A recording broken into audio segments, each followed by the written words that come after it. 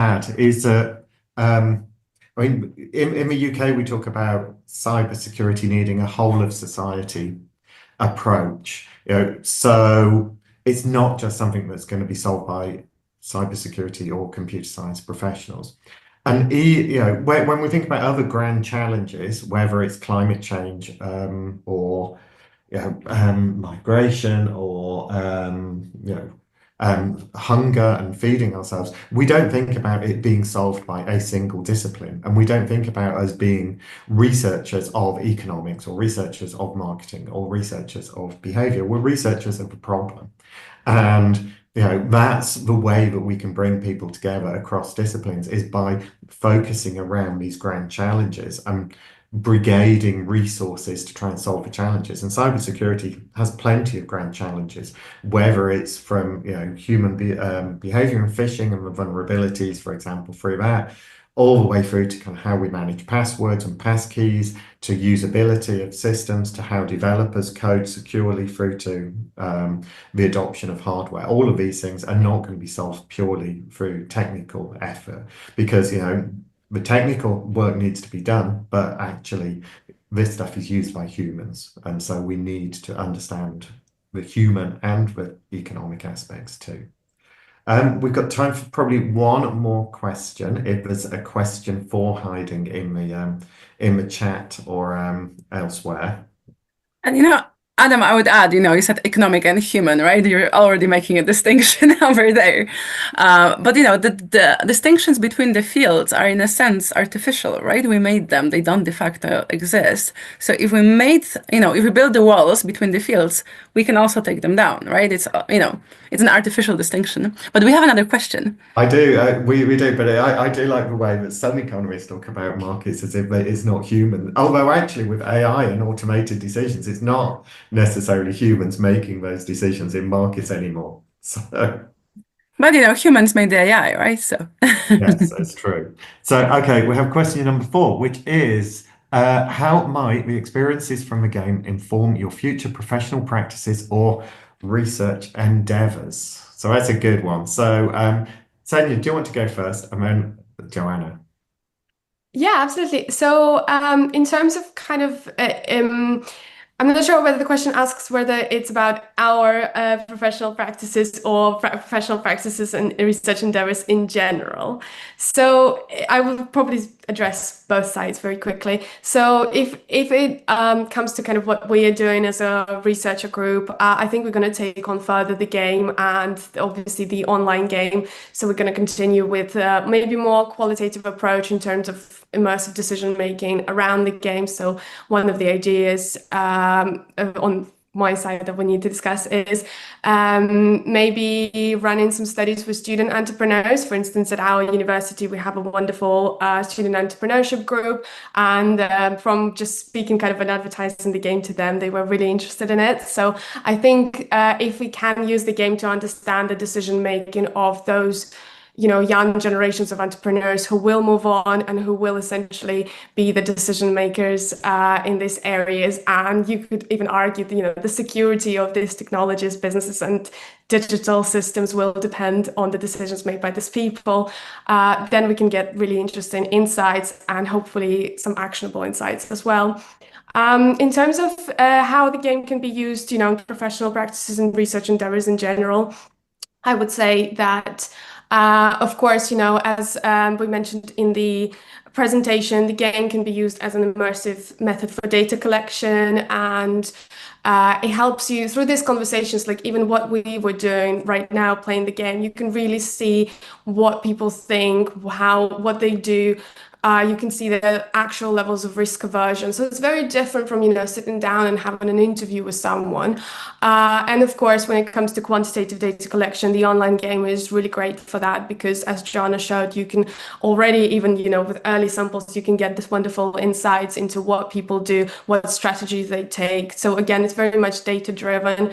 And when it comes to professional practices, I suppose you can use it almost like decision-making diagnostic tools, again, just to almost, dissect your own decision making and see what you can improve and test your own knowledge and understanding of cybersecurity in business, and most importantly, how they're connected. So all the aspects that Adam mentioned about how, different decisions will influence different consequences for the business, which then in turn will also influence your decisions.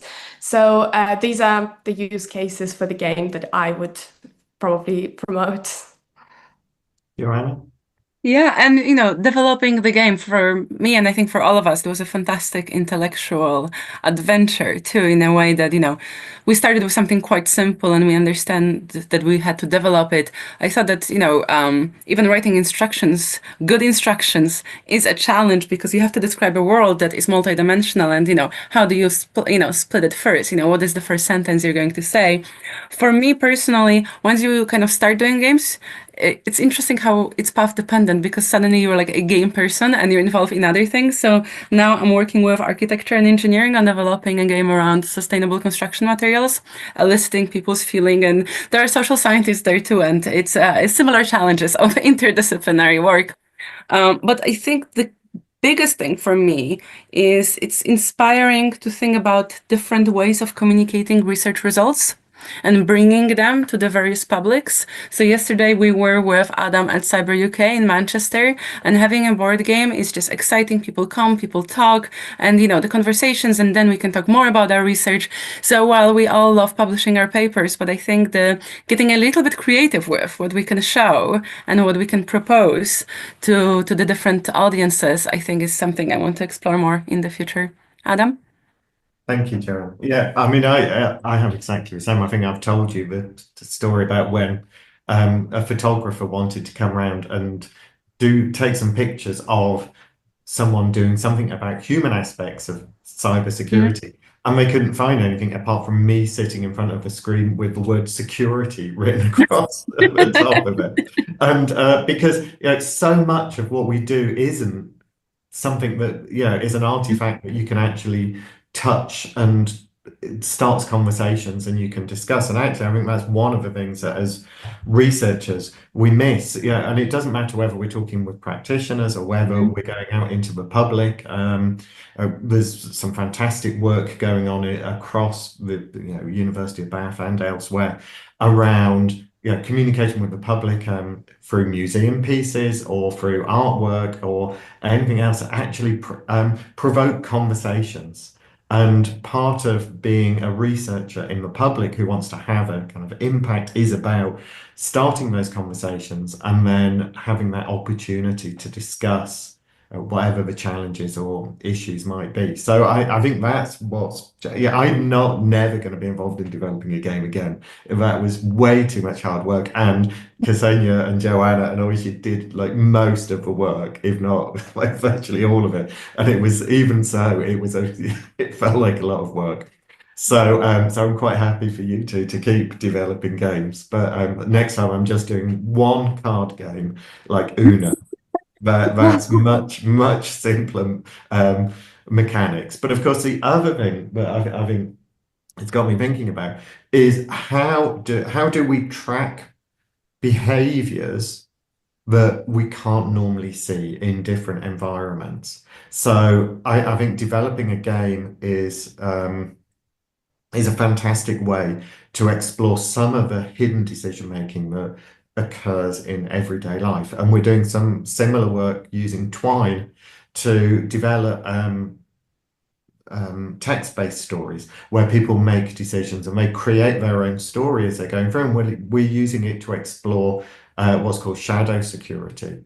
So that gets us to look at how people subvert the compliance of security in order to achieve their workplace goals, but in a game-based environment. And so I think it's actually inspired me to think about lots of different ways that we can start to measure, quantify behavior, and then hopefully start to address it. So I'm going to start winding us up because we have managed to fill almost the entire 2 hours. Final words, Adam. Final words. So I'm going to go around each of you and I'm going to ask you to wrap up. Final word that would be inspiration. So about either kind of cybersecurity, education, game playing, lessons learnt, anything else. So, Joanna first. So, because you Okay, I'm going to use my 1 minute to say, get in touch with us, play with us. There's the email, there is the website. If you have ideas that you would like to use it, you would like to play it, talk about this, let us know. So that's me. Ksenia, you should say something more inspiring now. I'm not sure, but I would completely agree with that. I would say try the game, test yourself, test your colleagues, test your friends, and yeah, and come back for more playthrough, for more testing. And I'll just say I agree with exactly what you two said. And we'll finish it. So, thank you very much for inviting us and for listening. And please do get in touch with any other questions, or if you'd like to play the game, or if you'd like us to send you a copy once we print out more of the proper big boxes. So, thank you very much, everyone, and see you soon. Bye.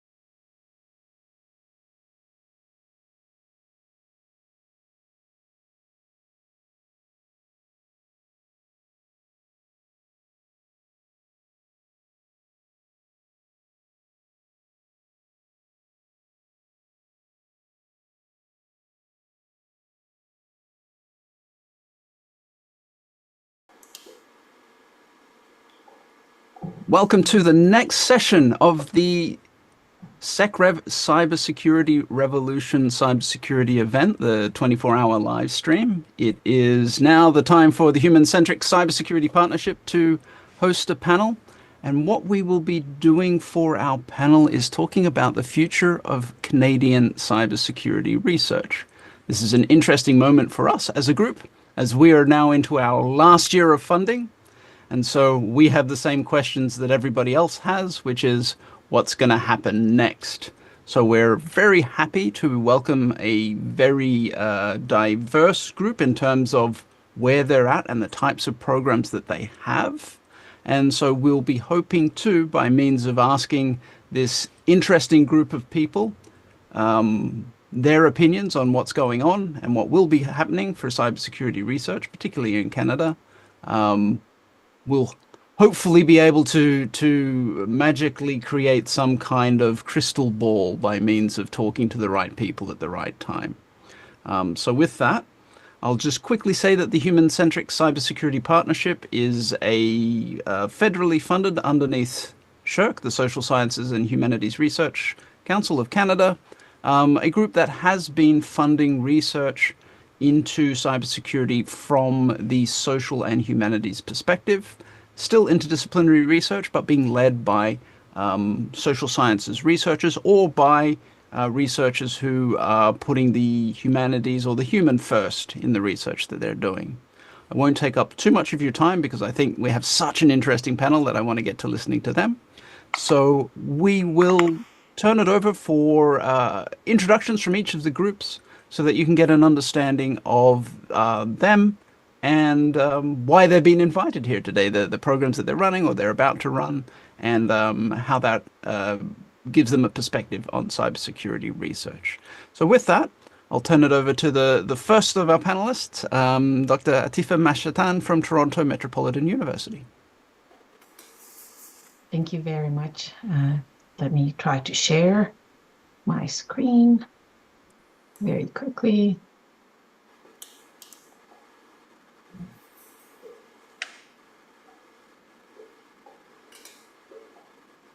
Okay.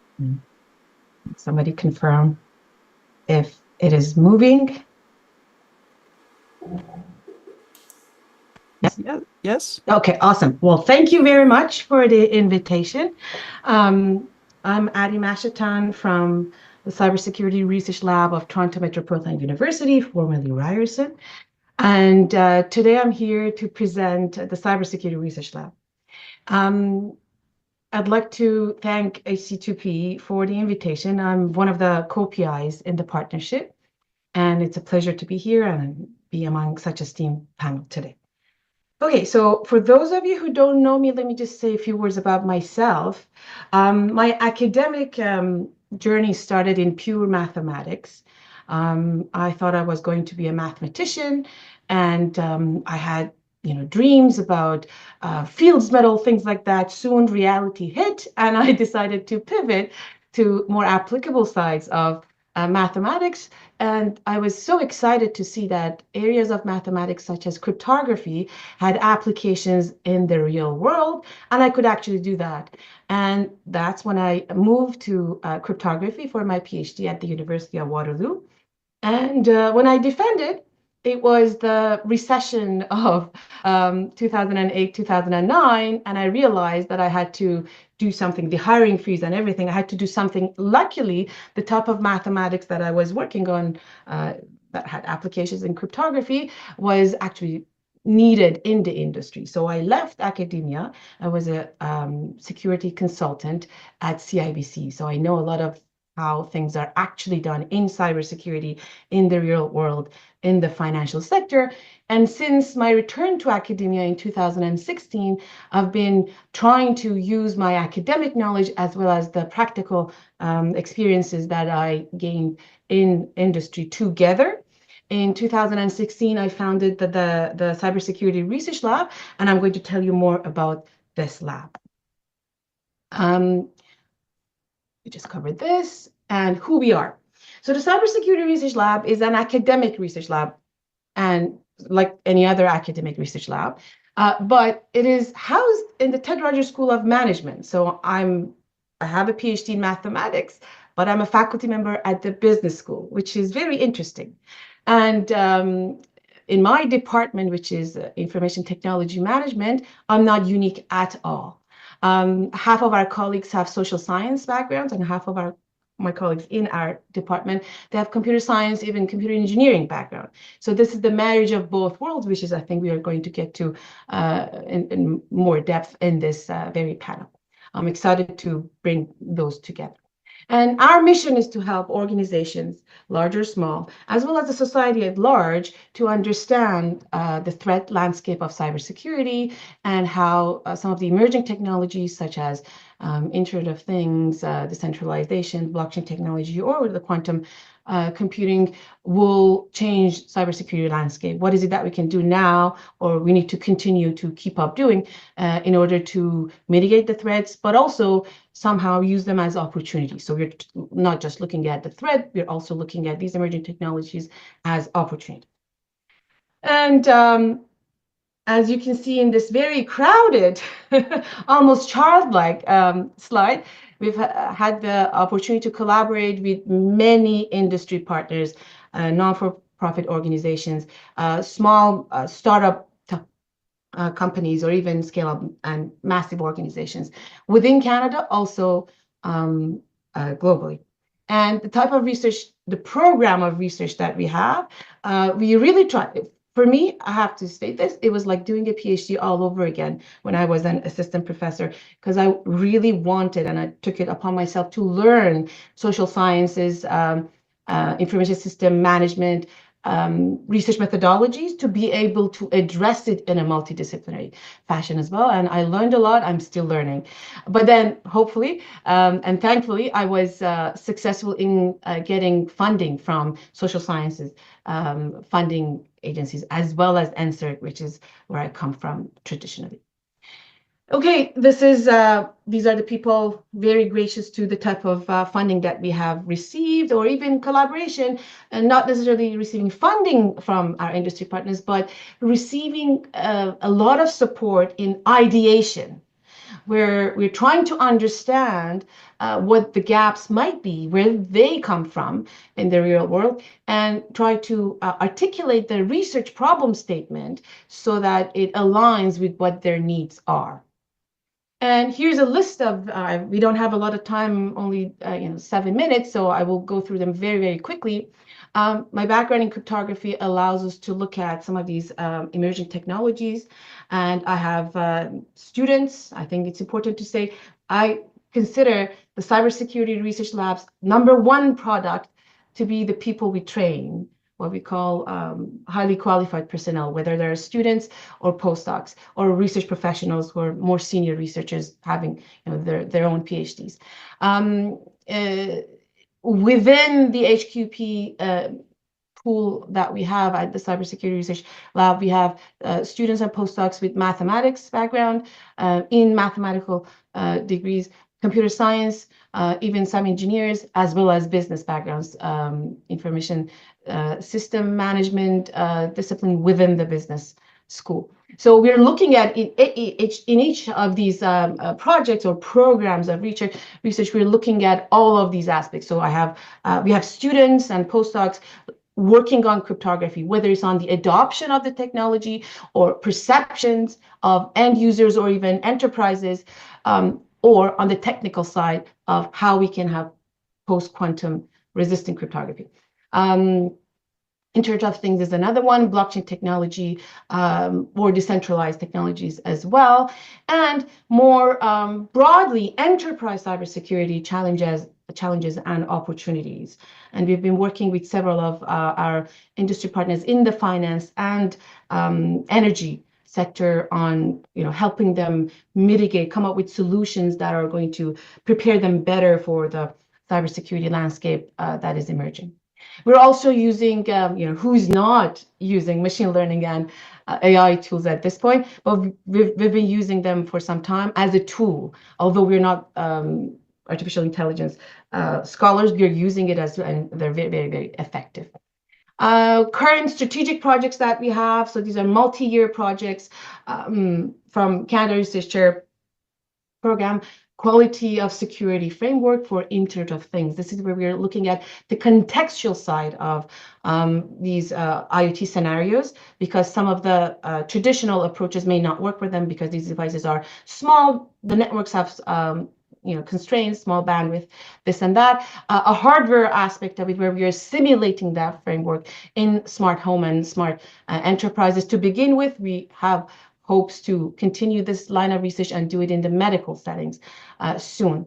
We're also part of the Canada First Research Excellence Fund through Concordia's SECREV fund, as well as TMU's SECREV funds.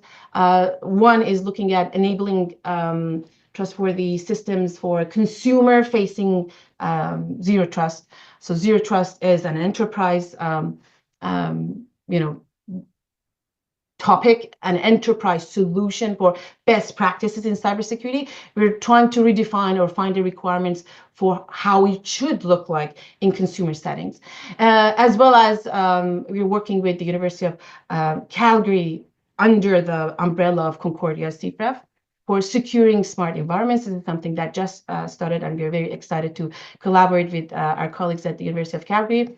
At TMU, the SECREV program is about migration integration, and we're hoping to bridge the technological divide or gap. And we have two projects or programs of research under that: blockchain-based personal health records, as well as equity, diversity, and inclusion in cybersecurity. One is on the technical side of our research, one is on the social sciences side of our research. I have quite a few more, but I think that gives a general idea of how we're doing. And I hope to continue this conversation with our colleagues. I just want to show you one more picture quickly to acknowledge all the great people at the lab who have been involved in these projects. Thank you very much. Thank you, Addie. We'll pass it over to Randy. Sure, and I'll share my slide deck.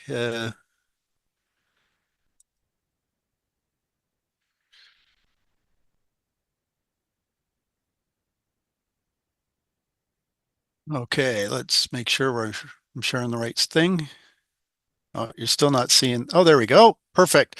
Okay. Good day, everyone. My name's Randy Purse. I'm the senior advisor for cybersecurity training and education at the Rogers Cybersecurity Catalyst, which is a nonprofit situated within the Toronto Metropolitan University. So our mission, well, I'll give you a bit more background on me. I'm been in cybersecurity for quite some time. I'm a cybersecurity practitioner with a specialization in management, strategy, and training and education.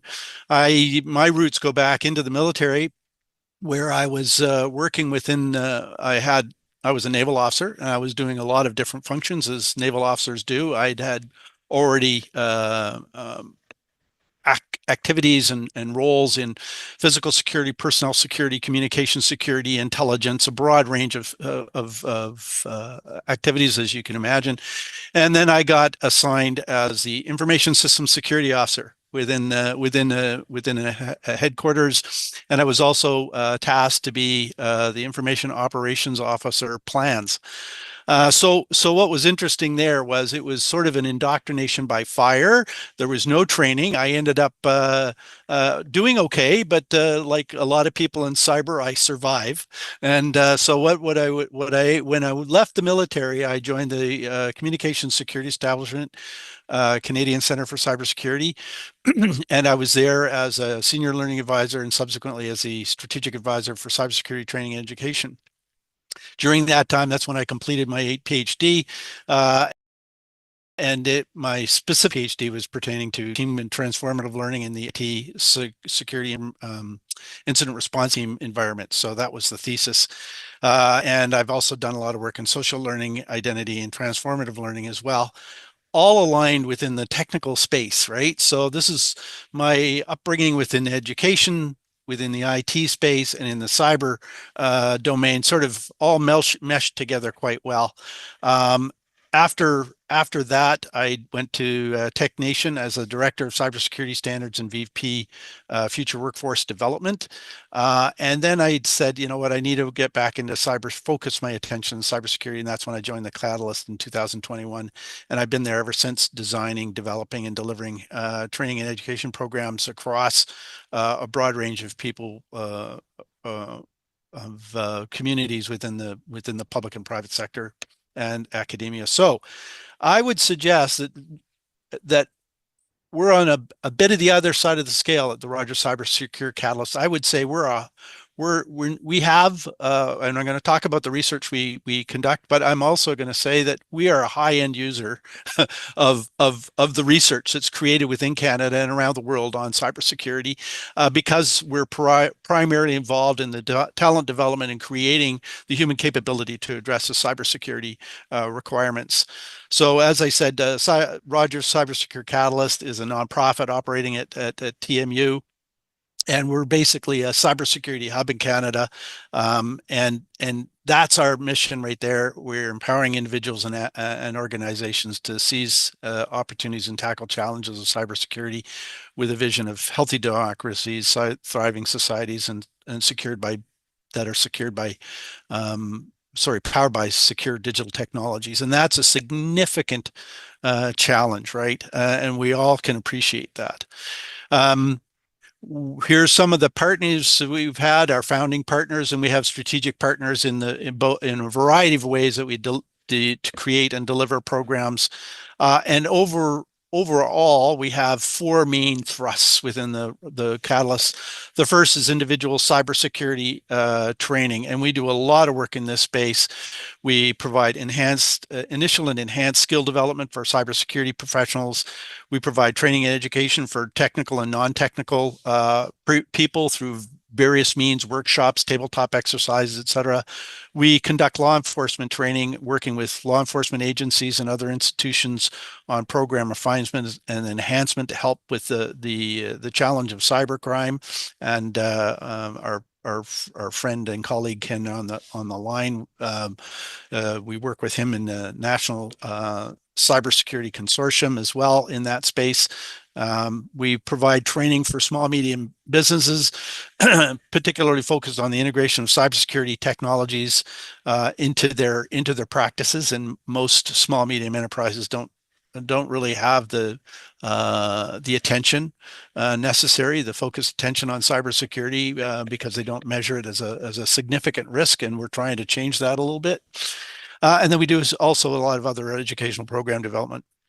We also provide corporate security solutions. We provide learning and training for technical teams in the cyber range. We have corporate management and tabletop exercises. We have combined cyber range and tabletop exercises, and we also have we just stood up this year a cyber clinic, which is focusing on providing free consultative services to nonprofits. This is a practice that was initially, there are some cyber clinics in both Europe and the United States, and we sort of modeled ourselves after those. And it's really to give a handout to those who are really struggling in order to achieve some cybersecurity, their cybersecurity requirements. We also have entrepreneurial and startup innovation thrust, where we're really working on trying to get the cybersecurity industry startups on the go and get them to scale up and into the market. And as you may be aware, Canada has a wide range of expertise in cybersecurity, AI, quantum, and really looking forward to having the opportunities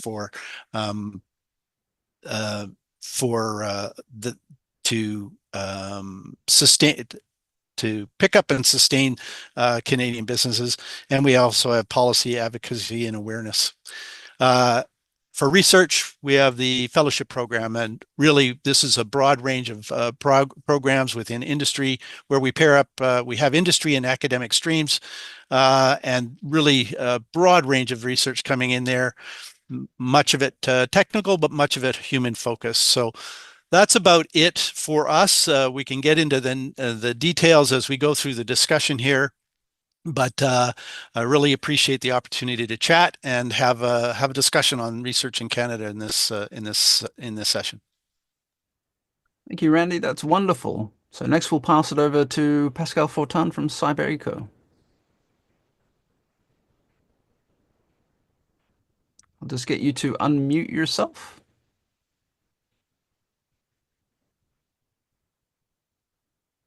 There you go. Sorry, apologies for coming in a little late. Can I share myself, the slides, or? Yes, you can. Yep. Okay, all right. Give me just a second. So CyberEco is a slightly similar, but also very different organization to the Catalyst. So we were born out in Quebec. Similarly, we're an ecosystem organization founded by members, for members, nonprofit. Hold on, I'm having trouble sharing, so just bear with me a little bit.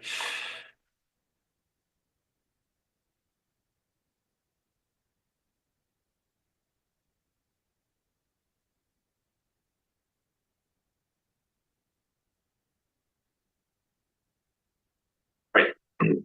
And I'm going to skip to this. So as you can see, there's quite a lot of people involved since 2018, and so it took a lot of time to ramp up. But initially, the idea was, and now is, to truly enable our members to co-develop, share, and ultimately do mutualization of services and capabilities throughout each other. So it's pretty unique intent there. So how do we do that? Well, first, people have to come in with a pretty specific mindset that they are coming to be givers and not just takers. And then they join the membership. We have a series of pre-arranged and negotiated MOUs so that their legal teams can go through it and already agree to how IP is going to be managed, or IP assignment, IP conflict, all these things. So essentially, when you come in as a member and you say, hey, I have this opportunity to build a tool, or I have this opportunity to fix a problem, or I have this issue and I need help, if at least one other member raises their hand, we can then start a project. And a project is something, like any project that is well-defined, has an end date and an outcome, and is going to be managed. And so we provide the rails and the glue, if you will, to make that possible. And because all these MOUs are already clear with legal, we're able to accomplish things that very few people have accomplished, such as taking two competing financial institutions and two competing insurers in Canada and getting them to co-develop consensus, processes, and technology around insider threat management, for example.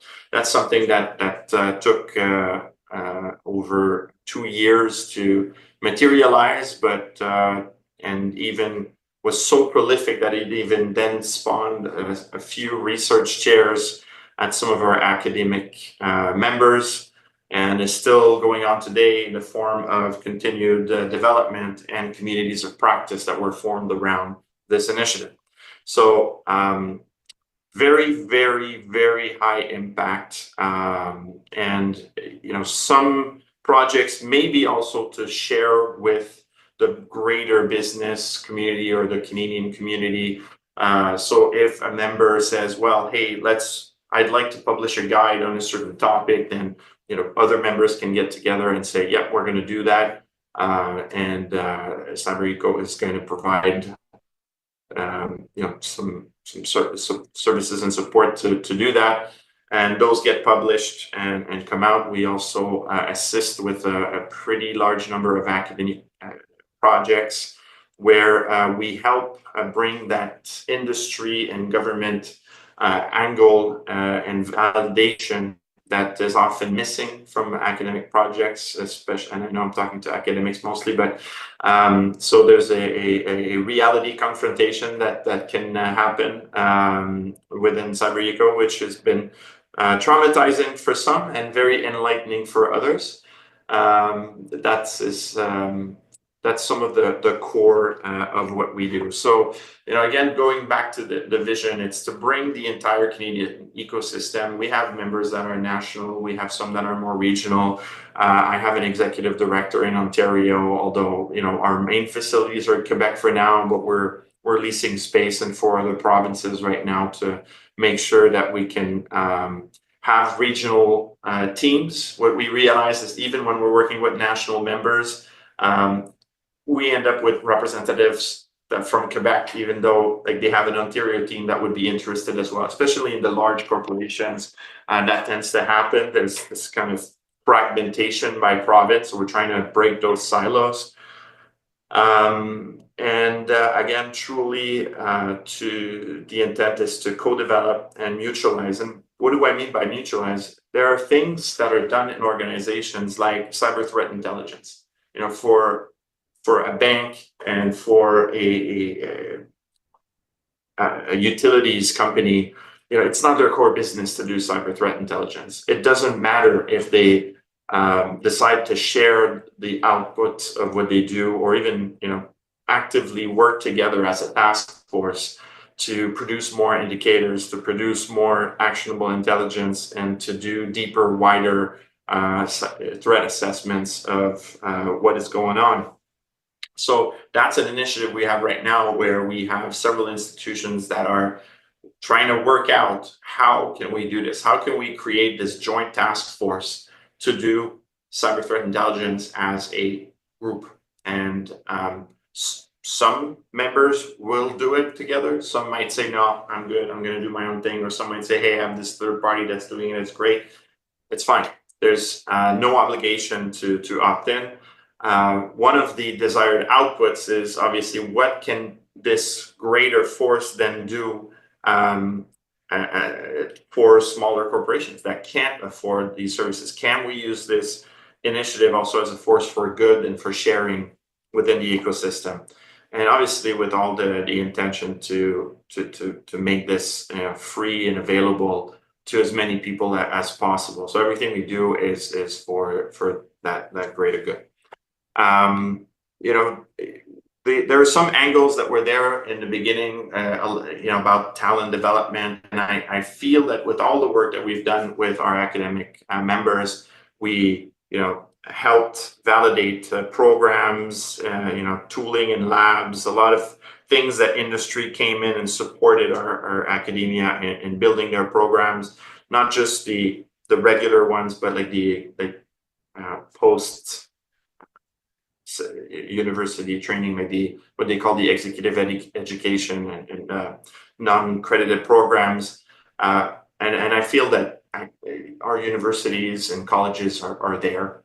So we don't feel that this is a role that we need to really push. We're there to understand government and academia, know what is needed and what quantity, and provide feedback as necessary. But this is not something we want to take on really ourselves. And we advise our members as well. So whether it's government, federal, provincial, or others, when they have specific issues, so we're able to go back to the members, get consensus on the topic or an answer. So that's a pretty useful capability as well.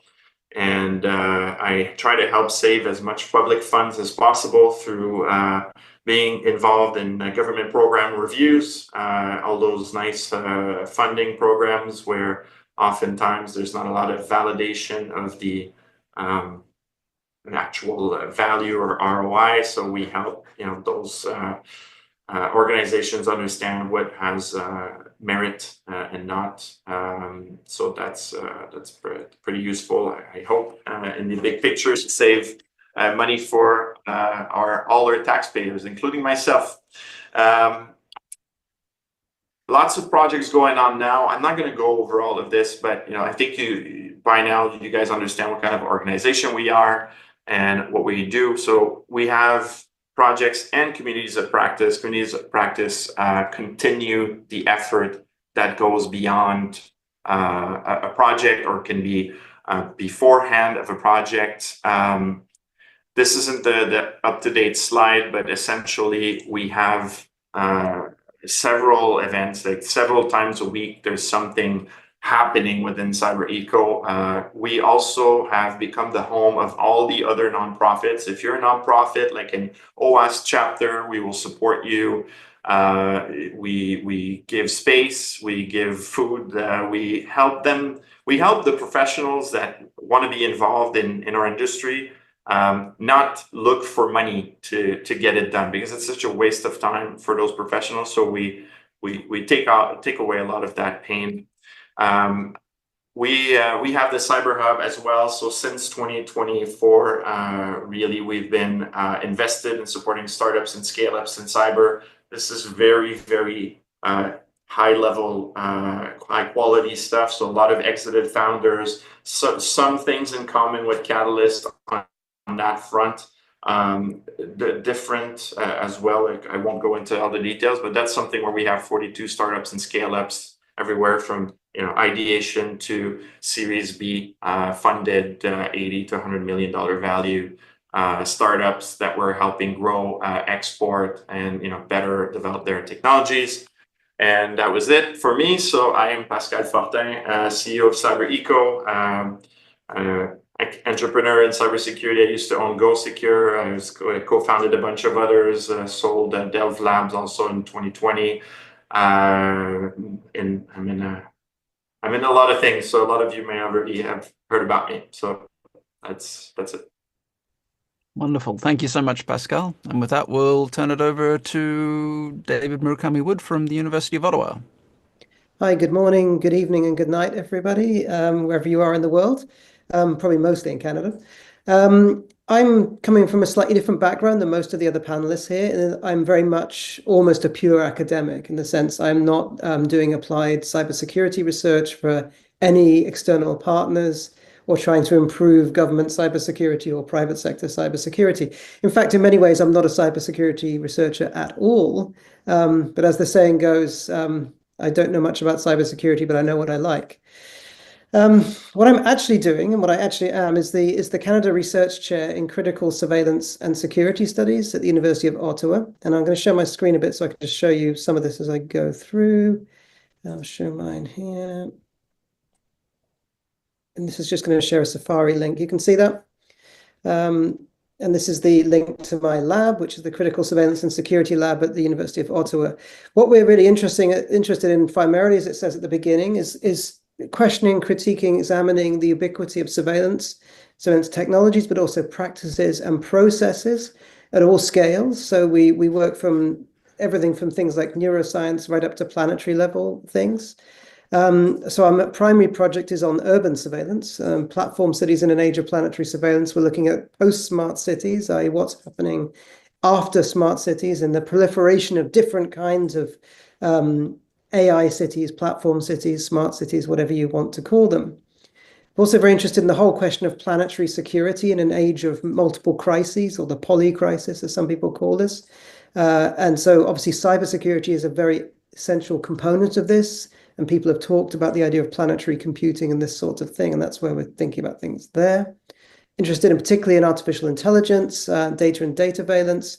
And the project, which is currently funded through the Human-Centric Cybersecurity Partnership, which is called Hired Hackers and Private Spies, and is basically looking at a global assessment of the landscape of private surveillance companies in the world. And I'll talk maybe a little bit about this in some of the other sessions we have, but I'll briefly introduce that here now. Many of you may know there is a process going on right now, the Pall Mall process, started by Britain and France, which is trying to establish a code of practice for cyber capabilities, which essentially is focused a lot on the private spyware industry. We're looking a bit wider than that, but what we're trying to do is research that feeds into this process, and we're working with a number of external NGO partners here. As we'll talk about maybe in some of the other sessions, this has been, this NGO landscape has been significantly hit by the recent change in government in the USA, and particularly the cessation of funding to many organizations that previously funded this kind of cybersecurity for democracy type of work. And we'll talk a bit about that later on, because this is a vitally important thing to discuss. when we're talking about the future of cybersecurity research, I think. In fact, Canada may have an extremely important role to play in filling some of that gap that is currently being left by the USA. So we can talk about that later. So what do I do other than this? I have a team in the lab, and this is basically various people, visiting researchers, internal postdocs and PhD candidates. We have a number of different people. We have Trudeau Foundation fellows. We have people working on, particularly at the moment, on the understanding of smart technologies and security in China, Chinese language specialists, which is a big project we have right now. And we also have some major workshops coming up looking at private smart city initiatives and that kind of thing. I'm also the founder and still a co-editor-in-chief of the Open Access Journal, one of the first ever open access journals. We've been going since 2002, called Surveillance and Society, and I encourage you to take a look. It's free.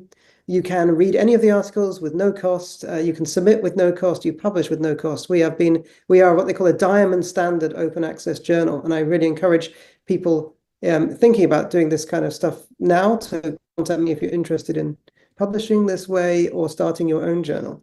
The current issue revisits issues of authoritarian surveillance, and particularly has an editorial on surveillance in Trump's America and a whole special section on authoritarianism, surveillance, and the digital. I'm also a trustee and director of the Surveillance Studies Network, which again is an association of scholars which looks critically at surveillance throughout the world. And again, you can join that for a relatively low price and be involved in all of our stuff. We have a biennial conference next year, which will be in Lille in France over 4 days in the second week of June. And we have many other workshops and events. In a few weeks' time, a few of us are meeting in Ottawa to talk about AI and surveillance. And just recently, there's been our first event in Africa associated with the Digital Rights and Inclusion Forum, where we've been bringing African surveillance scholars together. This is through our initiative Surveillance in the Majority World, run by Professor Azadeh Akbari. So we have a number of different initiatives going on, and this is mainly what I do. How much time do I have, Michael? Just maybe a minute?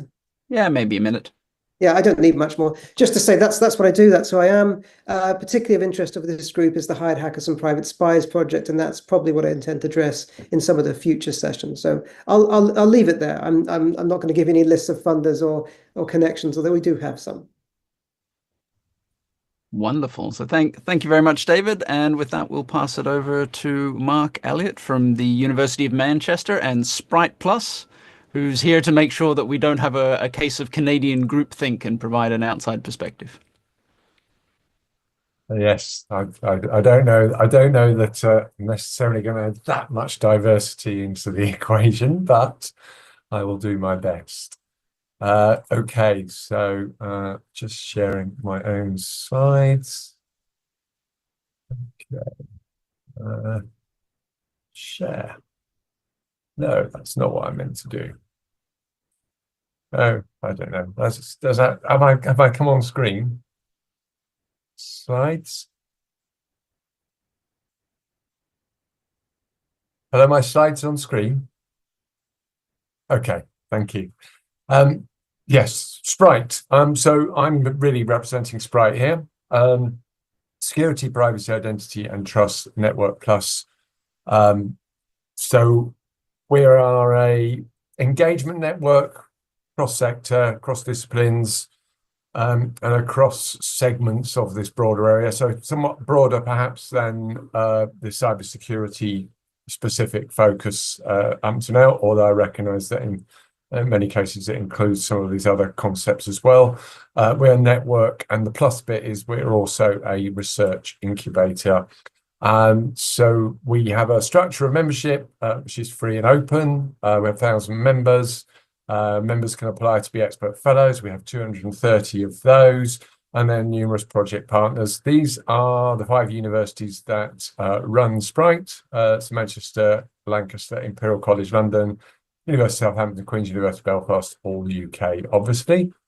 And then we have numerous, this is not a full list, but some of the partners that we currently have, so people that we work with in various ways and forms. So taking the brief, what are we focusing on at the moment? So these are our current strategic foci. We did a big strategic review at the beginning of 24, and this is what we came up with as being the things we're focusing on. So the topics that have come out of numerous consultations and discussions, deliberation fora, etc., that we've run in 23 and 24, including a future summer camp in the middle of 23. So living in an authentic world, thinking about inauthenticity in all its shapes and forms, both positive and negative, what that means in terms of how we think about various important topics, specifically around identity. Tips in digital cities, also called smart cities, various other terminology. What does that mean in terms of our key topics, trust, identity, privacy, security?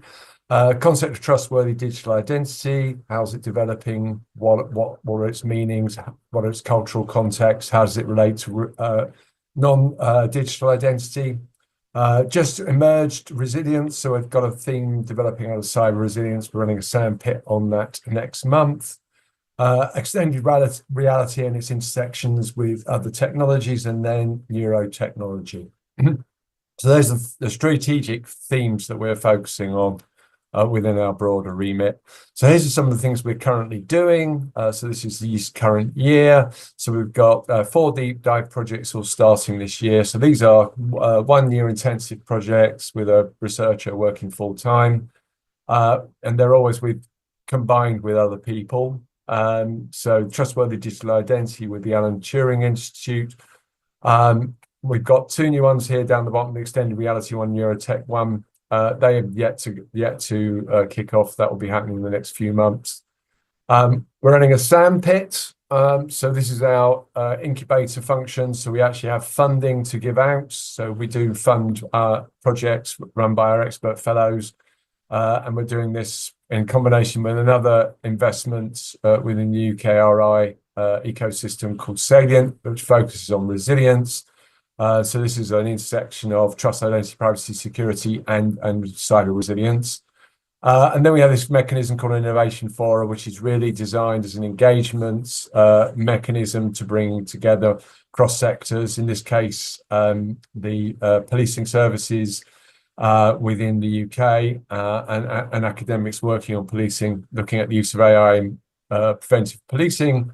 So that's with a big consortia of northern police forces in the UK. We're going to have various other innovation for quite a lot of AI sprinkling through here. We haven't got AI as a particular theme because obviously it connects with just about everything, as I'm sure everyone else has recognised in their own workings too. And then we have this is the 5th deep dive. We've actually got this under impacts and advancing policy because it's very much hooked in with government, in this case local government, Greater Manchester Combined Authority. So tips in digital cities, connected places, thinking about all of those elements of providing and ensuring trust, identity, privacy, security within the context of that sort of smart city ecosystem. We have a mechanism called challenge projects. So this comes the other way. So project partners will produce a challenge. This is some sort of problem statement. This gets converted in a call to our expert fellows, who then are one of whom is then commissioned to deliver that project. And we have a numerous collaborative policy workshops and deliberative fora, more aimed at our government partners than our industry ones. Yeah, there's just some large meetings we had. I'll put the expert fellows meeting on. This was just this week. We have an annual meeting of our expert fellows, and we have a topic that we kind of go, right, let's talk about this for 2 days. It was AI this year, which must be about as predictable as anything. We did have a moratorium on talking about AI for the last 18 months, simply because it was impossible to make yourself heard above the din. And we thought, well, it's got quiet enough now, it might actually be worth talking about this, and I can see how things have settled down a bit. And so that was quite fun. And then we have an annual showcase, which is aimed at business engagement. Then we have international engagement schemes as well. So we're arranging international collaborative visits with IF Cyber, which is University of New South Wales. I've mooted this as a possible interaction with H2CP as well, as another mechanism for us to engage. We do also have an engagement with some of our junior expert fellows with the H2CP summer camp, and Global Voices, which is an engagement with partners in the global South Africa in particular. And then we've got various mechanisms for explicitly engaging with partners. We fund placements within project partners by academics, and also PhD student placements as well. That we do that by an AIM Day mechanism, so academic industry meeting days, and that one again happened last month, and those placements will be starting out for this year. We're starting in the next few months. And we have an expert clinic service we're about to start, and that is essentially a mechanism for people to engage and identify expertise that they need to consult within their organisations as a triaging service, and we fund an initial meeting between an expert and an external partner who needs some input. So that is very quickly a whistle-stop tour of what Sprite is about. Very good. Thank you, Mark. And with that, we will pass it over to Ken Barker from the National Cybersecurity Consortium.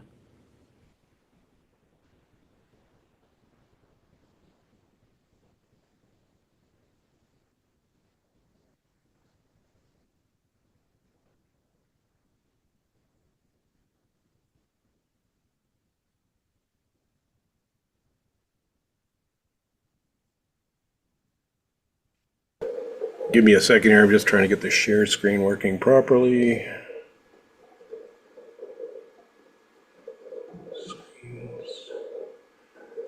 Share. Thank you, Ken. I feel better now. So, I'm just trying to see what's being shared. Is the... Your entire screen. Yeah, okay, that's not what I want.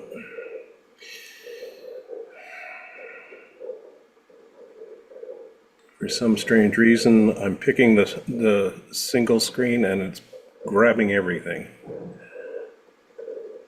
That might work. Let's try that. That looks better. That is perfect. Okay, good. So let me start by a very brief introduction of myself. So I started working in cybersecurity before it was a thing. In the very early 80s, and I did a master's degree in 82 on something called local area network security. And the first two questions I was asked during my master's thesis defense was, what's a local area network and why in the world would anybody want to secure it? So I've got to say that I've kind of been at this almost from the beginning, for lack of a better way of putting it. And I am now 40 years further out. I went through 25 years of working largely in data systems and got interested in privacy type related questions in the early 2000s. And I've kind of been working on that kind of an area ever since. So I've sort of got a solid, depending upon how you look at it, 40 or at least a good 20 years of working in cybersecurity related issues with now primarily a focus on privacy. So that's my academic background. Just to give you a bit of context about some of the other things that I've done. I've been a department head at 2 different universities. I've been a dean at my current university. And so I was kind of at the end of my deanship and thinking about what I wanted to do for a next step. And one of the things that came to mind was what eventually became the National Cybersecurity Consortium. I'm going to describe to you a little bit about what this thing is and provide a little bit of a history, because I think it's informative about how difficult, challenging, and potentially beneficial putting together national level initiatives are to actually catalyzing work and effort within a targeted or focused area. So I understand there's some international people on. They may not be familiar with the concepts that we have around here of doing what's called curiosity-driven research. Not so much in the SSHRC area, but certainly in the CIHR or the medical area and in the science and engineering areas. These are basically, you apply for grants, you get a small amount of money, and out of that small amount of money, you actually do very early stage research, fundamental kinds of research that have actually been catalytic to Canada's punching way above its weight in the country, because it truly is curiosity driven by experts. So even though you might apply for X, you can actually work in Y. And when you come back and want something to work in Z, some other kind of topic, you report on what you did, not on what you promised you would do. That's an inherently different thing than what the National Cybersecurity Consortium is doing, because although that addressed and provides a fundamental way that we work in this country, it doesn't actually facilitate very well moving things out of the lab and into the marketplace. We do actually have, through angel investment and a number of other kinds of things in the country, a number of potential receptors for ideas. And you'll see I'm going to talk about the real challenge is how do you get from the early ideas all the way out to the ideas that are actually coming out as innovations in the marketplace. So the tagline I put on this little talk is bridging post-secondaries, government, and the private sector together. And I've got to say this up front, all three of these groups have their own unique vocabulary. And so we often talk past each other. The problem is that they're actually using the same words, but they have a very different semantic. Here's my favorite example, innovation. If I say innovation to somebody who is a cutting edge researcher in a university lab, they think it's something that's in a grad student's head that's innovating on sort of the backs of giants. If I say innovation to somebody in the private sector, they're talking about moving a new product out into the market. If those two people are having a conversation and they agree that there should be more innovation support in the country, they're talking about two totally different things. And so part of the role that the National Cybersecurity Consortium has taken on is actually trying to get those conversations to actually be a meeting of the minds. So I'm going to quickly walk through kind of our history and where we're at right now and give you a sense for what we're doing in the country at the national level. And all of our work, you'll see, is around cybersecurity and privacy. This is a little bit different than what we often do in this country, which is kind of try to be all things to all people. And so as a result, you kind of don't really support anybody particularly well. This is specifically targeted at cybersecurity and privacy, and I will tell you that it's fairly inclusive within that fairly narrow umbrella, and you'll see what I mean here in just a sec. So everybody has to have a vision and a mission statement. It's the only way you can set up an organization. We're technically a federally incorporated not-for-profit, which means we have to have a board, we have to have a membership structure, we have to have oversight. There's a ton of different things that go around. Part of it is these kinds of things. Advancing cybersecurity, innovation, and talent development in Canada is kind of our vision, and the mission is to grow a pan-Canadian network that works with private and public sectors to lead world-class cybersecurity innovation and talent development and to increase cybersecurity-related economic development in Canada. We're actually funded by ICED, which is Innovation, Science, and Economic Development. And by the way, ICED views innovation with that second definition, not with the first definition, unless you're talking to Tri-Council, in which they use innovation to mean that first definition. So there's definitely a bifurcation of even the definition of the ministry that actually operates or has oversight on a big piece of our activities. So the NCC itself is a pan-Canadian network. It supports advancement of the Canadian cybersecurity ecosystem through research and development, commercialization, and training. And the idea here is we're going to drive collaboration among academia, private sector, not-for-profit organizations, provincial, territorial, and municipal governments, and other key cybersecurity stakeholders. You'll notice the absent one from that governmental bullet point is federal government, because the federal government is in it through what's called the CSIN program. And so they're already fundamental in it. And you'll see that this has implications potentially for how things can be funded and how matching money can be counted. So here's really you've probably seen this before. In Canada, we have a number of tech readiness levels that we've identified. There's actually 9 of them. The first 3 are essentially in academia. They're very fundamental ideas, starting with something that might be in a grad student's head. And then at the other end, 7, 8, and 9, we're actually moving product out to market. When you're moving product out to market, you're kind of in this commercialization phase and the vocabulary changes significantly. There is some support out there because, quite bluntly, private sector companies start to see the potential value of near-term value of making investments in ideas that are reasonably mature. We refer to them as alpha or beta products already kind of exist. The problem in our country is that we've identified is this gap called the Valley of Death. It's a well-known problem. It's this 4, 5, and 6. It's moving it from the academic community where there is some funding, reasonable kinds of levels of funding, through the place where there's no funding available, essentially the Valley of Death, into the point at which industry starts to pick up the funding, and then the funding just scales kind of almost exponentially as the idea becomes stronger and more viable. So that's kind of the whole ecosystem, and the NCC was charged with actually supporting the entire ecosystem. So to give you a bit of a sense for how this thing got started, 4 scholars who actually saw a need for this had a discussion in 2016. Keep that in mind. This is 2016. So it became 5 by the time the funding was available. And so there was 5 scholars that started it and then got their universities on side. Notice private sector were not involved at this particular point, though there were conversations going on lightly with some private sector companies.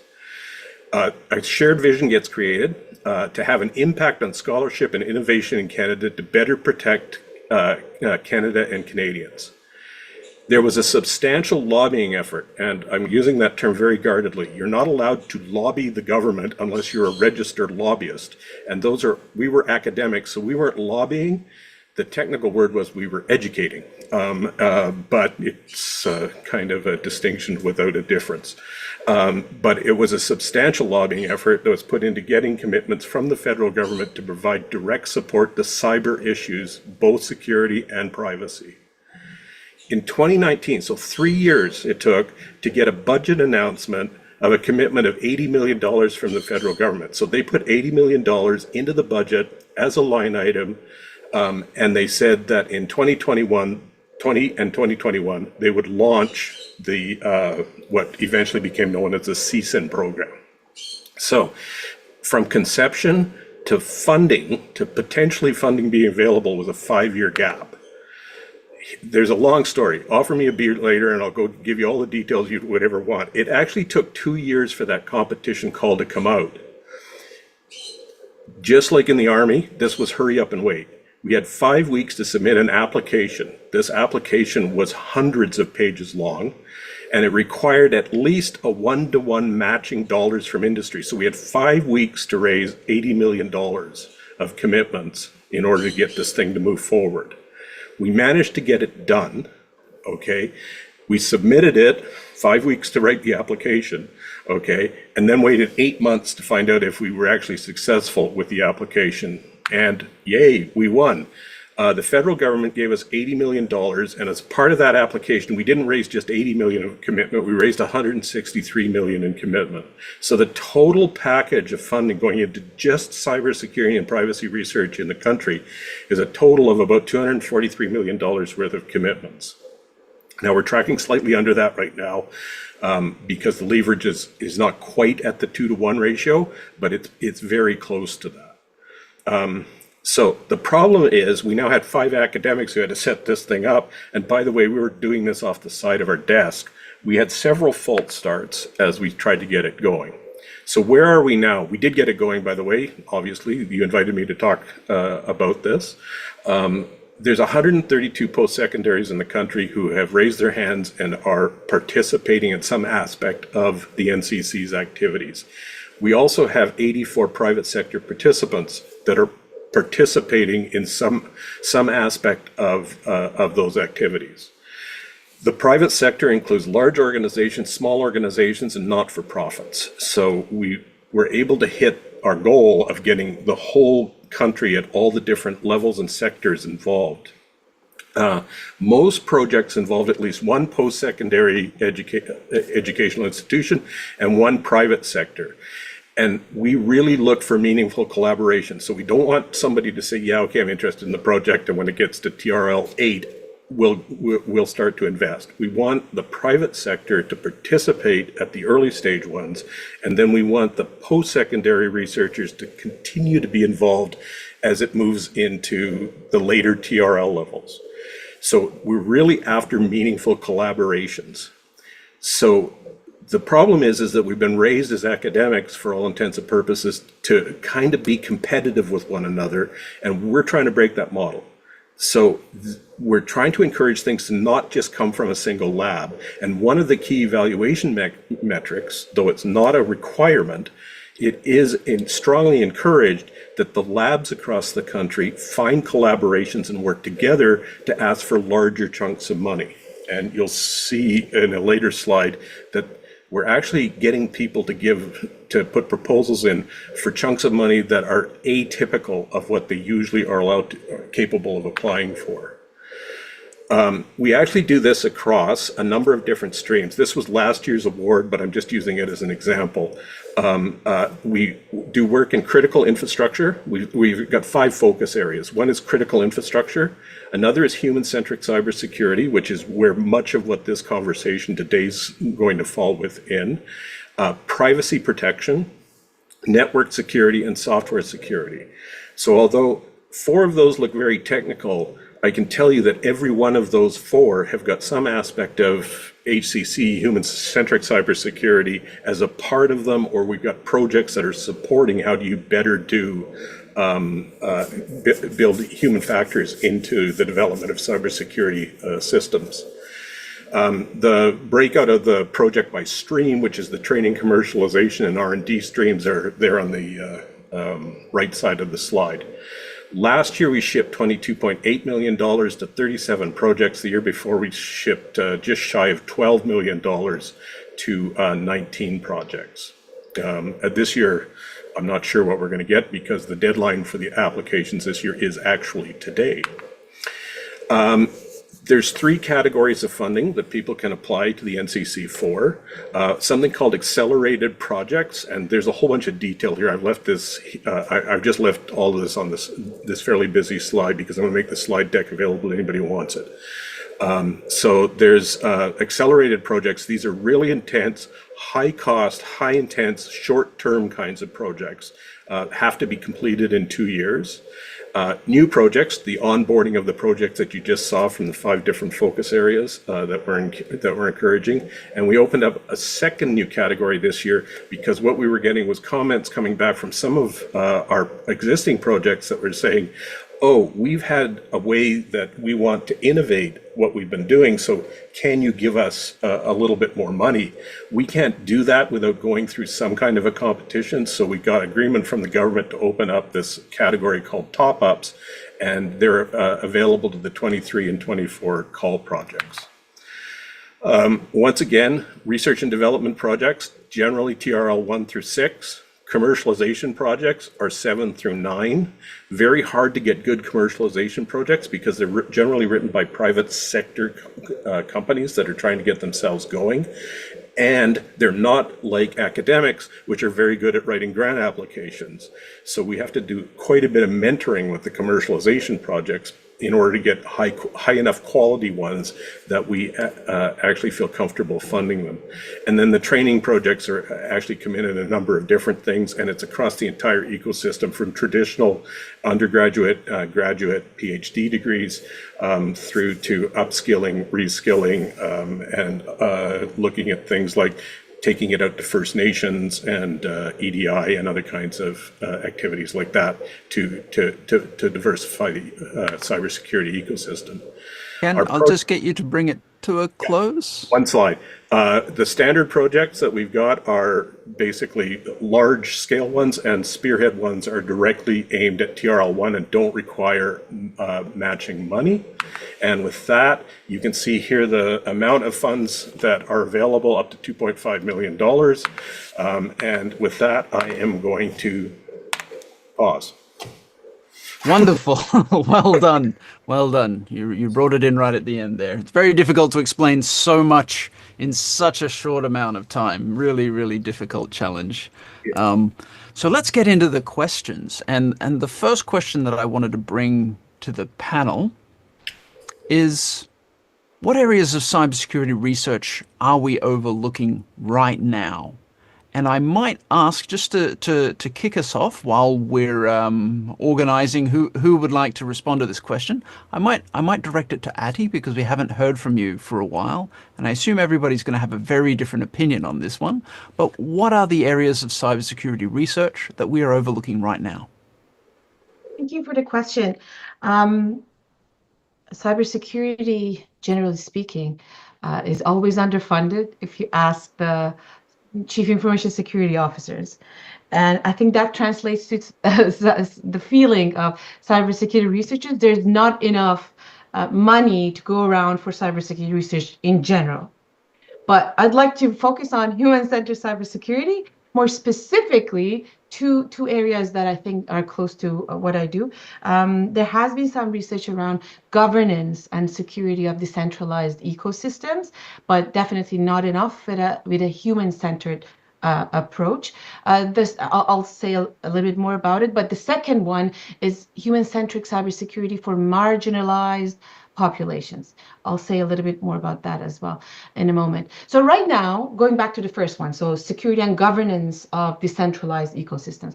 Right now, most research in this area is focused on smart contracts, bugs in cryptographic flaws that is inherited, really the technical side of it, which is important. But that's only part of the picture. The real challenge is often how in these decentralized ecosystems, people who are sitting behind these nodes in a decentralized way are going to react. And human nature gets involved, and we don't have enough multidisciplinary teams who are working to understand how these two can work together, in my opinion. So the people who are making the decisions and how the power is distributed and how those processes can be manipulated. So I think there's a lot that can be done. There's a lot that still needs to be discovered there, and there's a big opportunity that not enough people are looking at. And what's tricky here is that the vulnerabilities are not purely technical, they're social and behavioral too, and we don't have many frameworks, effective frameworks to study the intersection. Okay, I think we need political theory, behavioral economics, sociology to work hand in hand and in equal, eye-to-eye terms with people who know that, scholars who know the technology side of this, to move that forward. The second topic that I mentioned, human-centric cybersecurity in general, I think there's a lot to be done, because humans are unfortunately often called the weakest link in the chain, or if not that, the soft part of cybersecurity, quotation, as if that's a bad thing. But more specifically, human-centered cybersecurity for marginalized population. I think it's definitely underexplored, and there's a big gap that we have there. And what do I mean by that? Most tool solutions are designed with a kind of an average user in mind.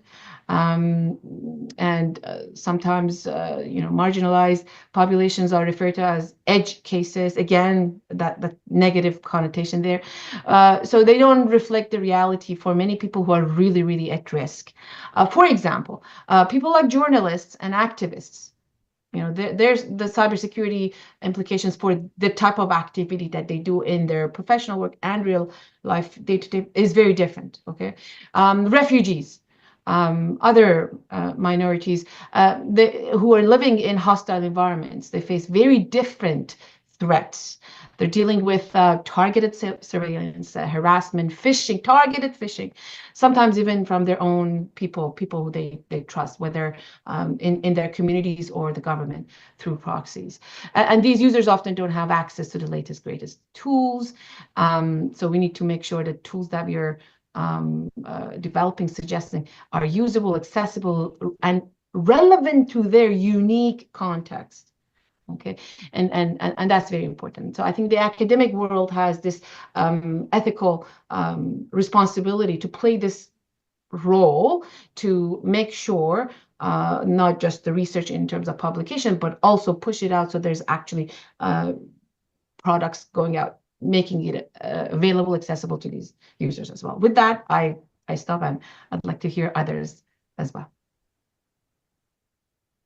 So I might hand that question over to Randy next to see if he has a comment. Sure. I want to bounce off what Addie was just talking about with respect to, in particular, immigrants and those types of people. And we're just working on a project related to that right now. And I think some of the issues around their perceptions of cybersecurity in the transition from the places they're coming from into Canada, I don't think we understand that well. I think that there's some challenges there, and particularly when you're going from a place where they have a significant amount of insecurity and moving into a place where there's moderately more security in general, like around their person, around their personhood, their ability to express identity. Those types of things mean something to them, and how does that context matter to them, and what are the things that they're going to need in order to be particularly effective when they're coming into the country in order to avoid something else, or to become part of the Canadian society or any other nation's society. And how are we supporting them in order to be able to make sure that they could adopt technologies that are frequently used within Canada. So that's one thing. I really like that thing. The other thing we don't really do a lot of, and we impose a lot of understandings, and I know this is a sensitive subject, but we impose a lot of understandings, our adult understandings, onto children. And I don't think we do enough research, and it's hard. I know it's a hard research area, but enough research about child adoption of technologies and their understanding and perceptions of risk. Right? We make a bunch of assumptions around child use of technologies, and we have a discussion across Canada right now about the banning of cell phones in schools. Okay, well, what is that? That's symptomatic to me of a broader, and this is Randy's opinion here, okay, a broader education system that actually hasn't really figured out how to adopt technologies in an effective way and allow for internal use of cell phones within the classroom.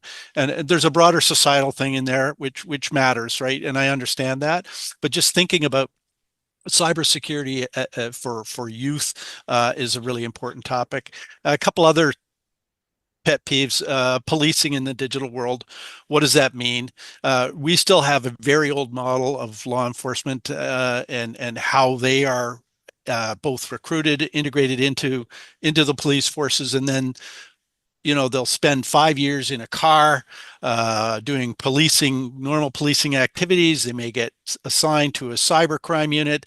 Then they're in the cybercrime unit for a little while, and then they're off somewhere else, right? So what kind of models can we adopt that actually sort of leave behind some of the traditional models of policing in the digital world, and really emphasize, what are the things that they need to be doing in order to be able to stop cybercrime? Because otherwise the expertise just gets transferred on to other domains of work, which is fine.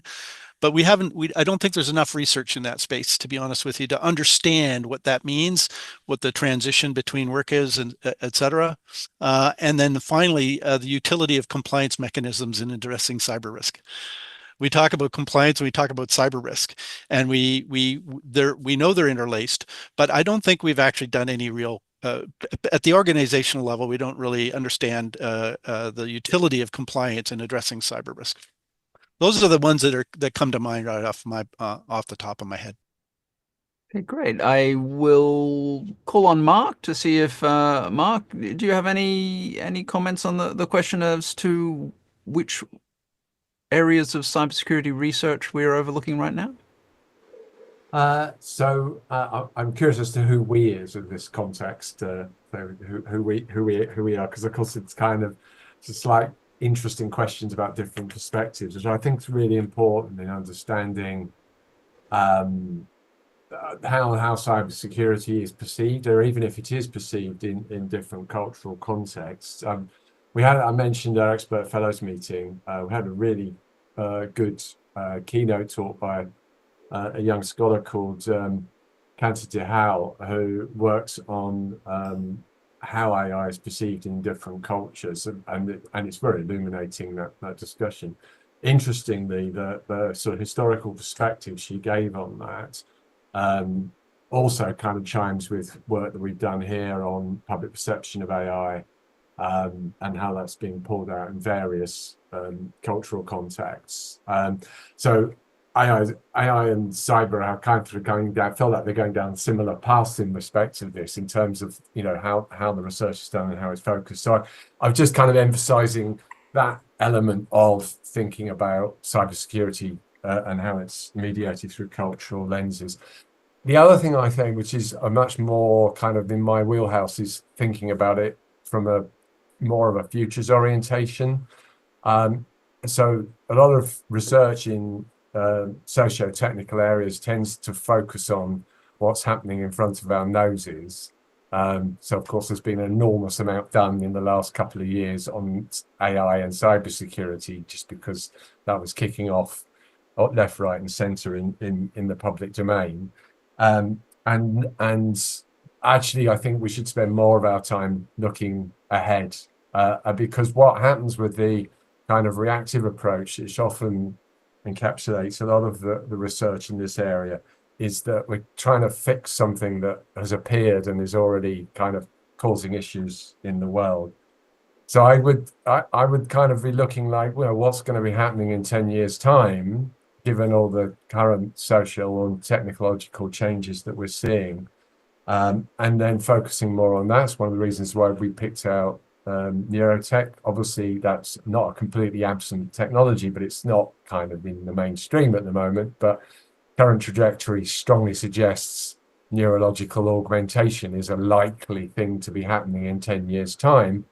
Cybersecurity issues around that are going to be massive, and very different. And so actually, people doing thinking about that, and possibly this is where human-orientated cybersecurity really comes home, because it's about physical cyber stuff being physically connected to actual soft, to use Atti's words, human beings. And so we think that this is a kind of really kind of critical area. That's just one technology. I'm not necessarily touting for that, but I think actually just orientating ourselves broader in terms of the perspectives that we're drawing in, and further forward in terms of what we're focusing on as the key areas, that I think will be really important. Very interesting. And I think we'll go to David just to round us out on this question. Thanks, Michael. Yeah, I'd really like to echo some of what's been said before. Mark's comments are very pertinent. I mean, there's a handful of people working on neurosurveillance and neuroprivacy. One of the most prominent being Marcelo Ianca, who's doing an amazing job, but there are not that many people.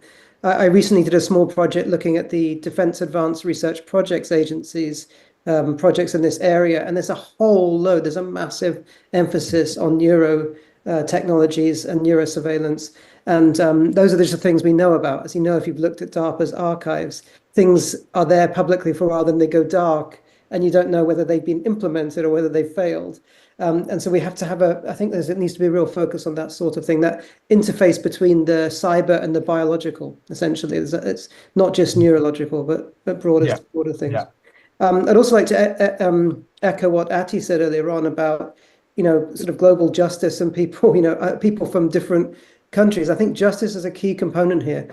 Cybersecurity has a tendency, like other topics, broadly speaking, connected with policing, to be considered to be like the same everywhere, as if cybersecurity is cybersecurity wherever you're talking about it. And it's really not the case. And it's not just, for example, as Randy said, with new immigrants to Canada being an issue for us, but the way in which people are now followed throughout their life course, wherever they go, by the the intelligence agencies, the people who track them in the beginning in their home country.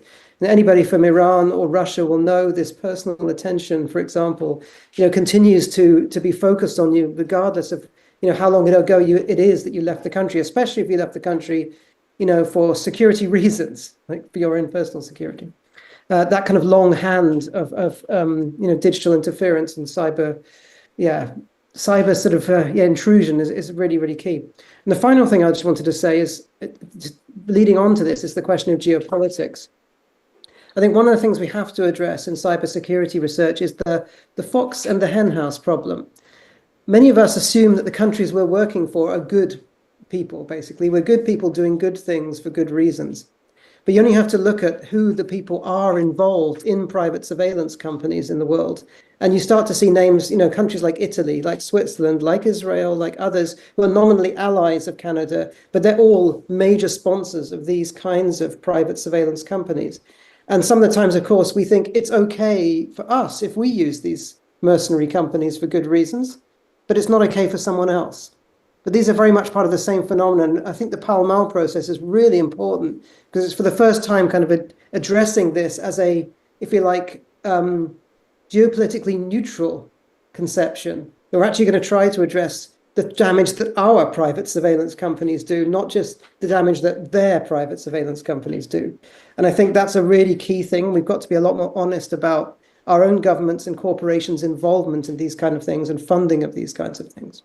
So that's an area I'd like to see a lot more work done on. Obviously, it's part of what I'm doing. So of course, I want to see more research in that area. But thank you very much. Wonderful. And this is such an interesting question, I guess, and a fundamental question that we might take a little bit more time on it. So I'm going to pass it over to Pascal. You're muted, Pascal. Sorry. Very interesting to hear everyone's comments and interests. Some very, very sophisticated stuff. I'll bring it back a couple levels in terms of complexity, but in the human aspect of it, obviously from CyberEco's perspective, we don't feel there's a lot of research out there on mutualization of cybersecurity capabilities, of how to be, how organizations can share tools, knowledge, expertise across sectors, how they can operate under different mandates and still collaborate, the sharing of IP and capabilities. It's not like we have any actual statistics or measures of performance or anything to support any of what we're trying to do in this space. So clearly there's a lack of research there. And in fact, there are a lot of cautionary tales that I've personally observed, but that could lead to some interesting assumptions. So if you're a professor wanting to study this, I'm happy to potentially work with you on that. I think another very interesting portion, and I started bringing economists into cyber around the mid 2000s, 2005, 2006. And that yielded some pretty interesting results. And we focused on, the behavior of malware groups and actors at the time, and came up with some of the original publications in that space. And now I would like to take those people from the economics and finance side and bring them more into the cost optimization and rationalization of cybersecurity capabilities. And there are hundreds of millions, if not billions, something to test and verify that is being wasted because we are overspending on capabilities that do not provide the return on risk reduction that is necessary or expected. And that is a huge problem. The way that we attribute funds to capabilities, attribute staffing, humans and technical capabilities, that's something that hasn't really been studied. And that's also a complex one because if you're an academic, you will need to work with industry in depth to be able to get to that. And you will need a multidisciplinary, cross-section of people to be able to do that. Now, I've come up with a full series of services and capabilities during my tenure at KPMG around this, but it wasn't based on any actual academic work. It was based on my personal experience and what I could observe and what I could bring in terms of tools and solutions. But I couldn't go and look at any academic papers or studies or tools to build up a practice and a professional capability. This all had to be done industry level. So that I see a huge weakness there that materializes in the form of we're not covering enough of the risk because we're covering the wrong risk because we're putting the money in the wrong places ultimately. So that's my 2 cents on this. Sorry. It took a little more time than I thought. Well, I mean, it's such an interesting area, and my apologies to Ken, but what I might do is move on to the next question for two reasons. One, we're trying to get through quite a lot of very interesting areas, and the second reason is you're taking applications today, and I wouldn't want the answer to that question to induce unnecessary stress in the people who are completing their applications at the moment if you suddenly say some area that they hadn't thought of and they want to rewrite things. So if you don't mind, Ken, what I might put to you first is, how do we make sure that the human element doesn't get sidelined in cybersecurity research? It's often one of those things that's hard to quantify in terms of return on investment, and it's not necessarily one of the things that screams profitable product when you start talking about humans and societies and larger, broader sort of public factors. So how do you think we can probably work towards making sure the human element doesn't get sidelined when it comes to cybersecurity research? So I actually, it's interesting the way the question's kind of articulated, because the return on investment potentially from understanding human factors and the human element in cybersecurity and privacy related questions is probably the largest return on investment that we can make. And I say that because I can make an investment in somebody who creates the next great cryptographic algorithm, okay? And the return on that investment may occur over 50 years, and it would be incremental at best, to be honest with you, possibly essential. And we would actually never be able to quantify that as a return on investment. But if you make an investment in your people to get them up to speed on how to better protect themselves, their organization, and actually, as far as that goes, their personal life writ large, that ROI is significant and immediate. So I think what we have to do is start asking the question differently. And the question isn't, well, what's the direct ROI? In other words, I put $1 in, I get $5 out. Instead, we have to say, well, what are the costs of not putting $1 in? Okay, and think about a privacy breach as an example of that. Failing to get people to, for example, have as a default an encryption of their laptop when they're traveling, an encrypted disk as their laptop, so they end up revealing private and personal information from their client base. The cost to the organization could be huge. I mean, absolutely huge because of the privacy breach. GDPR has, up to 4% of your annual revenue as a potential penalty that you might have to pay for something like that. And that catalyzed a different kind of behavior. And those breaches usually don't occur because some really clever 16-year-old manages to hack into your laptop. They occur because you leave the laptop at the bar and go for a walk to get to your airplane at the last minute. And how do you train people to get to the point at which those are the kinds of factors that are that you're going to consider? So what I would encourage researchers to do is start thinking about return on investment if you're in the social sciences, if you're in economics, if you're in other things, in a different way than engineers and scientists think about how to make an argument to a corporation to get investment into their ideas. And that's about protection, and it's about getting your people trained, and it's a whole bunch of other things. How do we build better systems that have, for example, privacy by design as a core part of their design process?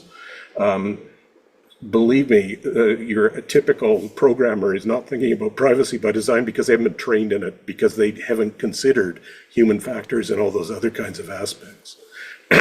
So I'll pause there. I could probably go on for hours, but I'll pause there. So I'll put it over to Ati to get her insights on this. Thank you. I totally agree with everything that Ken said, particularly that the ROI is really huge when you invest in the people. I'd like to qualify, though, while the ROI is definitely huge, it's hard to make a business case to a CISO to, for example, give mindfulness breaks to all of your employees at this big organization, because if you do, they're going to be less of a target or less of a victim of a phishing attack. And they would laugh at you if you say, oh, just make sure you bring yoga instructors or mindfulness practitioners to do this for all of your people. But we're showing it in research. I've actually published papers that if people are generally practicing mindfulness, not cybersecurity mindfulness, because that is a thing, but generally mindfulness, they do better in detecting phishing emails. There is publication there. So putting the ROI the way the industry is expecting it in a business case is, we find it to be challenging. So the human element in cybersecurity is often difficult to quantify, and that's why it's hard to make that business case the way they expect it. And it's hard to commercialize and frequently overlooked in a capital-driven environment, as you mentioned. So what can we do? Well, it's really about human behavior, not just bad passwords, right? Not just encryption it's really their behavior. So their trust, their fear, their anxiety, their confusion, their fatigue, their exhaustion, that may be as a result of the life that they're living outside the work, or the fatigue and exhaustion as part of the actual work. They're taking all of that. So it's the person as a whole that is making those cybersecurity decisions, showing that human behavior. So ignoring that very human element of it is what's missing. And it's not just a missed opportunity, it's a critical flaw, in my opinion. So how do we change that? So I have some ideas. And it's not like these are very novel ideas, but I'd like to see more of them. So funders and institutions need to explicitly value interdisciplinary work. So we see that, at least in Canada, we have interdisciplinary panels for funding applications. So that's great.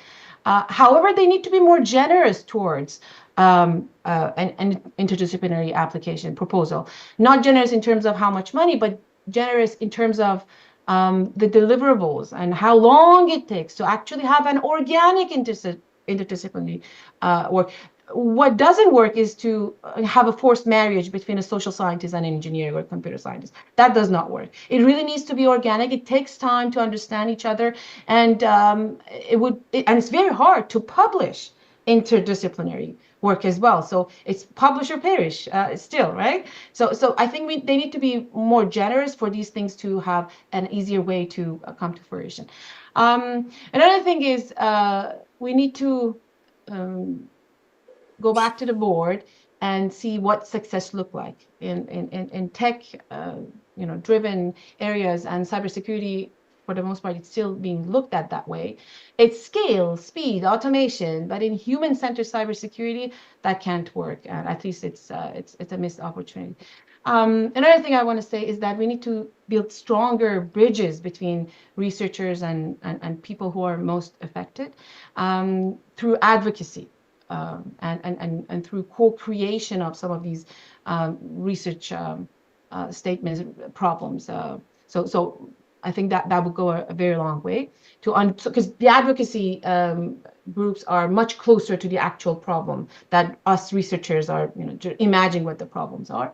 And finally, I think we need to be honest. Some of this work won't be profitable in a traditional sense, and that's okay. And we should be okay with that. That's okay. And public institutions, governments are there. They exist. So universities, governments, philanthropy groups, they exist to work on what the market won't work on, right? That's why they exist. So if the market, the industry doesn't pick up on some of these, that's exactly why the public institutions exist, to pick it up. So it's important for for instance, ICIT to realize they should not necessarily just focus on commercialization, or if they do, another arm of the government should cover up the gap there. Thank you. Very interesting, Adi. I think that perhaps forced marriage between technical and social researchers might not work for research, but it'd make a great television show. So I might put that same question over to you, Randy.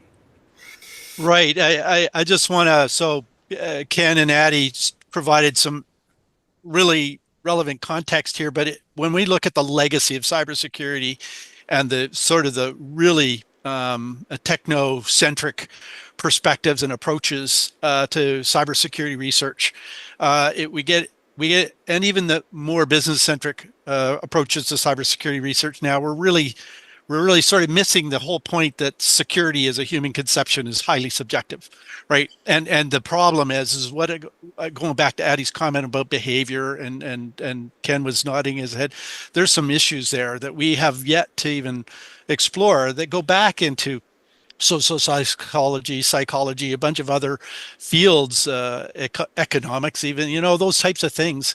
And when I think of what I look at within organizational security as well, we keep on, we trumpet on users, executive decision makers, and the technical specialists, but we don't actually study, the cybersecurity thinking that's going on within an organization, or what people are thinking about with respect to cybersecurity, and not just from a user perspective, but from their jobs, the relevance of their jobs, right? And it's, again, when I was in the military, one of the things that was pounded into me was this was a matter of your own personal survival, right? And that changes your thinking about security. So that was the one thing. And the other thing I just want to sort of emphasize is Addie's comment on the co-creation. We're struggling with interdisciplinarity, I think, because often what ends up happening is somebody within one discipline gets a question, and then they invite other people into the question. And the question may not change much, but what if we had, understanding interdisciplinary meeting of the minds to come up with the question, so that we have the perception, a common perception around the question in the first place, and we don't do a lot of that. Okay, so this idea of co-creation of research within the interdisciplinary world, I think, is really really important, because that's when you're going to actually start to see, I think, the meeting of not only the minds but the practices as we move forward in research. So, Michael, can I jump in quickly? Just a quick comment about what Randy and Tifa said. If you're talking to the CSO, you're talking to the wrong person here. If you want to catalyze change within an organization and deeper engagement, you need to be talking to the board chair, not even the CEO, because the CEO is operational. They have a mandate to deliver widgets or whatever it is that organization does, and that's how they're measured. That's how they get their bonus checks. The board chair has a responsibility to the governance of the organization to ensure that these kinds of threats that are potentially coming from all sorts of unknown spaces are actually being addressed by the CEO. So if the board directs an organization to actually start to invest in these kinds of things, that will catalyze change across the organization, and it'll go through the CEO to the CSO, and the CSO won't implement this anyway. It'll end up at the CIO's desk, who will then start to actually build these things, because the CSO has a very, very specific mandate, and it has very little to do with these things unless directed otherwise. So I just wanted to put that out there. You have to consider the governance of the organization in terms of how you're going to approach them. I might sort of to switch this based on something that Ati said. You raised benefits or goods that aren't necessarily monetary, that are potentially for the benefit of a wider society. And I think that might be a good introduction to bring David in, because a lot of his work could be well classified as being something that's not going to make anybody any money, but probably something that's good for a lot of us anyway, and the kind of things that are outside the remit of what we might expect private industry to do. So, David, do you have any comments on how we make sure the human element doesn't get sidelined in cybersecurity research?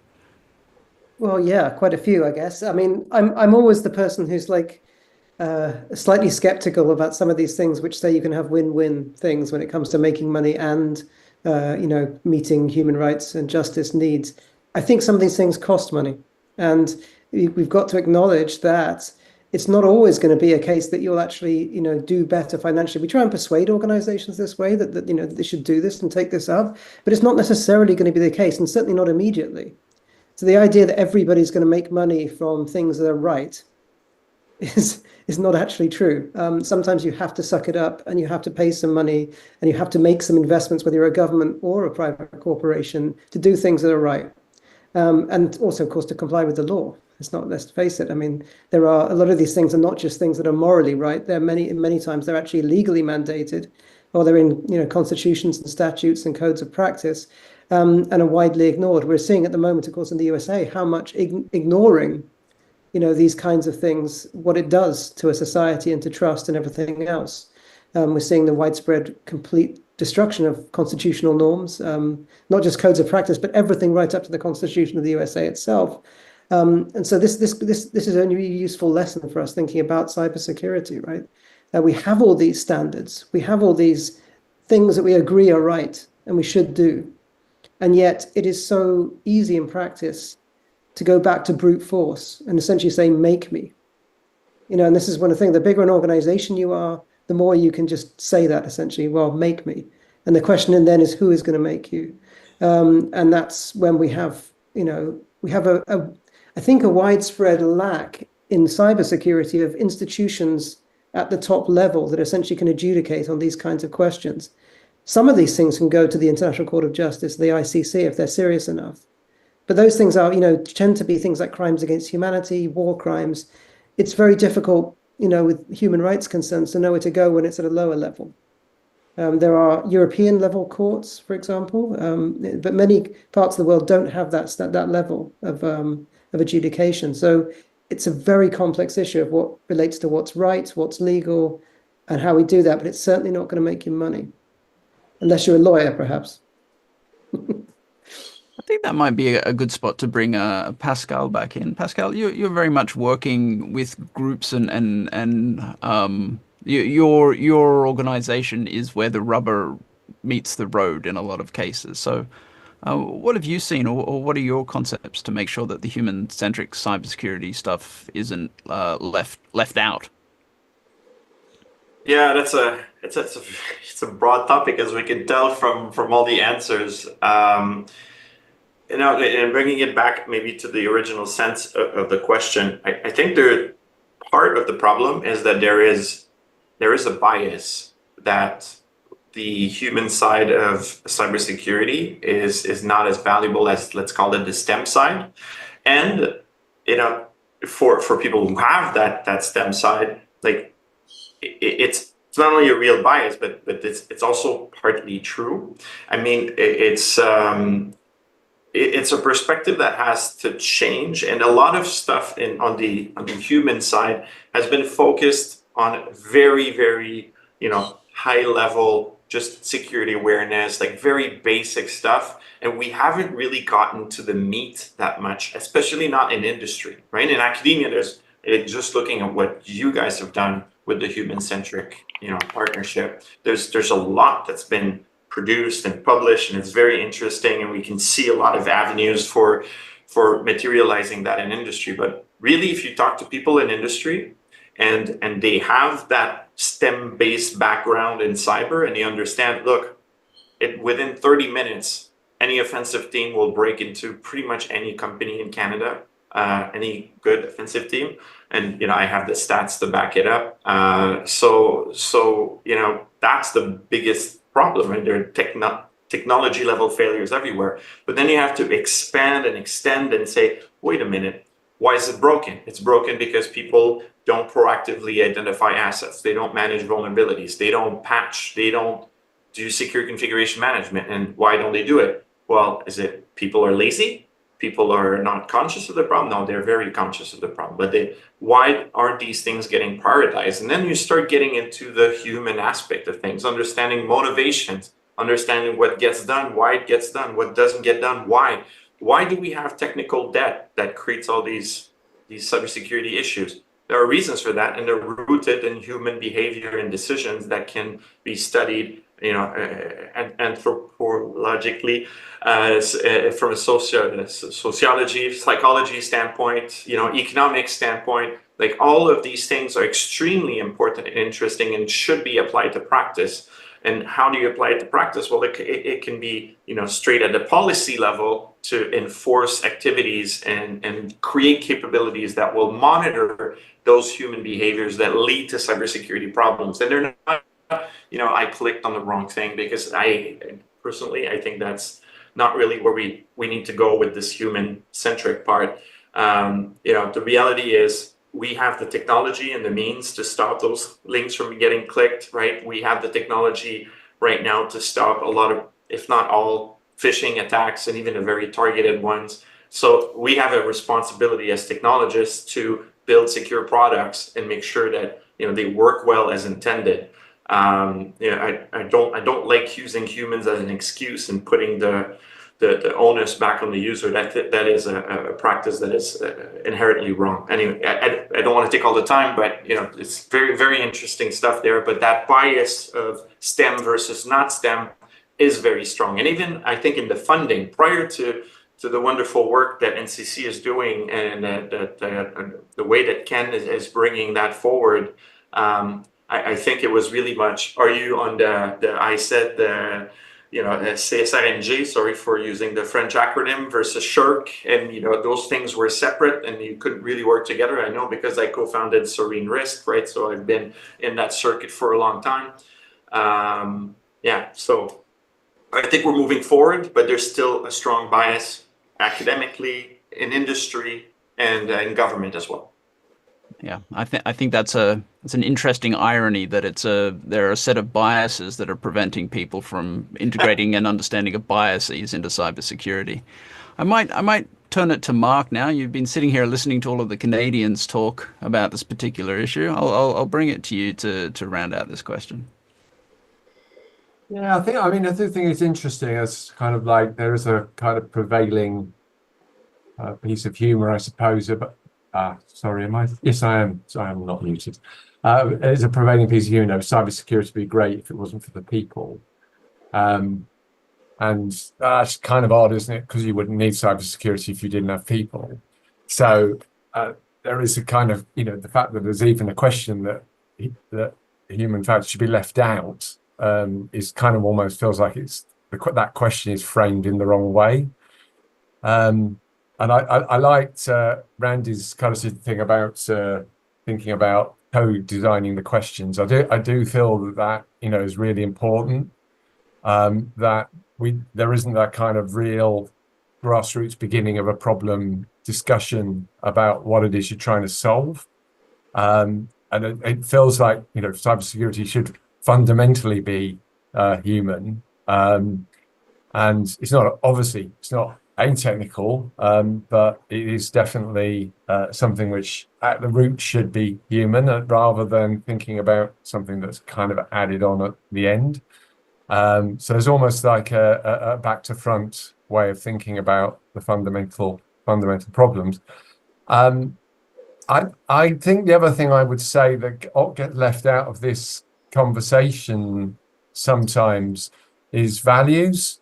So there's, what are the why questions here? So why are we doing that? You mentioned trust and ethics in here. And I think that's kind of really important. So what is important in terms of what do human beings actually want out of this technology?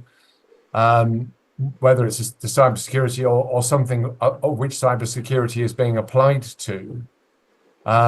And how does that going to undermine some other fundamental things like trust?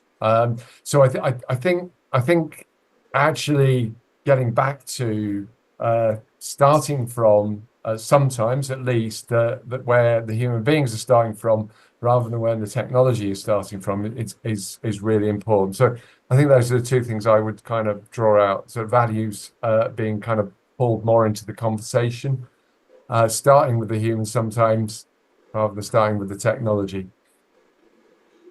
Thanks very much for that. So we have one question left and very little time left to answer it. So we might run this somewhat like a lightning round, where I'll give each of you a minute to answer the question. And what we're looking at here is the question of interdisciplinary research. It has been raised. It's already come up in the conversation that we've had so far. But we've got an incredibly experienced panel. So what I want to ask you is, from your experience, you've been involved in these kinds of research, and you've seen things that work and you've seen things that don't work. So what I want to ask is, what does successful interdisciplinary collaboration look like? What is it like when it works? And keep in mind, this is going to be a very hard question to answer in the amount of time that I'm going to give you, because I'm going to give you about a minute each to share what's probably a lifetime of experience.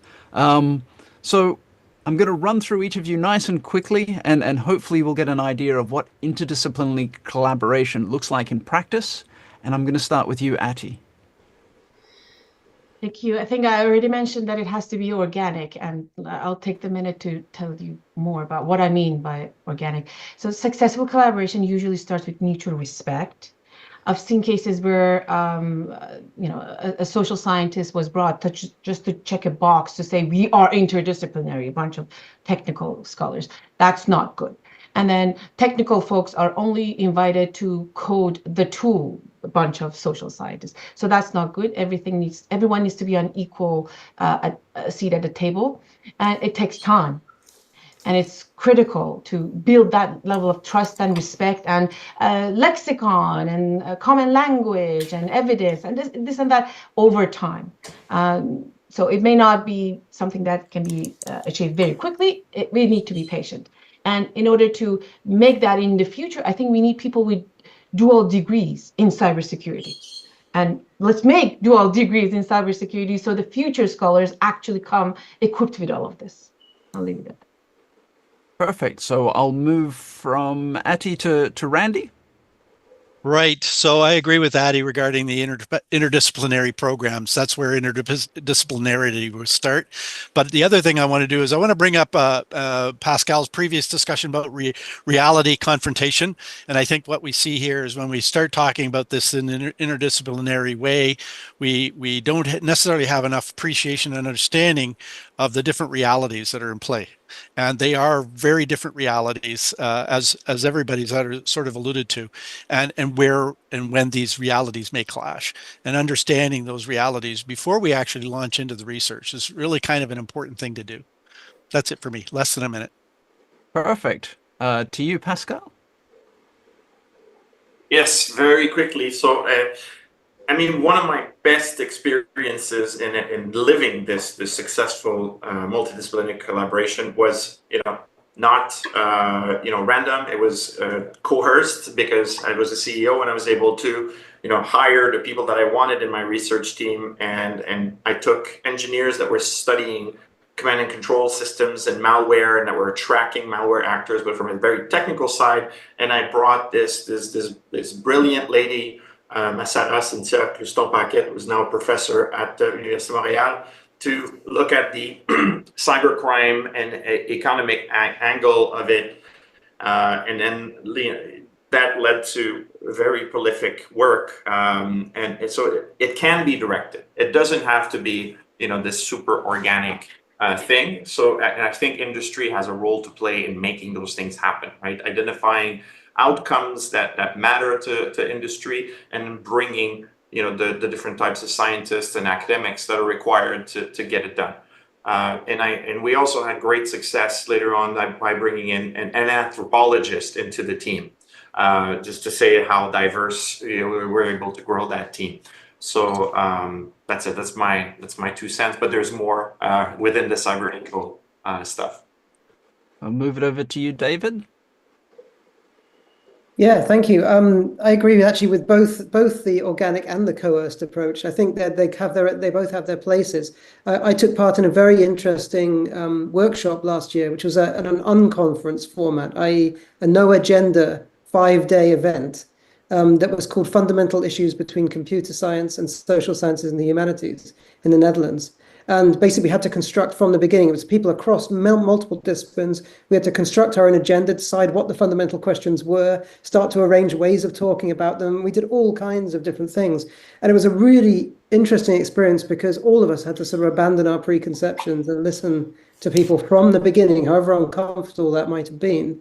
And I think by the end, we just about worked out what some of the fundamental questions were after 5 days. But I'm actually thinking of following this up and doing an event like this next year in Canada. So look out for that. The other thing I wanted to mention is that the training is absolutely vital. We're going to be starting a new MA program, a 12-month intensive taught MA at the University of Ottawa, called Critical Surveillance and Security Studies, which will do exactly this kind of interdisciplinary education for people who are already professionals, already working in government, but who want to get this more rounded approach to how to understand these things. And that should be starting in late 2026, but so look out for that as well. Perfect. And to you, Mark? Yeah, I think really just to echo what everybody else has said in a slightly different way, I think it's relational. So it is a relationship. There is a kind of overhead necessary to get that relationship started. You have to do a lot of talking before you can do any research, but then you have to carry on talking in order to maintain the relationship, because your field will be moving on, their field will be moving on. So you keep having to have these conversations to make sure you're still on the same page. So that's a necessary overhead. I think the benefits almost always, in my case, outweigh the costs. The benefits you get from absorbing somebody else's perspective on a problem almost always adds to your own understanding of the problem. So that is definitely my preferred way of operating. But it is, you do have to acknowledge you have to work at it like any relationship. Wonderful. And Ken, you have the last minute. Okay, perfect. So this means that I can say something totally controversial and it will not be contradicted. I actually don't think interdisciplinary and these kinds of multidisciplinary initiatives work, because I think we all live in our own tribes and we end up going back to the thinking the way our own tribes do. If you really want to do this, create a discipline called cybersecurity, okay? And then bring all of the people who can make a contribution under that umbrella. And that's that will cause true catalytic change. So cybersecurity is computer science, it is engineering, it is mathematics, it is sociology, it is law, it is public policy, it is a ton of different disciplines who think about things from a cybersecurity and privacy focused kind of way. And that way, the conversation is around cybersecurity. It's not around the application of public policy to cybersecurity. And I think if you get to that point, you truly will be transformative in actually moving the needle. Wonderful. And if you have a disagreement with what Ken said, the comments are there. Go wild. So with that, thank you everyone for your time. It's been a very interesting panel, and we've been blessed by such a range of experiences, perspectives, backgrounds, and insights. So thank you very much. Thank you very much to our audience. This has been the Human-Centric Cybersecurity Partnerships contribution to SECREV for 2025. And given that we won't be around next year, the last contribution that the Human-Centric Cybersecurity Partnership will make to this event. Thank you very much for your time to the panelists, and thank you very much for your time to the audience.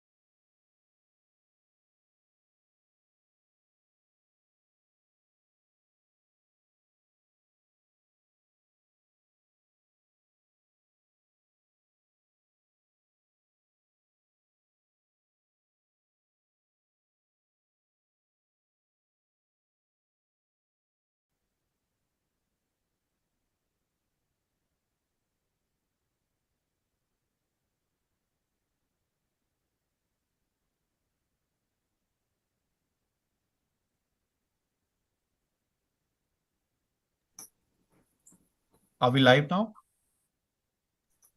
Welcome, Summit. Hello, everyone, and a warm welcome from the Canadian Institute for Cybersecurity. I'll be your host. My name is Sumit Kundu. I'll be your host for the next couple of hours. And today's session is titled Canadian Institute for Cybersecurity 2024 Dataset Creation at the University of New Brunswick. We have lined up some amazing group of speakers for you over the next couple of hours. But before we get into the presentation, just allow me a few minutes to give a very quick introduction of, what it is that we do. So, like I said, we are Canadian Institute for Cybersecurity, located here at the University of New Brunswick. A bit about our geographical location.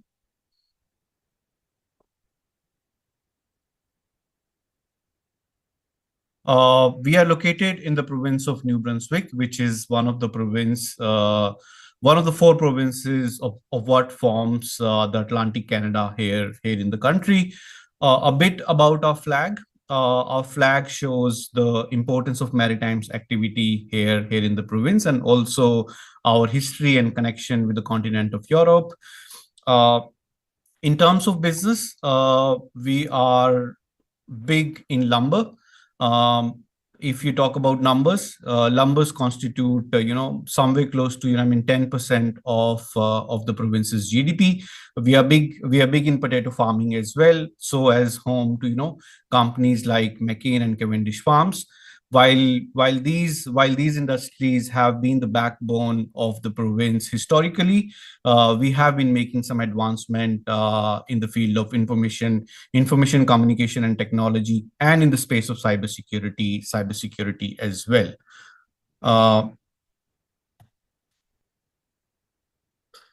This is the beautiful University of New Brunswick campus here in the city of Fredericton. It's a beautiful campus, and by the way, it's a place for many firsts as well. It's one of the first public university here in the country, and it is the first English language university, in the country. And we are also the first university to launch a computer science faculty back in the year 1990s. While these are some very important historical facts, but the University of New Brunswick is big on innovation and entrepreneurship as well. If I can mention a couple of examples, one example that comes to my mind is Bosseron Security, a company that was started by researchers of UNB, and now has been working as a full-fledged company here in the province, and has customer across the continent.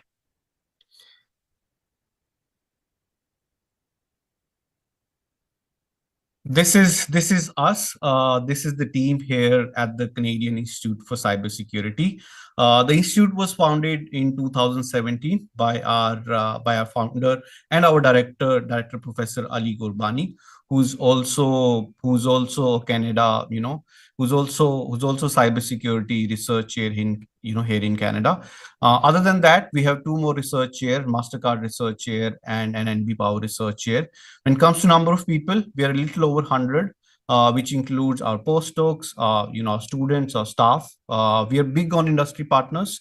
We have close to 5 active members in the industry, which includes members from both the private and the public sectors.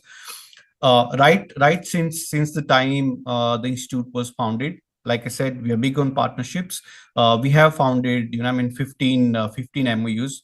Rather, I should say we have co-signed 15 MOUs and co-founded 2 consortium. One of that consortium is the National Cybersecurity Consortium, which was a consortium between 5 university, which came together, got a lot in the federal funding. And it's a good example of how, the private sector and public sector came together and did some really critical, research in the space of cybersecurity. A bit about our strategical priorities. Like I mentioned in the like I mentioned in the earlier slide, we are big in partnership. We partner with all sort of companies, small scale, medium scale, the private sector organization and the public sector organization, and we help them solve some of their cybersecurity problems and challenges from a research point of view. We are big in growth as well, and when I say growth, I just don't mean in terms of growth of the institute. We also contribute to the growth of the country in terms of the cybersecurity. So how we do that is we provide our research, we provide our talent, which enables the cybersecurity system here in the country. We are big in research. Rather, I should say our bread and butter is research. Most of the comprehensive research is done with our industry partner. One of our main focus is also to develop and offer training programs to meet the true cybersecurity needs of both the public and the private sector. So we have long-term training and short-term trainings. Our short-term trainings would be a typical cybersecurity 101.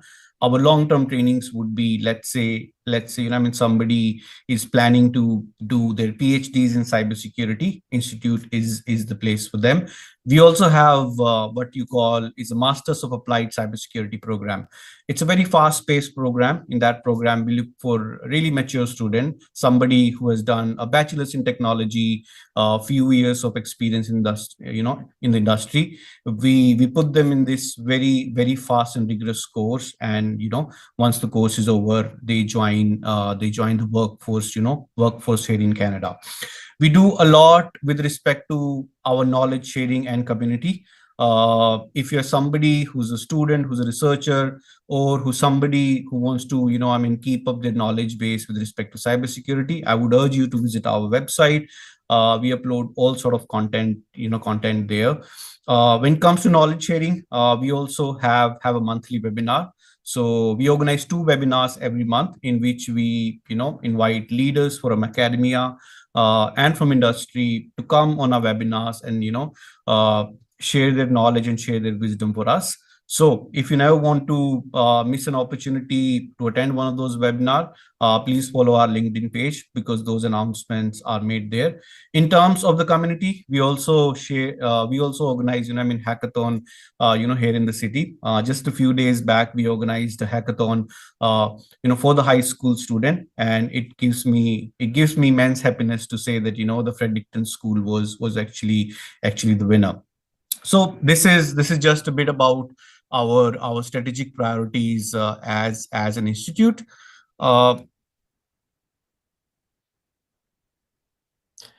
Now that our today's topic is with respect to data sets, I thought it would be nice to sort of give an introduction of what are different data sets available on our website.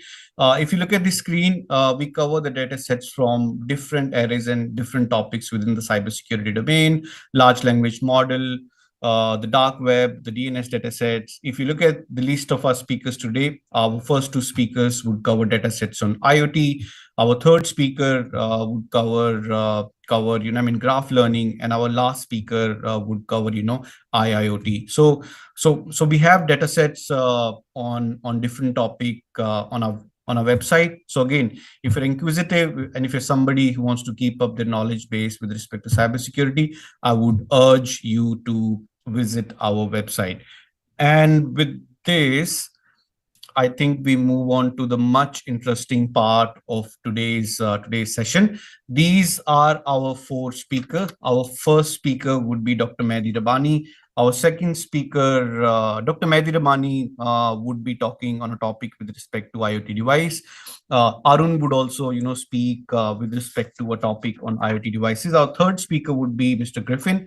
So Griffin is going to cover, malware analysis, and that will be followed by Irfan. Irfan is going to, cover a topic around IIoT, Industrial Internet of Things. With this, I will introduce our first speaker for the day. Our first speaker for the day is Dr. Mehdi Rabbani.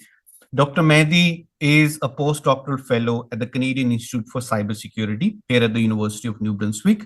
He currently leads 2 projects, one on detecting the smishing attacks and another on mitigating the credential tweaks attacks while also contribute to a separate malware analysis. Previous to this, Dr. Mahdi led a project focused on access management system for IoT devices, including IoT device identification and anomaly detection.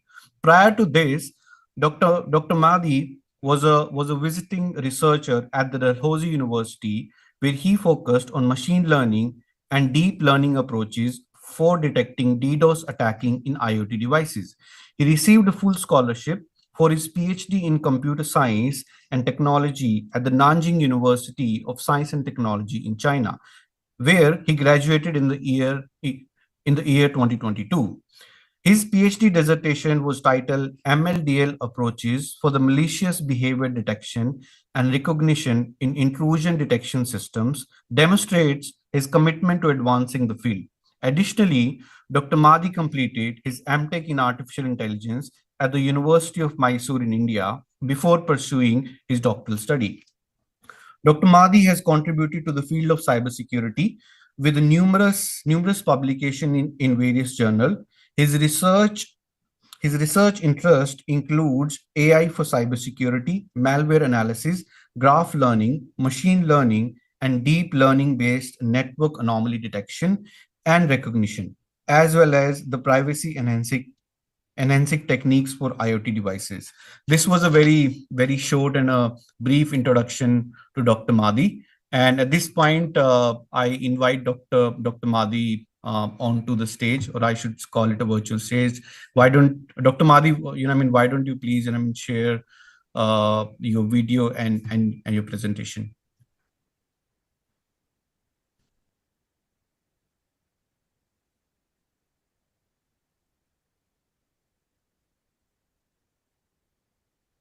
Hello, everyone. And thank you very much, Sumit, for introducing me.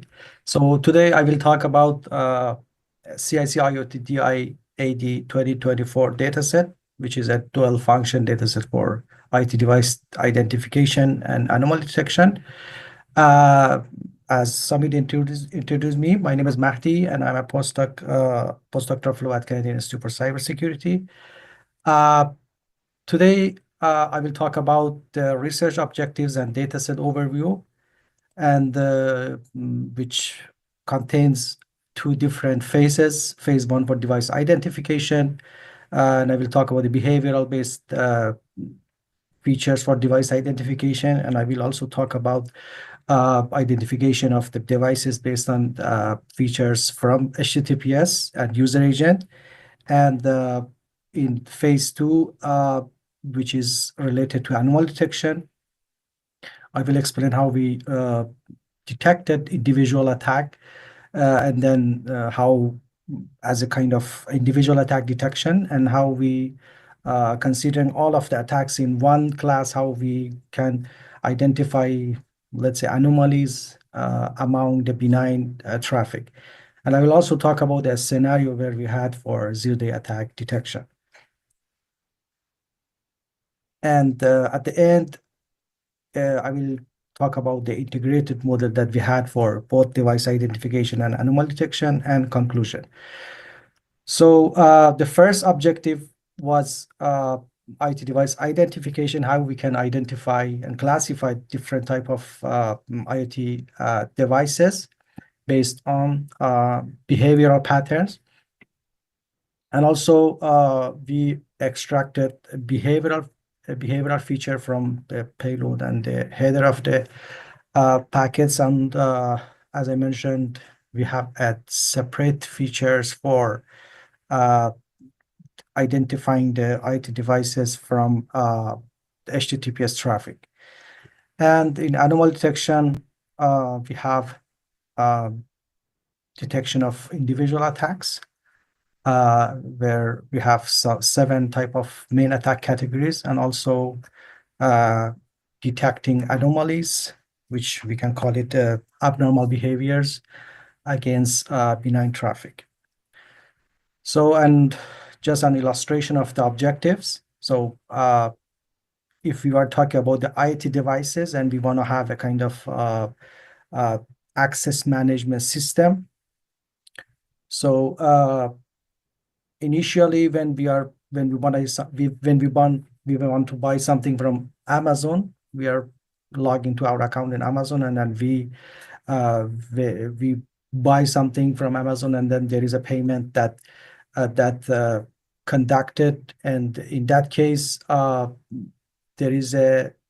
user is actually doing the whole process.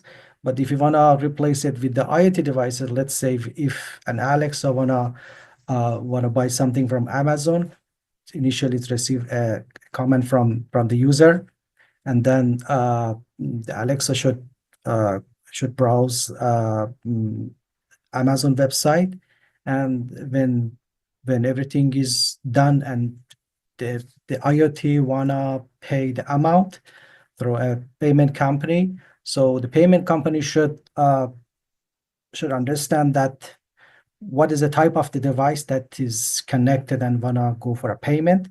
And in that case, let's say that the payment company should understand that it's Alexa and it's a smart speaker and from the Amazon, the vendor's Amazon. And then at the same time, they have to understand the behavior of the device, for whether the device is under an attack or the behavior of the device is normal. So in the first phase, we will, as I mentioned, I classify the devices based on the device behavior, and we have different type of IT devices in Canadian Institute for Cybersecurity devices, camera devices, audio devices, lighting, power outlet, and then home automation and hub devices. And so this is a workflow of the approach that I want to talk for IT device identification. So first we collected network traffic data from different IT devices, and then we have a process recap to CSV. We extracted the features specifically for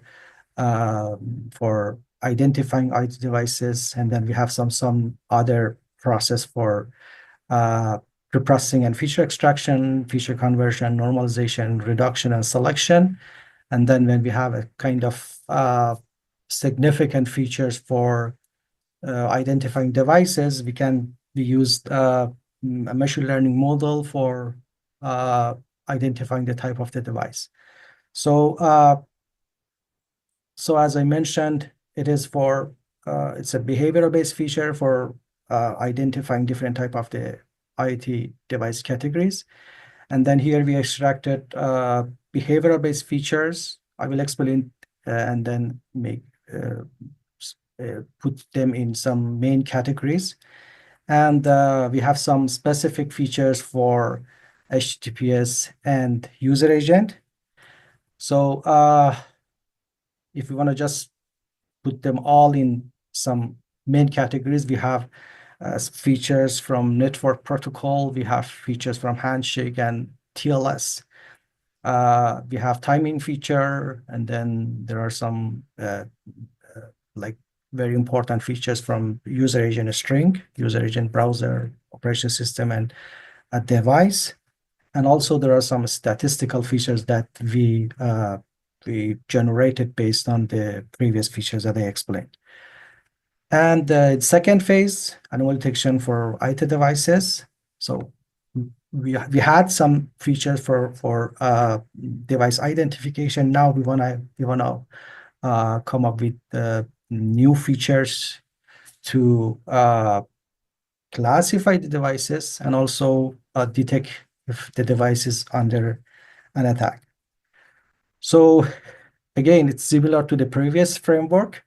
We collected traffic from IT devices, and then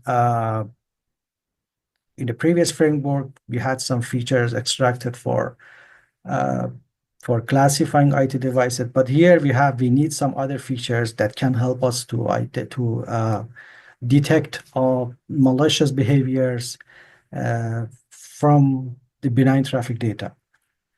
So for example, here we want to identify if like a camera is under an attack or a smart speaker is under attack and how they behave when they have benign traffic, when they are their behavior is normal, or when they have some sort of malicious behavior.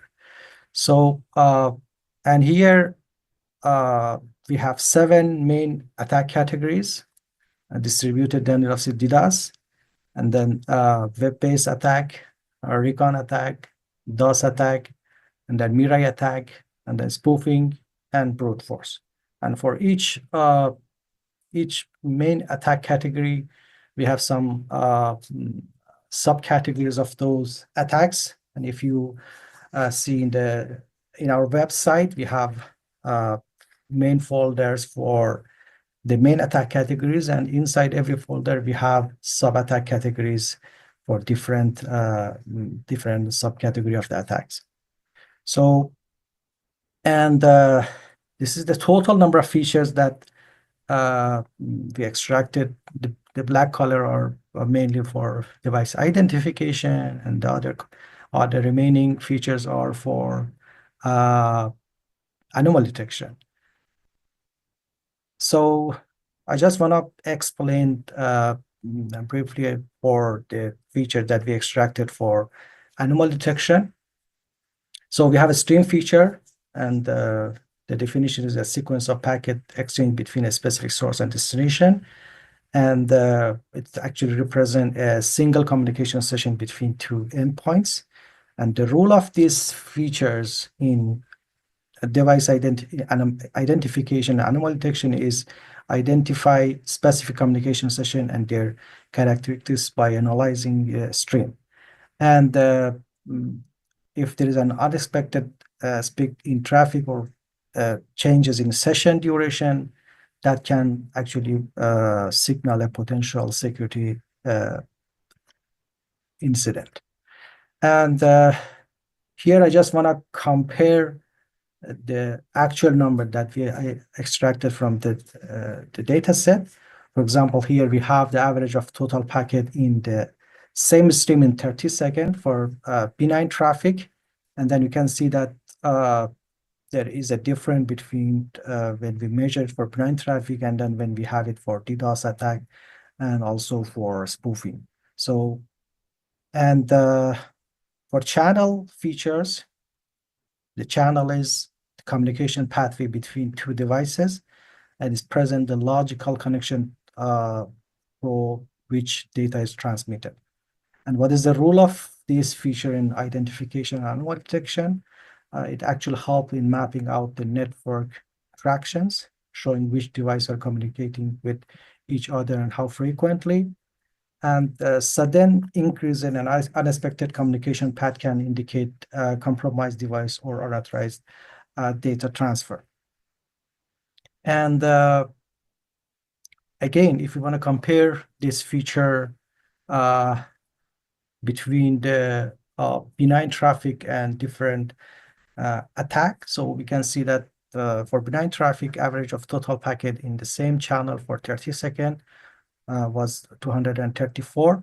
And we can see that for other attack categories, specifically for DDoS and then recon, it is specifically for DDoS, it's much higher, and also for recon attack.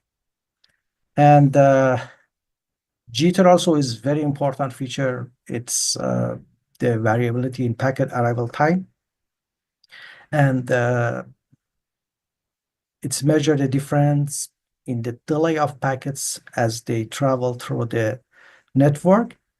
And the role of this feature in identification and anomaly detection, it consists jitter pattern help to in identifying the type of traffic, and sudden increases in jitter can indicate network congestion, faulty devices, or deliberate attack aimed to disturbing the communication. And again, if we want to compare the jitter, the average sum of jitter of the same stream in 30 seconds, we can see that for DOS attack, it is very less than benign traffic, and also for brute brute force, it's much higher than benign traffic. And if you want to compare three of them in terms of the numbers for benign traffic and different attack categories, of course, for one individual feature, we may not be able to have a kind of strong difference between the benign, but when we compare and when we have three of them together, then and the combination of these three features can help to identify anomalies against benign traffic. So we also extracted these features in different time period in 1 second, 5 second, 10 second, 30 second, and 60 second. So again, combining all the three features in one time may not help, but if we calculate in different time period and have all of them together and train a machine learning model for identifying anomalies or abnormal behaviors against benign traffic, it is very helpful.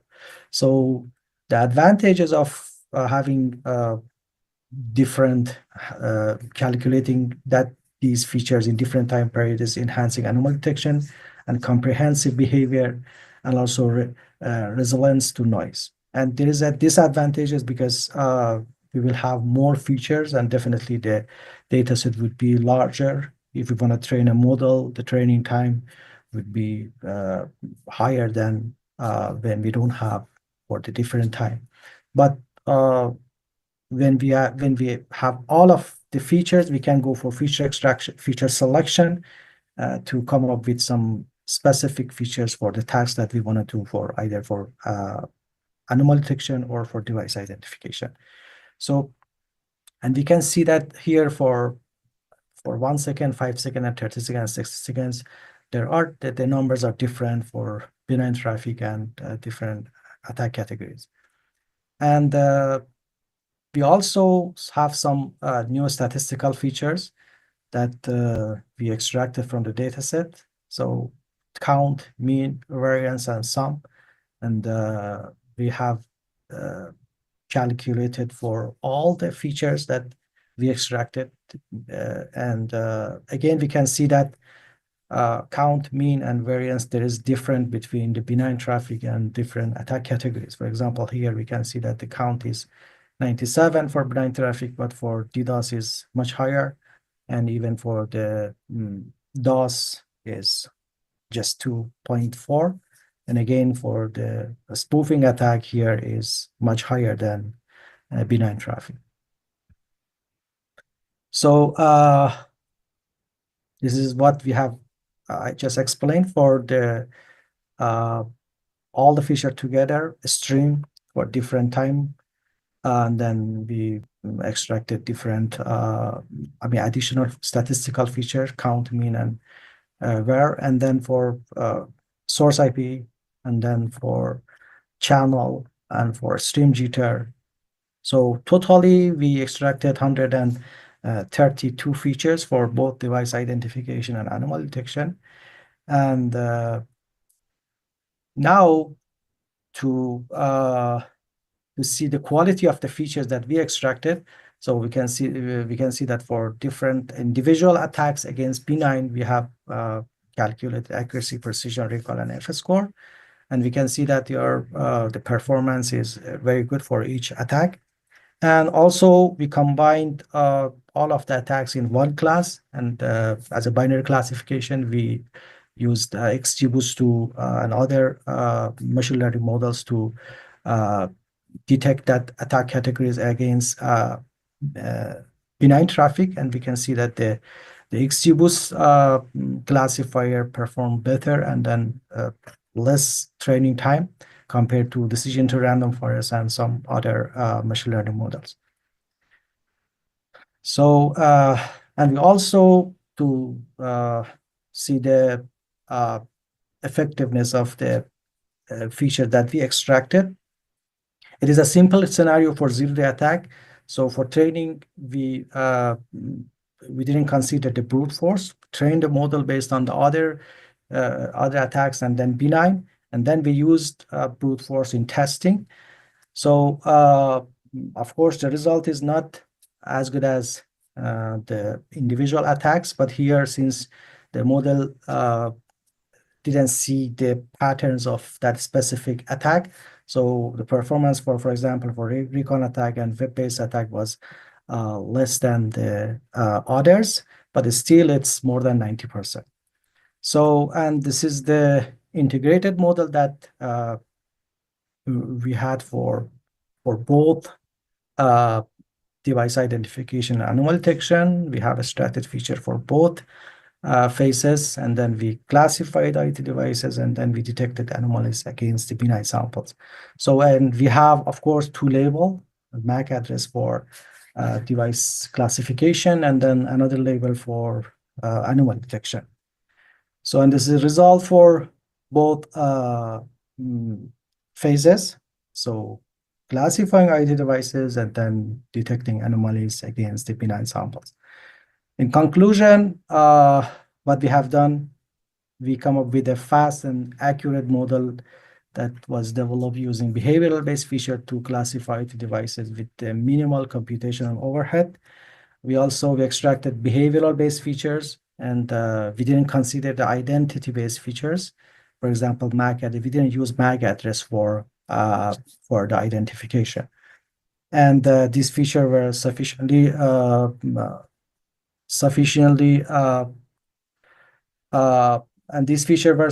effective in classifying the IT devices. And we also consider a scenario where we have traffic for HTTPS, and those features were useful for identifying the devices. And we extracted a specific feature to identify malicious behavior within the benign traffic. The extracted feature include key characteristics such as stream, channel, and jitter calculated over multiple time period, along with various additional features. And we come up with a unified model, which was built to first identify device type and then detect anomalies, enabling a robust IT security. And thank you very much. If you have any question, I will be happy to answer. Thank you, Dr. Madhi, for this insightful presentation. Let me just see. It seems we have a lot of questions, but before we move on to the next speaker, I think we have time to ask you one question. So the question is, did you apply any feature selection techniques to reduce the dimensionality of the feature space? Yeah, that's a nice question. Yes, because we have many features for anomaly detection and device identification, and of course we don't need all of them together for specific tasks. If we want to go for device identification, we can use feature selection techniques to reduce the number of features and then use those features. And of course we have to compare with the total feature, but we have done it. It's available in the paper that we published for this dataset. Okay. Thank you, Dr. Madhi. Thank you for the presentation, and thank you for also taking the question. And with this, we move on to the next speaker for the day. Our next speaker is Mr. Arun Kanyamatam. Mr. Arun's presentations is beyond packets, unmasking IoT attacks through flow-based features. So before we move on to Arun's presentation, allow me to just give a very quick introduction. Arun is a cybersecurity software developer working here at the Canadian Institute for Cybersecurity. He holds a master's in computer science for the University of Louisiana and a BTech in biotechnology from Indian Institute of Technology, Guwahati. With over 5 years of professional experience, he's specializing in designing analytics frameworks and developing software solutions. His current research focuses on anomaly detection to combat stealthy attacks in heterogeneous IoT environments and on post-quantum cryptography for securing resource-constrained device against future quantum threats. Arun, welcome to this part of the session. So at this time, I would request you to please, share your screen, and like I said earlier, stage is all yours.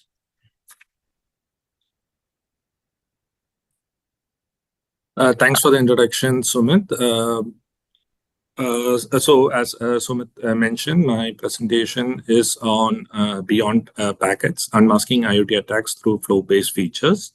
So my colleague, Dr. Mahdi, had already presented, discussed his an approach our team used for packet-based feature extraction process. So this is an additional approach our team explored to using flow-based features. So the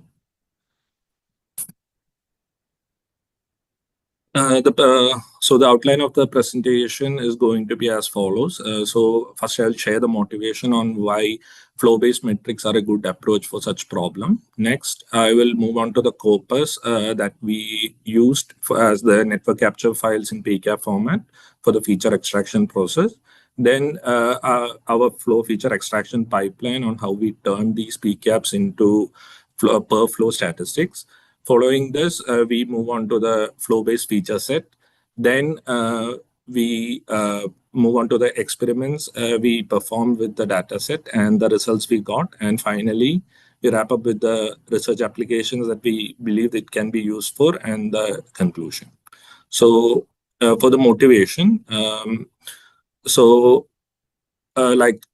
as we all know, in today's growing IoT environment, threats are increasingly becoming stealthy and diverse. So many adversaries exploit the fact that payloads are often encrypted and or proprietary. And then secondly, IoT deployments are currently in heterogeneous environment. So like a one-size-fits-all packet deep inspection won't scale. Then devices also face severe resource constraints. So, making large models infeasible on most live environments. And finally, there is a gap in existing datasets as few publicly available datasets capture both the benign and attack scenarios at flow granularity. So these challenges motivated us in going for this particular approach. So now moving on to the corpus that we use. So we made use of the CIC IoT 2023 dataset. This was constructed from real-world IoT devices deployed in a large-scale testbed. So the subset of these devices were compromised to execute different attacks, and these were captured in PCAP format. And then these attack categories were grouped into attacks were grouped into 7 categories based on the tactics like flooding, which contains DDoS attacks and DOS, and then probing attacks like reconnaissance, then web-based attacks, brute force, spoofing, Mirai malware, etc. And also in the same time, benign traffic was collected. In addition to the attacks collected, the dataset included extensive periods of normal traffic. So being able to capture the benign data gives the necessary contrast for anomaly detection. Now, moving on to the flow extraction process. So flow-based analysis essentially collects the essentially process the metadata that is available rather than the actual payloads, thereby delivering scalable and privacy preserving visibility into network behavior. So here you trade the forensic depth of full payload inspection for speed and scalability here.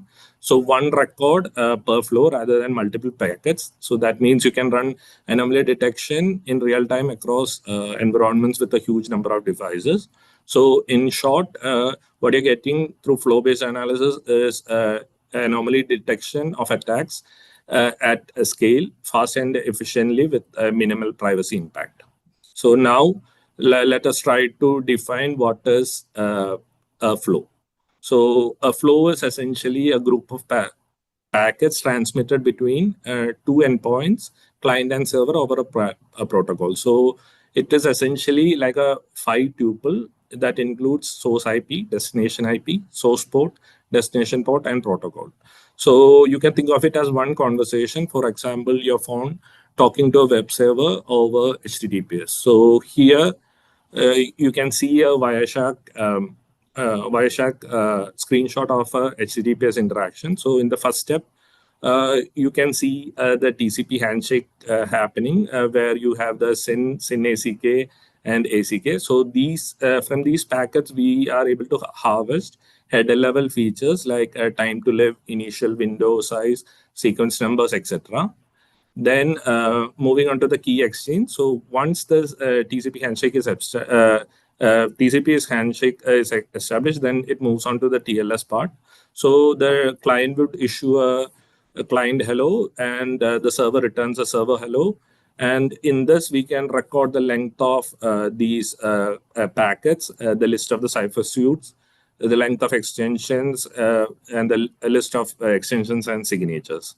Then moving on to the encrypted application data. So after these handshake, application data flows encrypted through these TLS records. So while we can't see the content, we can still capture rich statistics like the number of encrypted packets, inter-arrival times, packets per second, etc. Then when we move on to the four-way handshake, so this happens when essentially the session ends. So the four-way handshake, FIN ACK handshake closes the flow. So we can log like how many flags have occurred and the timing between them, etc. So in essence, we can aggregate a lot of features, which include all the type of service values, all the flags, window information, options, etc. So this is being done here using CIC Flow Meter, which is an open source tool created by CIC.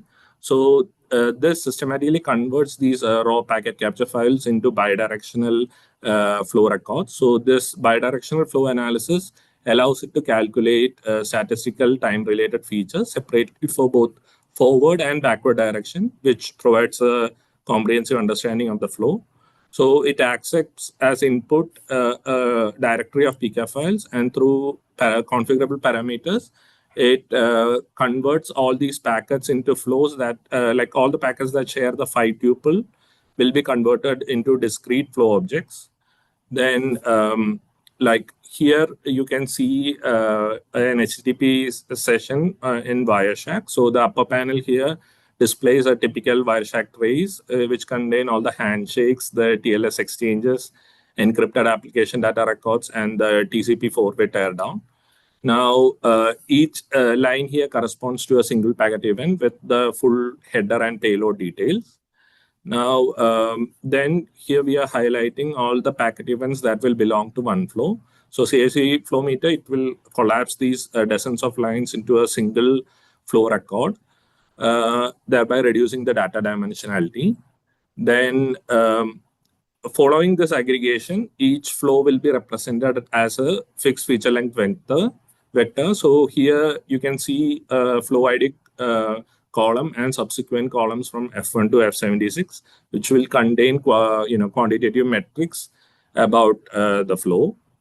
Then finally, CIC Flow Meter will exploit these flow records into CSV files, which can be inspected in a spreadsheet or ingested into data science toolkits. So here you can see real flow entities with fields for forward and backward packets, then byte totals, flow duration, and other statistics. So now let us try to place the flow extraction within our comprehensive pre-processing flow. So first, PCAP files were processed by CIC Flow Meter to generate these flow records. Then our feature extraction scripts compute a total of more than 80 statistical features per flow. So these descriptors then undergo pre-processing and data cleansing, and etc., to produce a streamlined feature set.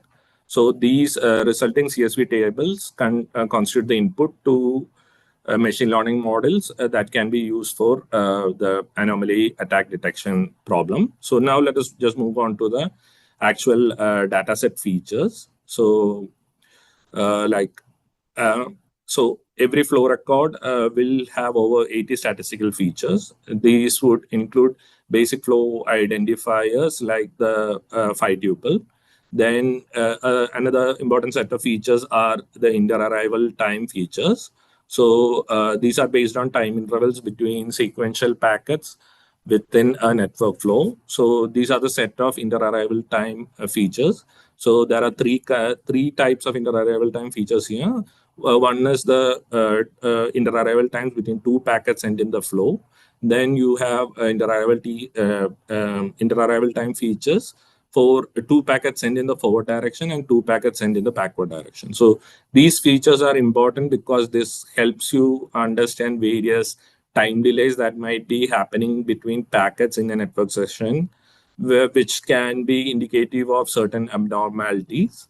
Then moving on to the next set of features. So these include flag features. So they basically calculate, measure the existence and frequency of specific TCP flags in the packets. So there are two kinds. So you sort of calculate the number of PSH flags sent in the forward and backward direction, then the urgent flag that are being sent in the forward and backward direction, and then certain other flag counts here. So by monitoring the frequency of such flags, it is possible to distinguish between normal and abnormal terminations or some kind of SYN flood attacks, etc. Then moving on to the next set of features, those are active idle features. So here we collect features from both active and idle TCP flows. So these are the main features that are involved here. So in this, active means something which can be helped in identifying abnormally idle or active duration, where then even active max can be used to identify good insights about the upper limit of flow activities, and as a result, maybe detect anomalies based on longer connections. Then moving on to segment, bulk, and byte. So these features sort of provide insights about the size of the data flows. So these can be grouped into four, which are segment size averages for forward and backward direction, then bytes per bulk average in forward and backward direction, then packet per bulk in forward and backward direction, and finally for bulk rate average in forward and backward direction. And moving on to the final set of features, those are other statistical features which sort of give you information about the flow. And so to be final, these are the set of 84 features that we generated using this process. And now let us move on to the experiments we performed with this feature dataset. So the dataset had about 2.3 million flows, which included both benign traffic and 7 kinds of attacks. So we framed two detection tasks here, both a binary anomaly detection of attacks. So the first kind was a benign, trying to classify a benign flow against any kind of attack. And the second kind was where only one kind of attack was used against benign to be detected. So we, to benchmark, we trained 5 off-the-shelf classifiers like XCG Boost, Decision Tree, Random Forest, Multi-Layer Perceptron, and Logistic Regression. Then we also tried to apply RFE, recursive feature elimination, to retain the top 40 most informative features to see how it performs in a more streamlined approach. And also additionally to evaluate, we utilize standard metrics like accuracy, precision, recall, and F1 score. Now, this is the results that we got against in the first set of experiments against all attacks. So you can see here that XCG Boost is the best performing classifier with about 95.92% accuracy using all the features available, and 95.85% with just the 40 features while cutting the test time from around 6 seconds to under 3 seconds. Random forest is also nearly identical, but the training time is a lot larger. So the key takeaway here is that our flow-based feature representation enables a high accuracy across millions of encrypted flows, and also that recursive feature elimination, the feature selection process we used halves the feature set with negligible loss, making real-time edge deployment practical. Then using XCG-Boost, we also perform the per attack classification. So here, for each threat, we trained on both the full set of features and also the 40 features selected by RFE. So notice that across every attack, pruning to 40 features barely changes accuracy or F1. Like brute force stays at 99.6% accuracy, and dose and Mirai remain about 99.8. While at the same time, while using RFE, the test times are shrinking by roughly half. So this demonstrates that a carefully chosen subset of flow-based metrics will deliver the same detection power as the full set while cutting the computational cost, which can again be crucial for real-time or edge-level deployment. Now, moving on to the conclusion. So, we essentially leverage the existing flow data, like the data set available with CIC IoT. And by focusing on flow-based features, we were able to condense the IoT traffic into a compact set of actionable data. And then also trimming to the top 40 features by using RFE, we are able to maintain peak detection accuracy while slashing the computation costs. So this sort of validates that flow aggregation is a powerful privacy-preserving approach for IoT anomaly attack detection. Now on to the future direction. So as we look ahead, there are several promising avenues to extend this flow-based approach. First, we can explore more sophisticated modeling techniques that capture relationship across devices and flows, which can help in uncovering patterns that flat feature vectors may miss. Second, adding explainability layers would triggered and helps in speeding incident response. Third, we also aim to push our detection models down to edge so that we can score flows in real time on IoT with minimal overhead. And finally, constructing temporal flow graphs and applying graph embedding techniques may reveal more slow burn threats that evade these snapshot-based detectors. So together, these directions will make flow-based IoT security more accurate and practical for real-world deployment. So thank you for taking the time to hear the talk. And maybe Sumit, if there are any questions, I would be able to answer it now. Thanks for that, Arun. That was a nice continuation to what Madhi started with the discussion on this particular data set. So thanks for your presentation. Let me just see if we have any question. We certainly do have some. So just a minute. The first question is, why emphasize the anomaly detection flow-based feature sublet for anomaly detection rather than the pocket level feature? Oh, thanks for the question. So yeah, it essentially comes down to efficiency and practicality. So sometimes, it might be difficult to inspect per packet payload across a lot of devices. So flow-based aggregation here would allow you to collapse a lot of packets into one metadata record per conversation. So this would essentially cut the data volume by orders of magnitude, which makes it feasible to run on resource-constrained or edge devices in real time.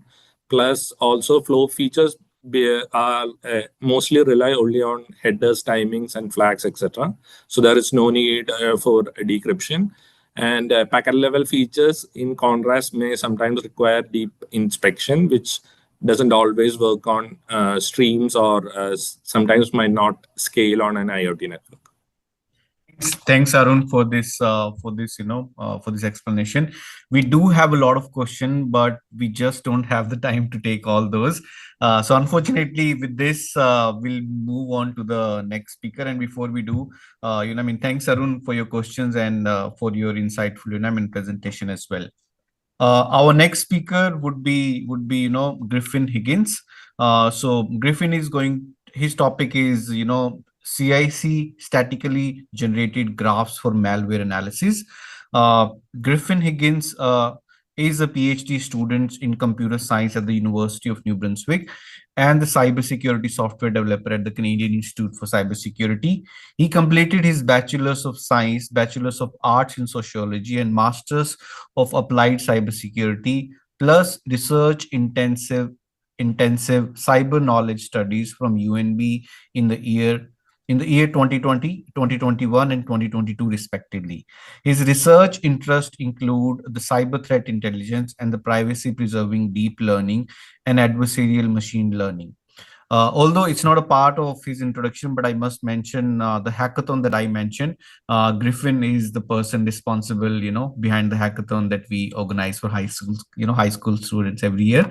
With this, I welcome, Griffin to this segment.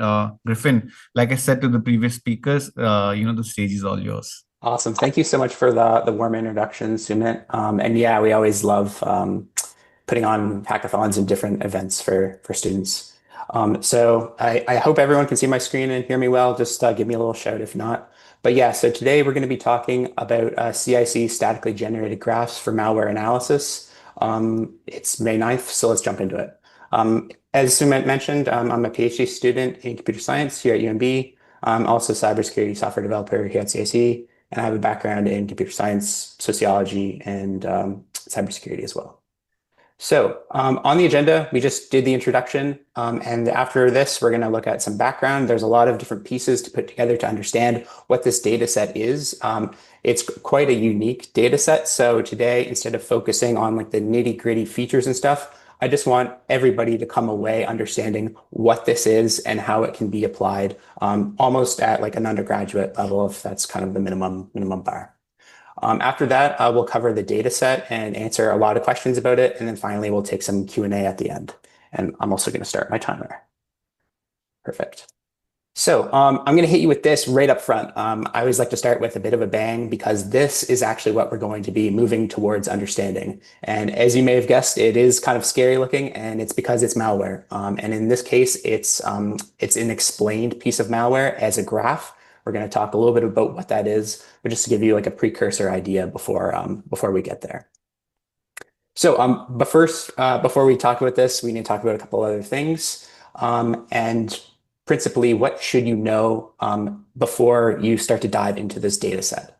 So we're going to cover a little bit about malware, a little bit about malware detection, static analysis, graphs, program graphs, and then graph learning, and how they all relate to our data set. We're just going to talk pretty plainly about them right now, just so that people can get an idea about what this data set is. So in terms of malware, what is malware? They're programs designed or misused with specific malicious intent to cause harm to other people or otherwise violate CIA. And there's various different kinds of malware families. We might know some of the more common ones like ransomware, worms, etc. So that's a little bit on malware. In terms of malware detection, very simply, I give you a binary program or a program, and you tell me if it's malicious or benign. So that's pretty simple, but there is a little bit of a bonus in terms of if you do make this kind of prediction, can you also tell me what parts of this program lead you to believe that prediction strongly? So that's kind of another part. After this, we're going to talk a little bit about static analysis. So again, just very quick fire things. I give you a binary program and I want you to tell me what it does, but the catch is that you can't actually execute it. You can only really look at the code and try and make guesses about it that way. In contrast to something we might say is dynamic analysis, where we actually run the program in order to talk about it. Another thing we're going to talk about a lot today are graphs. So this is kind of a strange word for some people if you're not in computer science, but it's the same thing as what most people would know otherwise as a network. And networks are just a data structure, and they have a set of nodes that are sometimes called vertices as well as edges. And these edges between nodes, the things that connect them, they can be directed, i.e. like you can go from A to B, but you can't go from B to A, or they can be undirected in that like you can go from A to B or B to A if you have two nodes. There's many different kinds of graphs. Some of them are called multi-graphs, where you might have multiple edges between the same two nodes. And graphs can also have attributes. So we might talk about the graph as a whole. It might be malicious or benign. We might also talk about a node, and we might look inside of it and talk about its instructions, right? Or we might look at an edge and we might assign it a value in terms of how much it contributes to a final prediction of something being malicious or benign. So these are all just kind of things related to graphs that we might extend to programs later. And this is a good segue because the next part is on program graphs. And essentially here, I give you a binary program and I want you to transform it into some kind of graph. And typically there's two ways to do this. One is through control flow graphs, where essentially we take sequences of non-branching assembly instructions and we stick them into one node. And then whenever the code branches off, we create an edge to that other node and then have all of its assembly instructions. And we keep going until we've exhausted the whole program. Similarly, we can also consider function call graphs. Except in this case, we're not considering sequences of non-branching instructions. We're just considering the functions that you and I might classically know if we're doing some programming. So, okay, this is a little bit more on program graphs. We're kind of chugging along all these different pieces of our data set. What else are we going to talk about? One of these things is going to be graph learning. I know some of my colleagues have and are going to be talking about this a little bit more. But in our work, we apply deep learning techniques to graphs via graph neural networks. And the reason that we do this is so that we can start to talk about the behavior of malicious programs rather than just matching signatures. And if anyone wants to ask me a really good question at the end, ask me like what the benefit of doing this would be. So I wanted to also include this short little video just talking about graph learning. And here we start off with this network and all these nodes. We might recognize them as people. And essentially, we're going to give each node a message. And what we're going to do is we're going to share that message with all of our neighbors. And then after we're done, we're going to take that message and then we're going to start sharing it out with our message again. And we're going to do this over and over and over and over again.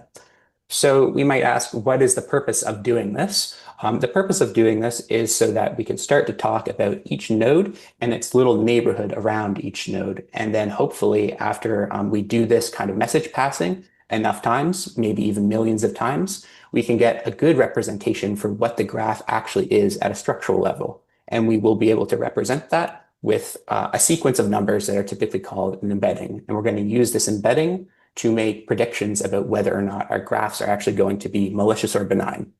So that's just a very crash course thing in graph learning, just so that we can get a very rough idea. There's a lot more to it, but again, just getting a rough idea for what this data set could be used for and the different parts of it. So again, there are different kinds of tasks in graph learning. The one we're obviously most concerned with in our work is the graph level tasks. So if I give you a program, can you tell me if it's malicious or benign? But there are other kinds of tasks. We might talk about node level tasks that are kind of in orange here. So predicting what kind of class a given node might be. We can also talk about edge level tasks. So predicting if an edge exists or if there's a certain kind of value on an edge. It can extend far beyond just graphs and graph classification itself.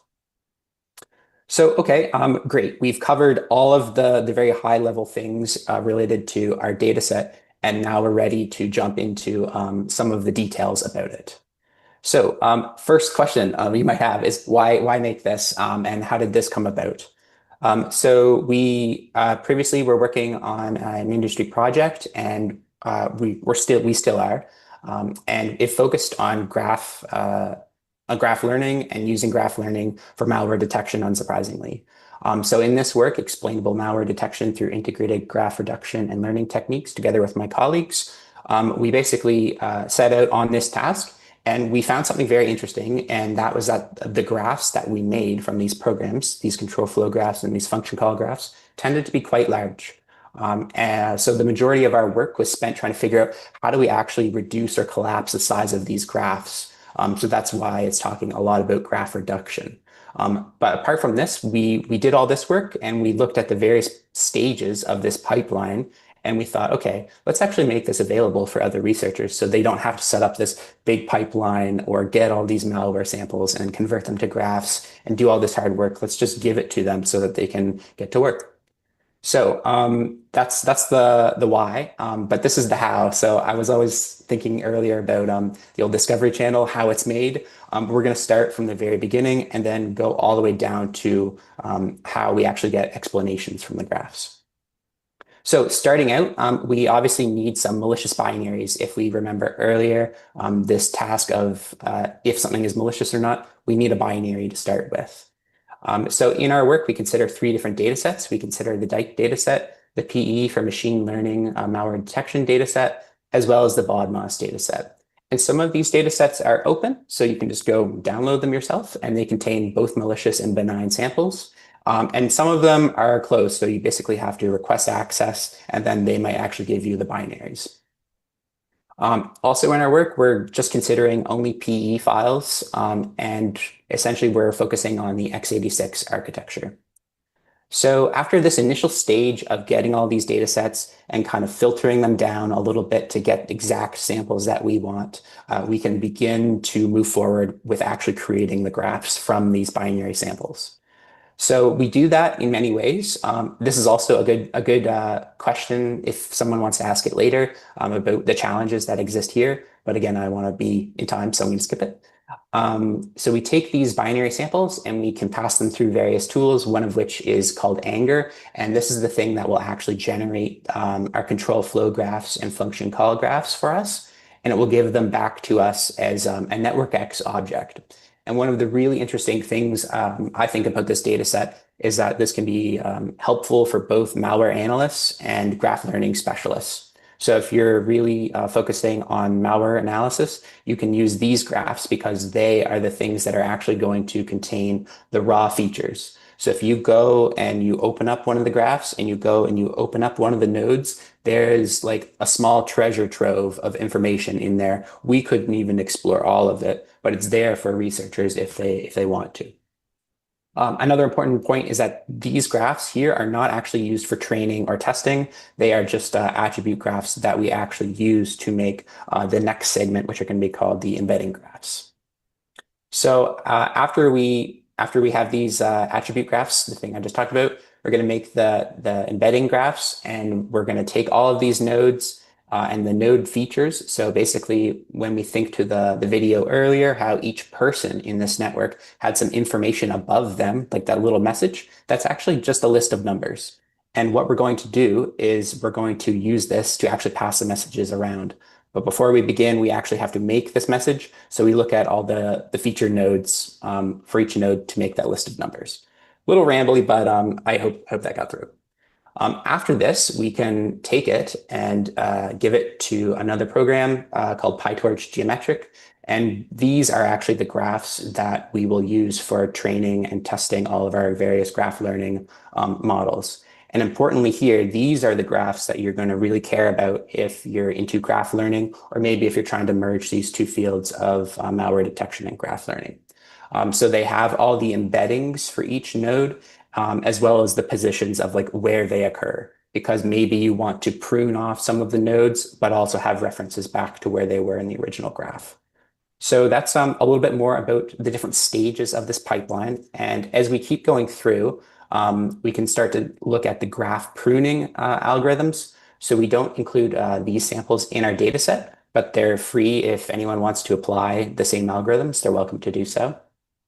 And then at the very end, we might actually try and think about the explanations for these graphs. So after we pass them through our different models and predictions are made about them, what are the nodes, if we recall back to the malware detection part, it was that kind of that bonus. What are the nodes or the edges that actually contribute to a given prediction?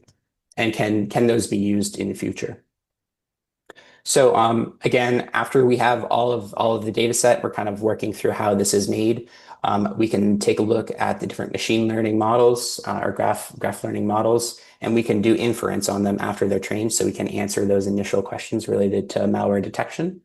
We can also look at the explanation, the thing we just talked about. So that's where it all kind of fits into this little ecosystem that our data set is extracted from. So you might also ask, what's actually in CIC? Like if I go and I download it right now, what is actually there? So we give you the following things. We give you the attribute graphs that we talked about. We give you the embedding graphs that we talked about. And then we also give you the explained graphs. So if you take the same sample for each one of these, it will have the same structure. Like if you looked at a plot of it or you just visualized it, it would be the exact same.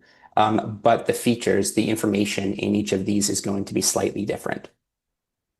So, okay, you might actually also ask, what do these look like? We've been talking about these at a very abstract level for a little while. So these are two images of the function call graphs where we use the function name embedding technique, where we just take the name of a given function and we pass it through a sentence transformer, which gives us basically a list of numbers that we place over the node, very simply put. But here we can see the malicious is going to be on the left in red here, and then the benign sample is going to be on the right in blue. So we can kind of see that these look like quite dense graphs, but actually it gets much worse. Because once we go to the control flow graphs where we use the assembly embedding technique, we can see that the size of these graphs just explodes. So in the malicious case, there were a few samples, I think, that reached almost to 300,000 nodes each. And once you start to do anything at that level, your life becomes difficult. Even to generate the images you see now here, it took, I would say, like 8 to 12 hours for it to actually arrange the plotting coordinates for each one and then actually to render it. So you can imagine now why the graph reduction techniques would be important if you're going to do something like graph learning. So yeah, that's just a couple images of the graphs themselves. Very cool. And one of the last things we're going to talk about is where actually is CIC statically generated graphs 2024. So if you go to the Canadian Institute for Cybersecurity website, and this is the same for all of my colleagues that are here talking today, if you go to the datasets tab and then you kind of scroll down, you'll be brought right to all of our datasets. Eventually, if you click on one of them, you'll be brought to like the dataset description page. And then finally, if you scroll all the way down to the bottom, you'll see a little place to actually go and download. When you click that download button, you're actually going to be brought to like the server where all the data is hosted. And for our data set, you're going to see the following, where we're going to have essentially those 3 directories we talked about, which contain the attribute graphs. They're in the CFGs, FCGs, a little bit of a tongue twister, as well as the embedding graphs, and then finally the explained graphs. We also include like a zipped version of the data set because some, especially the embedding graphs, are quite large. They can reach almost 230 gigs. So one of the things we do is we make each and every one of the individual samples also available to download if you so choose, because maybe people don't have a couple hundred gigs just sitting around on their disk and they'd rather just have a couple samples. So yeah, that's a couple of our references for obviously the BODMAS dataset, the Dike dataset, and the PE for machine learning dataset.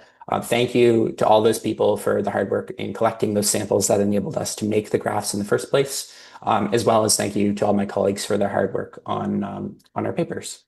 So yeah, with that, I think we've covered the following things. What should you know to understand the CIC dataset? Why make the dataset? How is it made? What's actually in it, and where can I get it? So with that, I think we're wrapping up a little bit early, but maybe we can take a couple more questions if that's the case. Thank you so much.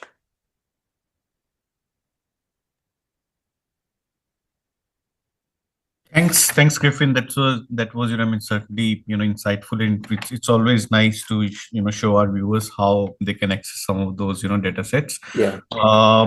Let me just see if there are questions that Sure. you have in the chat section. It certainly seems we do have a few, so I'll go about and read the first one. So, what is the largest challenge related to using the static CFGs and FCGs? Yeah, no, that's a wonderful question. So I think just the sheer size of these graphs, it can sometimes take upwards of hours or even days to get through a whole data set if it's unpruned, right? And another challenge is whenever you're working with graphs, sometimes you should get a little scared because one of the things that we're obviously concerned about in computer science is this notion of computational complexity, which just describes like how hard are the problems we face. And whenever we start talking about graphs, especially large graphs, you'll kind of see computer scientists start to sweat a little bit. So any way that we can to reduce the size of those graphs makes our life, in some cases, exponentially easier. So that's the main challenge, is just figuring out not only those algorithms, but what are fast pruning algorithms, what are efficient pruning algorithms, what are fast pruning algorithms. So that's a big one. And I would also suggest something we didn't know at the start of the project. We worked a lot with NetworkX. But towards the end of the project, one of my colleagues suggested a really good library. It's called iGraph in Python. It's really, really fast. So that would be my advice to anyone that might be taking a long time to run your programs, is try that library out. Okay. Thanks, Griffin. That was again very insightful for people who are looking to further their research in this area. With this, we move on to the next question. What else could researchers do with CIC SGG 2024? Yeah, absolutely. So we kind of focused a lot on the graph classification, but again, there's so much more to it. You could take a look at each one of those sub data sets, if you will, separately, even though they reference the same graphs, because you can look at the explanations for given predictions and see what's going on with them in a little more depth. You could also take a look at the attributes. We didn't have time to look at all of them. There's tons and tons of features if people wanted to figure out how to make better graph embeddings for the nodes. That's obviously a really good direction. You can take a look more at trying out different models for graph learning, seeing if you can get better predictions, better accuracy. All those things are always great. And then the last thing would be maybe considering different kinds of tasks. So we were again focused on the graph level task, but maybe we can take a look at edge level tasks for predicting if there are going to be certain edges between nodes or not. Another interesting thing that we didn't get to was in the graphs, the positions of the graphs are given there, so you'll know which nodes might occur before other ones. So maybe you can also consider like the state transitions as a function of time, or the temporal nature, or temporal graph learning, I believe is what it's called, where you can see and make predictions about the graph as it evolves over time. So that might be like a fourth dimension to the graphs that people can maybe consider. Yeah, awesome question.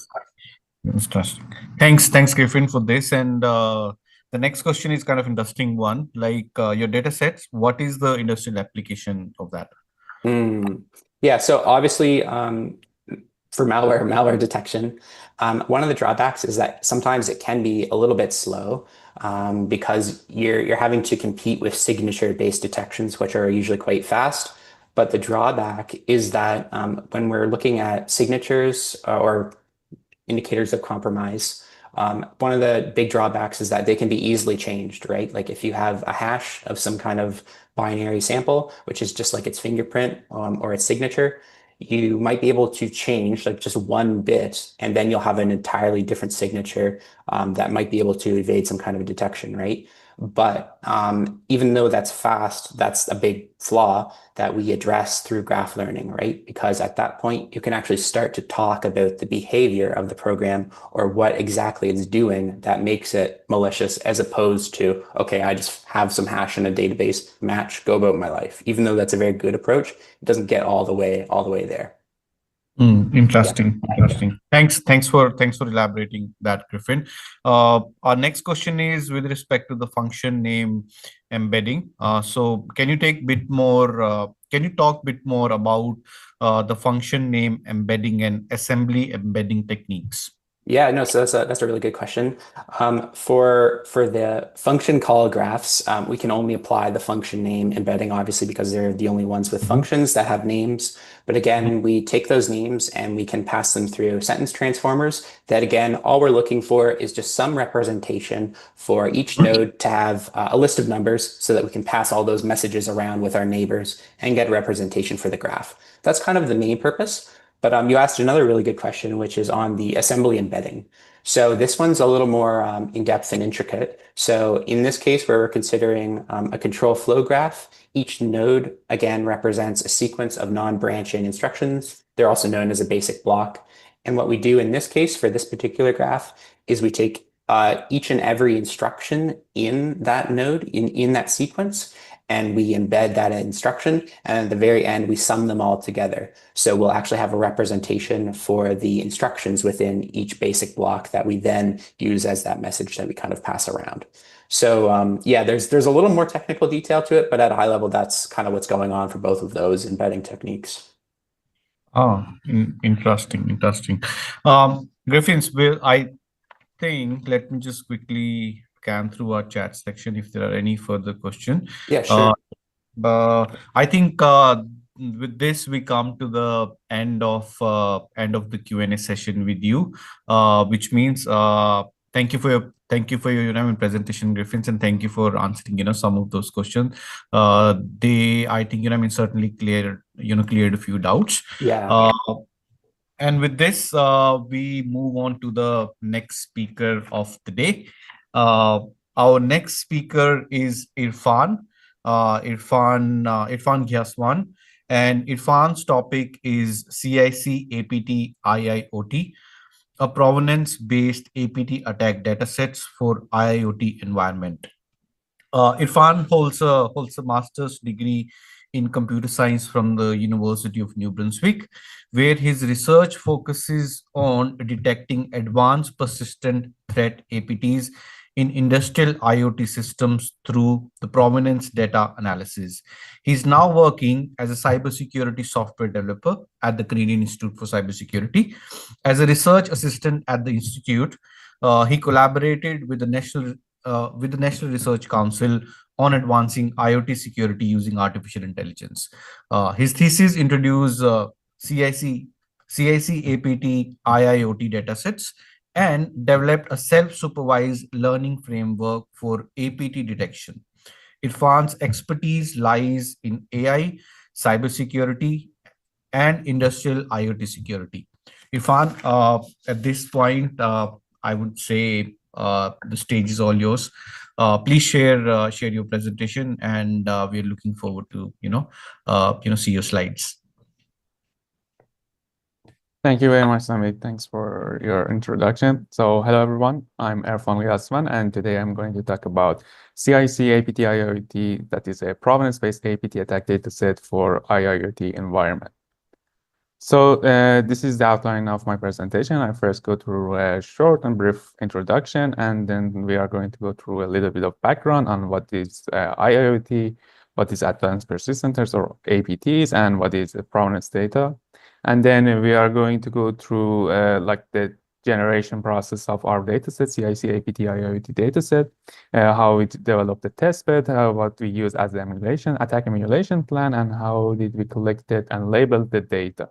And finally, we're going to go through like a simple example of how you can actually use our dataset, CIC APT IIoT dataset. So first of all, let's begin with the very simple question, and that is why data matters. So until now, you heard from 3 of my colleagues that we're talking about their respective data sets. So we know that the data and having the good data set actually really matters, especially in the field of cybersecurity. So the need for that is that we're trying to develop effective intrusion detection system or IDSs that we can have them, and we can have them to efficiently face the threats and the challenges that is out there for the safety or cyber systems. So to develop those efficient and good IDSs and solutions, we need to have a very good data set that have like a representation of our system and how they work. We need to have the benign samples and malicious samples in order to be able to train and evaluate our models, our machine learning or deep learning models, and with that we can develop very good solutions. So in that field, we do have lack of some realistic data set in the field of, especially for the industrial IoT or IIoT. And another thing is that those data sets that are available are usually fail to reflect the complexity of modern APTs. So The purpose of our dataset, CIC APT IIoT dataset, is to have a dataset in an industrial IoT environment in IoT settings. We have a combination of simulated and physical IoT devices, networks, and scenarios. We do have like a simulation of an actual real-world APT threat is that we try to have as similar as possible a scenario to a real-world APT. And our data set comprised of network data and provenance logs. I will talk about these things later, but we need to have these resources in order to be able to develop a very good machine learning solution for our first challenge. And there are various challenges in creating the data set. One of them was how to capture data, how to simulate the real world condition, and finally, how to ensure that our data has a good quality. So, to go to a little bit of background, well, first of all, what is IoT or Industrial Internet of Things that I'm talking about? So basically, you can call interconnected network of sensors, instruments, and other devices that are networked together, and they have an industrial application. So we call this network an IoT or Industrial IoT. So these applications can be different things. For example, they can be used for manufacturing. They can be used for like energy management, and they can be used for transportation and logistics. The thing is, when you're using this kind of technology, industrial IoT, you can improve your efficiency. You can have automation in your work in industrial application. And basically, you're collecting a lot of data using the different sensors and different devices. So you can have data-driven decisions. And in that way, you can improve the efficiency of all of your operations. So, but the thing is, using and integrating industrial IoT comes with the various challenges. One of the challenges is that how to maintain the privacy of data that we are collecting. The other one is how to have the scalability for the industrial IoTs. And the most important challenge for us here is the security concerns. So why we do have security concerns for industrial IoT settings? The thing is, as I talked about this, as I provided some examples of industrial IoT, these things, industrial IoTs are very attractive targets for cyber attackers. Why is that? It's because they are basically always integrated into very critical infrastructures, for example, for power plants or nuclear plants. So basically, as they are integrated into critical infrastructure, attacking them and damaging them actually has high impacts overall. So some of the examples of such attacks that are called APTs are, for example, the Stuxnet and also attacks on Ukrainian power grids. So I talked about APTs or advanced persistent threats. So let's go a little bit of background on what is APT. So basically, we call it a kind of attack or kind of threat that is stealthy. And the important feature of APTs is that they try to remain undetected for an extended period of time and try to gain access, unauthorized access to the victim computer or the victim network. So we call them advanced because they usually have a full spectrum of intelligence gathering and the different type of tagging techniques under their hand. And also they are usually state sponsored. We call them persistence because they're not like DDoS attacks, that they are opportunistically seeking information and they're attacking their target over and over. But they are very specific. They have very specific objectives, and they try to maintain a low and slow approach. That's a very important thing about APTs. They are not constantly attacking their targets. They try to maintain long-term access and long-term unauthorized access to the target. So on that, the different resources report the dwell time, that is the average time that an APT campaign goes undetected. They usually report this dwell time between 70 to more than 200 days. So different researchers have different models of APTs. Basically, what happens, it has like different phases for each of the APT campaigns. So, for example, one of them is that it starts with an initial compromise of the network. Then the attackers or those that are behind these APT campaigns try to establish a foothold in the victim network or victim computer, and then they try to escalate their privileges and to have access on other resources or other devices. Then they try to have internal reconnaissance on the victim network. Then they have lateral movement, try to gain access to other devices or other networks within the general network. And after they reach the target, they try to maintain presence on the victim device, victim network. And finally, they complete their mission, whatever it is. For example, sometimes it's to exfiltrate some data, or sometimes it's to disrupt the operation of some industrial application.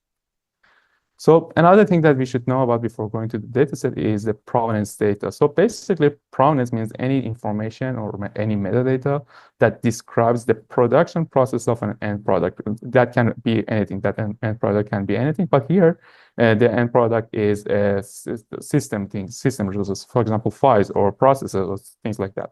So there is a widely accepted form to represent and to show the provenance data. It's called directed acyclic graphs, or DAGs. And here you can see the W3C prov data model that is a widely accepted form of showing the provenance graphs or provenance data. There are two core concepts for provenance graph. They're called types or nodes, and relation or edges. So the important thing about the provenance data that makes it very useful for our applications is that nodes here are connected based on causality relationship and not time. So what that means is that when you have a node connected to another node, it's not because that thing actually happened exactly after the first one. That means that these two have some type of causality relationship between them. And because of that, and as I told you in the last slide, as APTs happen in a long time, it's not going to be like a second after another. So this thing actually is very effective for detecting APTs. So this one is like a sample of a provenance graph, how it actually looks like. It's for a 3-hour experiment. You can see we do have a lot of nodes here. Blue nodes represent the benign activities of our network, our testbed, and the red nodes show malicious behaviors. I will talk about how we can label the nodes of the provenance graph to benign and malicious in the later slides. So here is the motivations and motivations that we have for this research, and also the research questions that we try to give answer to. So as I talked about it in the introduction, we do have a lack of comprehensive data set, especially when we are trying to study the APTs and the complexity of APTs in industrial IoTs. The other thing is that as industrial IoT is growing and we are integrating them into more and more industrial application, the threat of APTs and those type of attacks are escalating, and we're trying to have some efficient solution to help to develop an efficient solution to face this kind of threats, face these APTs. And the research question that we have is to how we can develop a comprehensive APT dataset that actually includes essential information we need to be able to somehow face APTs and face the attacks that are going to happen in IoT setting. The other one is to how we can use provenance data to efficiently utilize those data in order to improve the detection of APTs. And finally, what are the methods that we can use to use the provenance data in order to detect and improve the detection of APTs? So let's go to the generation process of CIC APT IoT dataset. So first one, this is an overview of our testbed. We can see our key components here. So basically, we do have a number of virtual components and a number of physical components. You can see that we do have a host machine that hosts all of the virtual machines that are used in this testbed. We do have two benign or victim virtual machines, VM number 1 and VM number 2, and we do have two attacker VMs that are attacking VM 1 and attacking VM number 2. So VM1 is the main component here. It is basically our edge gateway, and it hosts our Caldera client, and it hosts our local and works as a local SCADA and also management device, and also it is our MQTT subscriber. It is also connected to the internet through a network interface, and basically all of the other devices have access to the internet using this one. The other one is virtual machine number 2, that is our MQTT publisher, and it works as a host of SCADA VR. We do have two attacking virtual machines.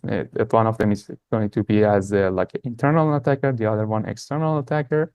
And we do have a couple of physical components as well. We do have two Raspberry Pis. One of them works as a PLC, and sends related packets. The other one works as a access point for a wireless access point for the sensors that we have. We have a camera, we have a flood sensor, we have a couple of other sensors, and we are also able to have like on-site supervision using mobile phones, and these mobile phones are connected to these Raspberry Pi. The important thing here is that we are connected, all of these components are connected together using a network simulator. We use NS3 for that. So basically all of these components, physical or virtual, are connected together using network simulator.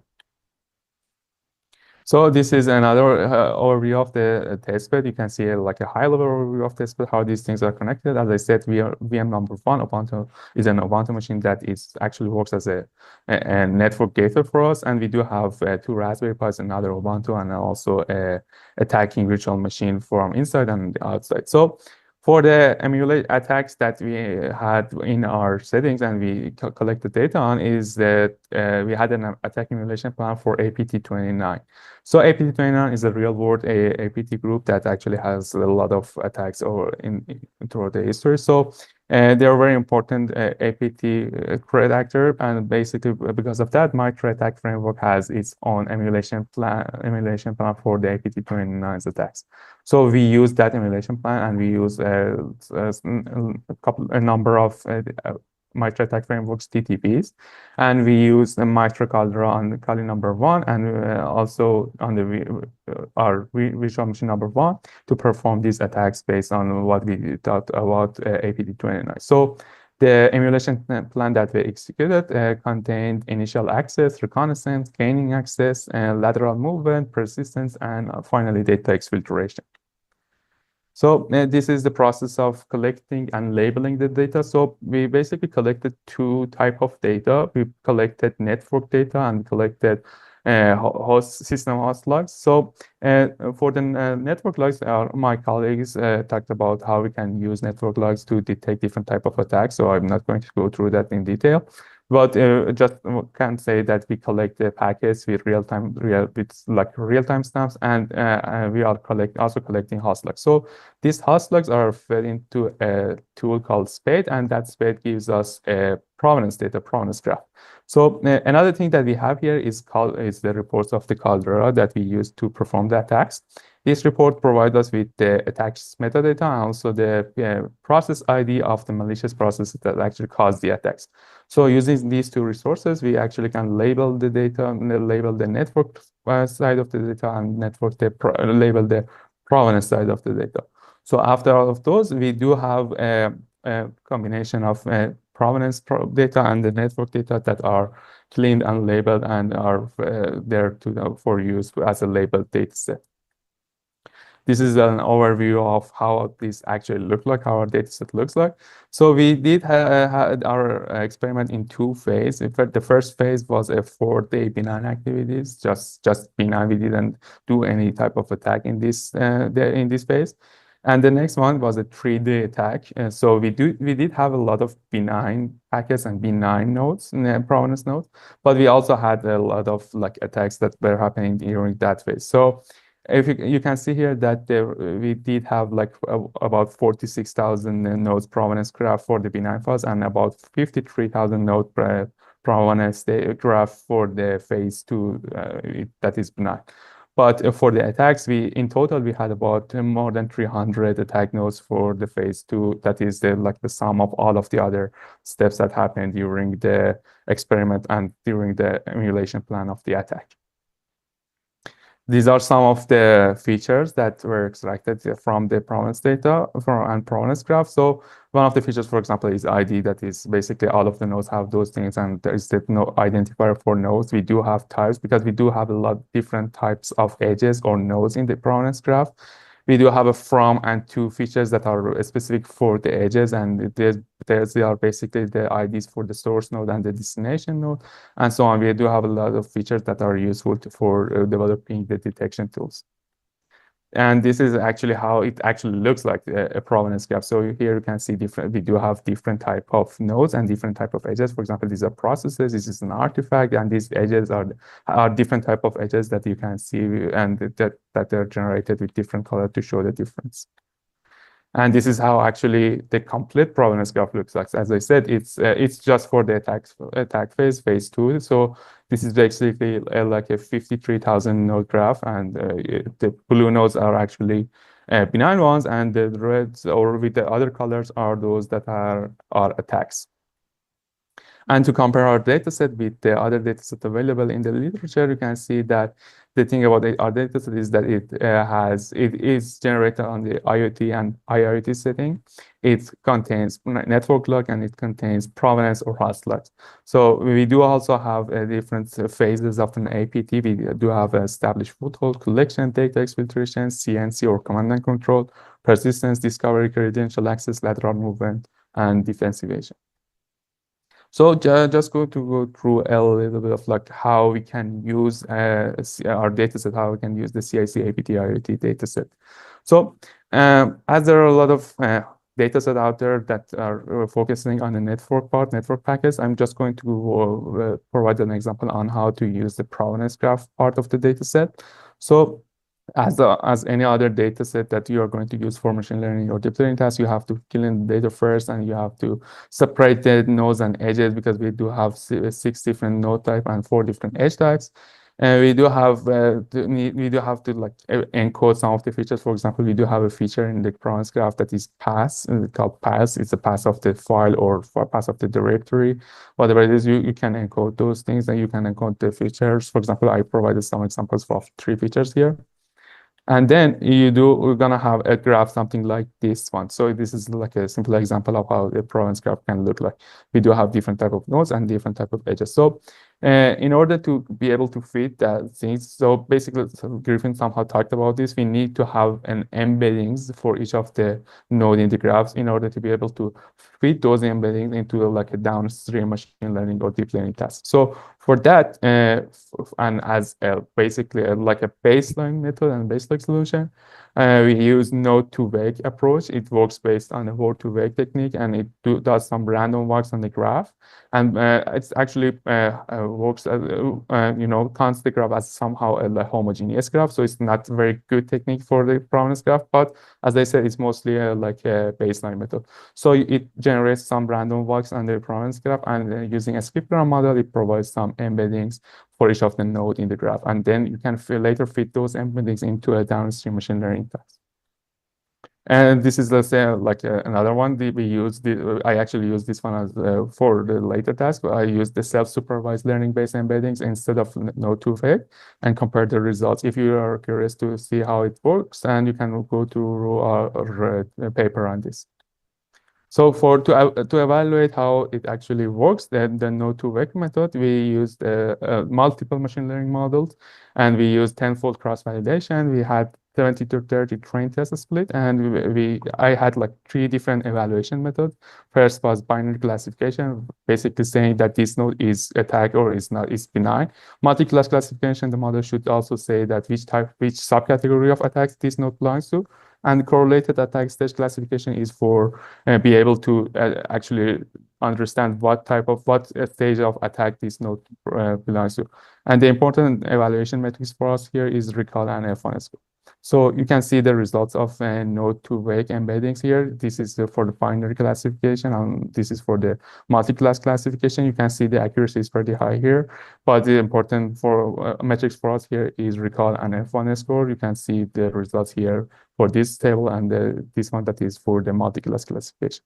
And the final evaluation metric for us is the correlated attack stage classification result. You can see the result for each of the attack stages: collection and exfiltration, CNC and credential access, defense evasion and persistence, and discovery and lateral movement. So this was my presentation on CIC APT IoT dataset. If you have any questions, you can actually type them in the chat, and Samit will ask them from me. Or if you had any other question, you can email me, and this is my email, and you can contact me using this email, and I'll be more than happy to answer your questions. Thank you, Irfan, for this insightful presentation. And for all our viewers, if anybody wants to get in touch with Irfan to sort of have more insight on his presentation, his email was just mentioned in the last slide. Irfan, with this, we move on to the Q&A part of today's of today's session. Let me just see if we have any questions in the chat session. So the first question is, Irfan, how did you simulate the low and slow approach in your simulated APT? That's a very good question. Thank you, Sumit. So the thing, as I mentioned, one of the important characteristics of APTs is that they use a low and slow approach. They're not constantly attacking the targets. They try to remain undetected. So how we did that was that we had a attack emulation plan consisting of more than 30 different techniques, but we didn't execute them one by one, just one after another. So we just had them randomly span through like a 3-day period. So basically, it's not as long as a real APT, but we try to have those approach, and our attacks are like in the case of time, they are distant from each other, and you cannot detect them just by using the time. So that somehow simulates how an actual APT scenario works.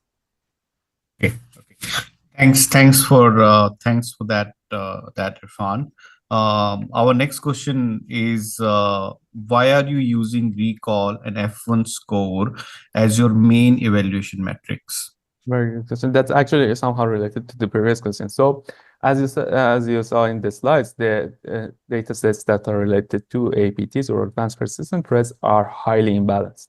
So you did have like about 53,000 benign nodes, and you had like only 300 attack nodes. So the thing is, when you have a highly imbalanced data set, having accuracy as your main measurement metric, it can be misleading. So because for whatever machine learning or deep learning model that you develop, you can have more than 99.9% accuracy.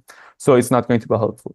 The important thing for us here is to be able to actually detect those attack points, detect those attack nodes. So that's why we use mostly recall. What recall shows us is how successful we were on detecting those those attack nodes and the graph in the provenance graph. So that's why we use recall, and after that F1 score as our main evaluation metric. Okay. Thanks for that, Irfan. With this, we move to the next question in today's session. Why did you use a network simulator to connect different components of the test bed? And then the second part of the question is, what were the advantages of this compared to directly connecting them? So the reason that we use a network simulator, it was NS3, as I mentioned. The reason that we use NS3 to connect different components to each other, and we didn't directly connected them to each other, was that we wanted to have a full control over the components and what happens inside our network. So because all of the connections was made through the NS3 and was so that way we had a complete control and complete monitoring capabilities over what happens in our network. So if device 1 sends some packets to device 2, we can easily capture those things because it happens in our simulation, in our own simulation, and it happens in NS3, and using NS3, we can capture all of the packets that we need. So that was the main reason. We could also connect them directly, but we didn't have this extent of control over the packets, over the components, over the network that we had when we are using NS3 for. Thanks for that, Irfan. It does certainly, give a good explanation of the question. So with this, we move on to the next question. How do you think that this research can add insight to the cybersecurity of industrial applications? Thank you. It's also a very great question. So the thing is, as I said, we do have a lack of comprehensive data set that somehow represent this scenario that we were looking for. So we do have do not have enough data set that provides some aspects of like industrial IoTs and also APTs, and these are very important things. So for example, most of the data sets that are out there are like focusing on different type of attacks, for example, DDoS or DOS, or the attacks that are very important when we're dealing with the IoT or industrial IoT. but there are not like too many data sets that would be helpful to detect actual APTs. So what we wanted to show with this data set and we wanted to help was to help the community, help the researchers when they are dealing with APT scenarios. The other thing that we wanted to somehow influence the literature, influence the community about it, is that how using and how to having the provenance data in the data sets and how to using the provenance data can actually be very helpful in detecting some types of attacks, such as those APT attacks that I was just talking about. We don't have that many data sets that have provenance data and provenance graph in them. So we hope that this data set that we publish somehow helps the researchers that's trying to have the provenance graph, have provenance data, and use those provenance graph and data to detect APTs. Understood. Thanks, Irfan, for this very clear explanation of this question. With this, we'll move to another question which reflects on what was the motivation behind this particular data set. So I'll just read the question.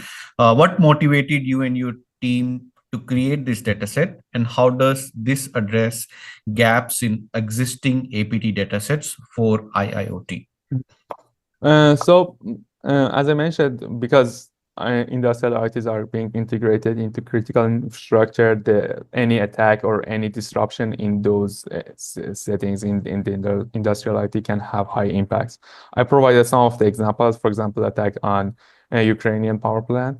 And because of that, that's actually very impactful, and that's actually very hard to detect. So what motivated us was that we were trying to prevent those kind of impacts into critical infrastructure in the manufacturing sector, in the energy management sector, in the, logistics and transportation sector. We know that anything that happens to an industrial IoT in an IIoT setting can be very dangerous for the community, can be very dangerous for the industries.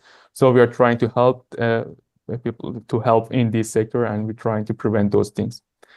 What was the second part of the question? Sorry. The second part of the question is, and how does it address the gaps in existing APT datasets for IIoT? Yeah. So as I said, we do have a lack of the comprehensive dataset. When we were doing this research, we actually didn't have any data set out there that actually shows, represents the industrial IoT and also have provenance data in it. So that actually helps to provide some materials and put that on the gap of this particular gap in the research. That's what I think about. Thanks for that, Irfan.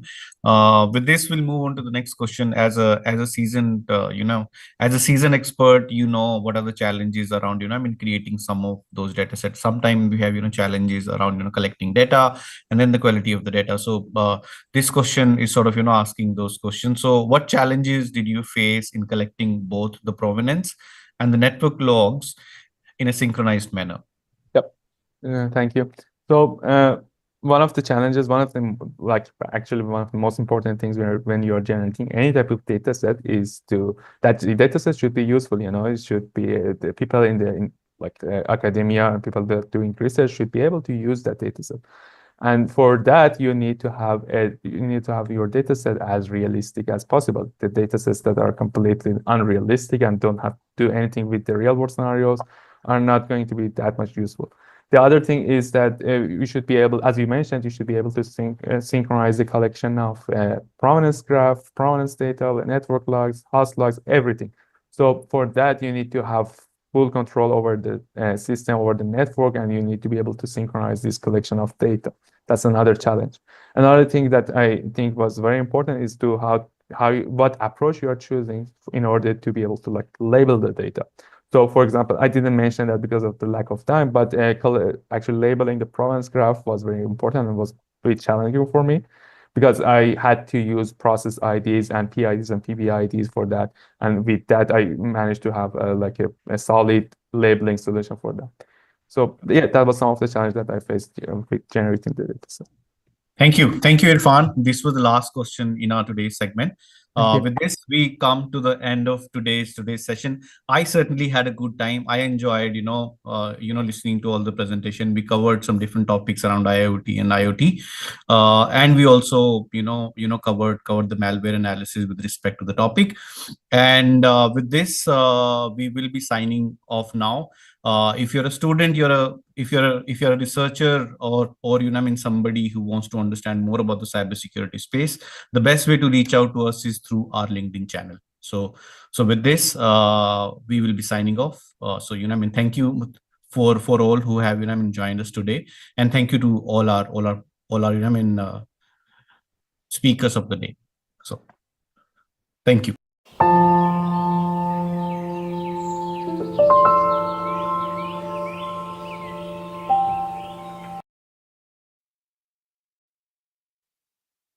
Going to interview 3 students here at the Canadian Institute for Cybersecurity. We'll try to understand the research work that they've been doing, and we'll try to understand that how their work affects the innovation and the cybersecurity landscape here in the country. So with this, we'll move on to the part where we'll introduce our first guest. Our first guest is a student called Mr. Farouk bin Rashid. Farouk, welcome to the show. Thank you so much. Thank you for having me. So should I introduce myself? Oh, no, I can. Yeah. I mean, go ahead and introduce yourself. So, my name is Farouk bin Rashid, as Sumit mentioned. So I came from Dubai. Basically, I'm from the Middle East. Originally, I was born and brought up there, and I did my schooling in Pakistan. I started my master's in computer science about 2 years ago, and it was in research, even though I didn't intend initially to go in research, but I stumbled upon it and I liked it. Yeah, it's been 2 years since I've started. My interests are in NLP, AI, machine learning, cloud, software engineering, because that's what I was doing back home in Dubai. I was working there for 3 years. Other than that, in my free time, I like to read books, play football. Nowadays, more or less, I like to work out. That's the most frequent activity that I have been doing. Other than that, I like to do long walks since summer has started. So yeah, that's a little bit about me. Thank you, Farouk. I wish I could ask you your favorite football club or your favorite football player, but for this segment, we'll move on to some of the very specific question around your area of research. Right. So you mentioned a brief about how you have done your schooling in Pakistan, and you spend some time in the Middle East. Between all that, what piqued your area in interest in the field of cybersecurity, and how you decided that you want to carry further in this field? Well, so I was working in Dubai for 3 years, and during that time, I was developing banking applications. I was developing web applications, mobile applications. I was very close in security. Like I knew that what I was coding could be broken, like how it could be broken, because I was coding it, right? So in 3 years, I learned a lot of things. I noticed a lot of things. I noticed, what could be fixed. Or I remember at one point, my application that I developed went to penetration testers, and they tested it at least for 10 days, and they gave me like 10 vulnerabilities. And that was new for me, because at that point, I thought my code was perfect. I spent 1 year on it. Obviously, I thought it should be good. But at that point, I thought, okay, this is something that I might like to do. And then at that point onwards, I started looking at videos and, looking at things and programs, research. And yeah, somehow I landed here then. Okay, great to know that, Farouk. You did mention a brief about your area of research. So let's say if there's somebody who's absolutely non-technical, somebody like me, right? How do you explain your area of research to them? Yeah. So well, my area of research in simple words is fake news detection. Okay. Now, and it's pretty self-explanatory, but like if you think about it, during COVID, for example, if you remember 2020, 2021, misinformation was at its peak, right? People were saying that doing this will fix it, or eating this will cure your COVID, or I don't know, 5G rays are causing COVID, for example. Mm-hmm. Now, this I was heard all rampant. So how do you tackle that? At that point, I think the area of fake news detection actually, took a new height, and people started researching into it more. And I think that's what I'm working in on a very small part, since it's a master's, but it's a pretty huge problem around the world, as we all know. Great Yeah. to know that. It's certainly been seen in the last couple of years that how misinformation can affect elections. It can affect I mean so many things in our society as well. So good to know that you're doing your research in this. Yep. My next question would be, you did briefly mention that you like to read. Yeah. Is there a book that inspired you in somewhat way to do what you're doing today? Not a book actually, or I would say just my work, but I do remember that during the 3 years I was working, there's a book by Edward Snowden. I don't remember its name. I read a few, let's say like 100 or 200 pages, I think. Okay. In that book, he describes how how he got into cybersecurity, how he was working, where he was working, what he was doing. So I don't know if it's linked to that, but that was something really fascinating to me, and I wanted to somehow get there, I guess. Not to what he was doing, but like what he knew, his knowledge and all. So, oh, interesting. Yeah. I hate being the one to say that I haven't read the book, but I've watched the movie. Oh, I have to watch the movie. With this, I'll move on to my next question. When you do your research, is there a specific methodology to your research that you can, that you can share with us? So by methodology, you mean like from a technical point of view? Yeah. So now that my research is almost coming to an end, in our research, what we have done is, in simpler words, we realize that if you have a claim or you have a paragraph, in the age of LLMs, or in simpler words, ChatGPT, Gemini, you can't really differentiate if it's fake or not. I can give a piece of text to GPT or Gemini or Grok and say, make it real for me, like write it in a way that it looks real, and it will do that for you. So now you can't really rely on linguistic patterns, like you can't rely on the words themselves, right? So how do you figure out that this paragraph or sentence is fake or not? So now what we have started doing, and a lot of research is focused on this, is that you gather evidence based on that piece of text. Okay. So you have a simple text, for example, COVID-19 is caused by 5G, as we discussed. Now you start gathering evidence around this, and you make like chunks of evidence, and then you start essentially breaking it down to extracting the simpler pieces of text which connect to your claim. And then you have a big chunk where there is the claim and you have the evidence. And then we use an LLM or GPT, Gemini. When I say an LLM, it means anything that ChatGPT, Gemini, Grok, or the local LLMs that we have. So you give this piece of text to the LLM, and then it tells you if it's fake or not. So essentially, there are a lot of things involved in the middle. I cut out a lot of it, but that's sort of the methodology that we're following right now. Understood. That's always very interested to know that what's the methodology behind the research which is coming forward. And you did mention that misinformation does have an impact on COVID information, that it does has a impact on the society and on the politics. So from that point of view, how do you say that your research is multidisciplinary? And if you can share a few examples, that would be great. So you mean in multiple domains, or in multiple domains within IT? Both.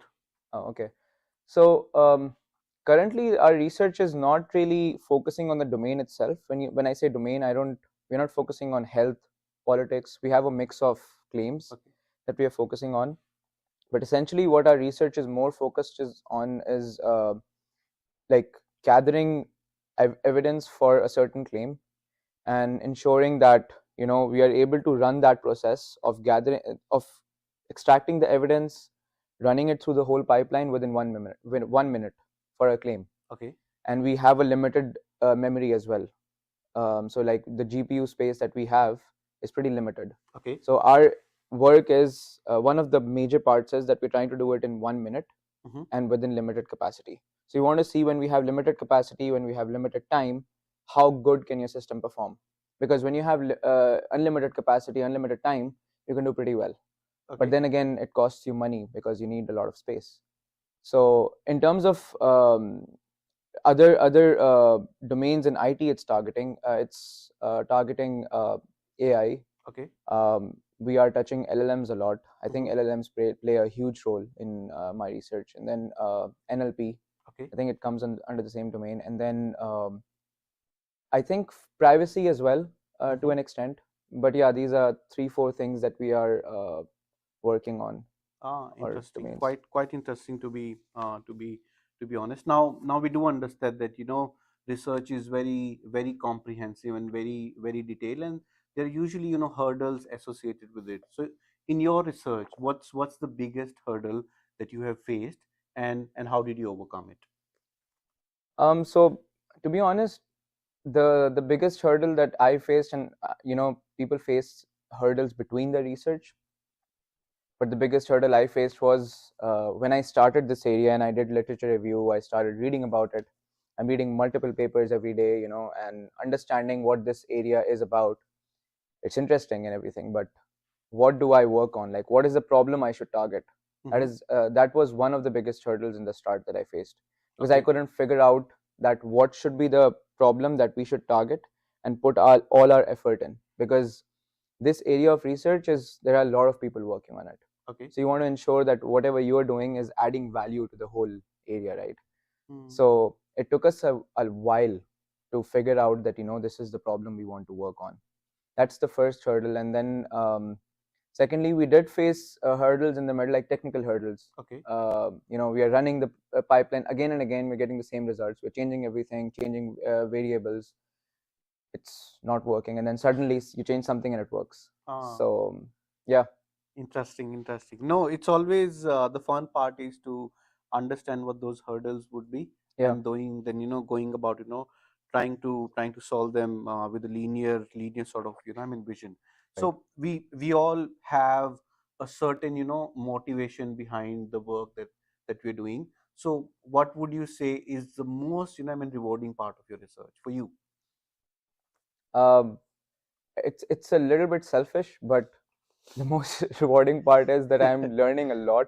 Okay. And even though I know it's contributing to a whole space, that's second for me, that I'm contributing to such a huge space, but the amount of learning that I'm getting doing all of this, that's really good for me. I mean, I'm enjoying that a lot. It's pretty rewarding. Yeah. Great. No, it's always fun when the work that you're doing gives you a lot of learning, and you get to learn new stuff, and there's no sort of boredom or repetitiveness in your work.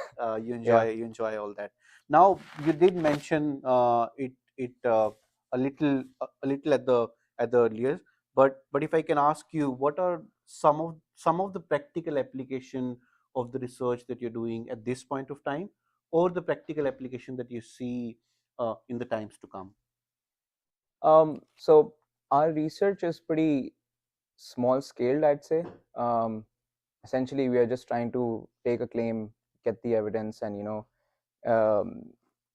determine the veracity of it within 1 minute. So the scale of it is pretty small, but I think in the larger scale of things, the system we have can be scaled to pick up any claim around the internet, be able to gather the evidence, and then give you the veracity within a good amount of time. Okay. And then within a good amount of capacity, like not use a lot of memory.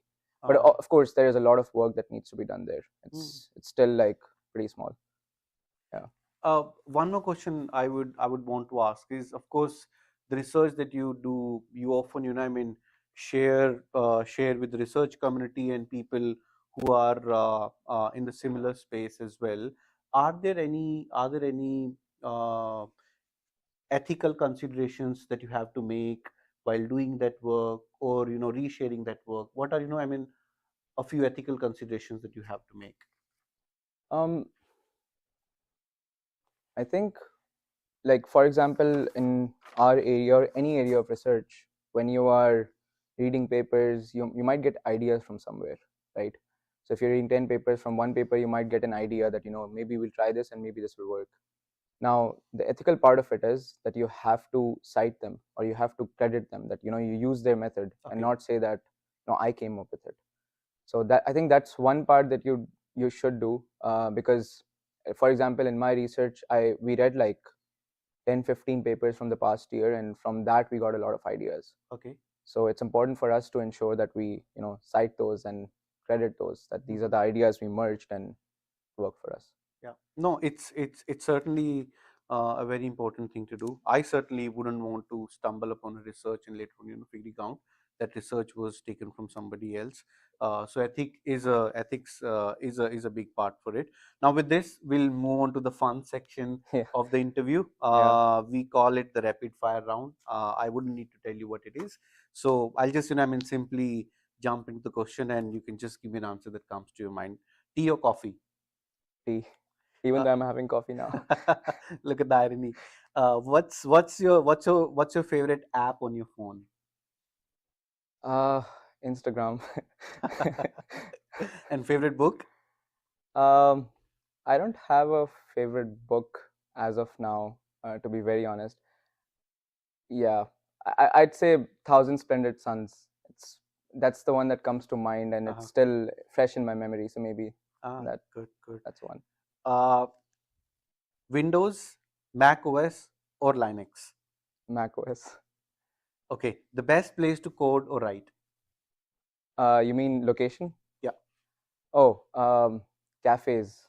I don't know. I feel much better coding there. Yeah, they have a certain vibe to them. Yeah, with the coffee on the side. Early morning or late night for the productivity work? Early morning. Okay. Physical books or the digital copies? Physical books.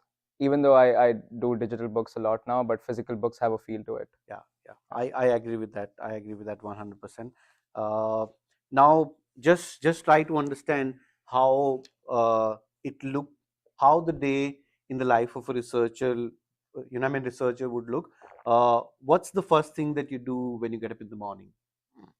So, I would describe my ideal day, because my day varies a lot.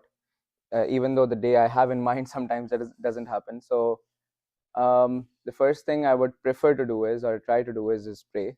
Okay. That prayer and reading the book and get those things out of the way. Okay. And then having a pretty good breakfast, and then getting ready for work, making lunch, and coming to CIC. Okay. Then 9 to 5 work, and then if me and my friend we are going to the gym, then go to the gym, lift, listen to songs. That's the good part of the day, in my opinion. Interesting. Farooq, with this, we come to the end of the interview.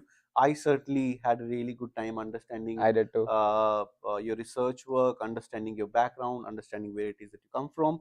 That was really an interesting conversation, and thank you for the interview. Thank you so much. Thanks. Thank you for having me.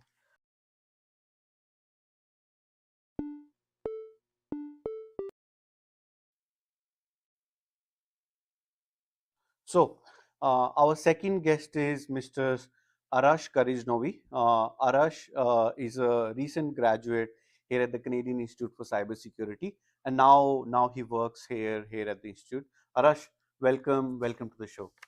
Thank you very much. How it is you today? Yeah, it's very good sunny day. I like that. Okay.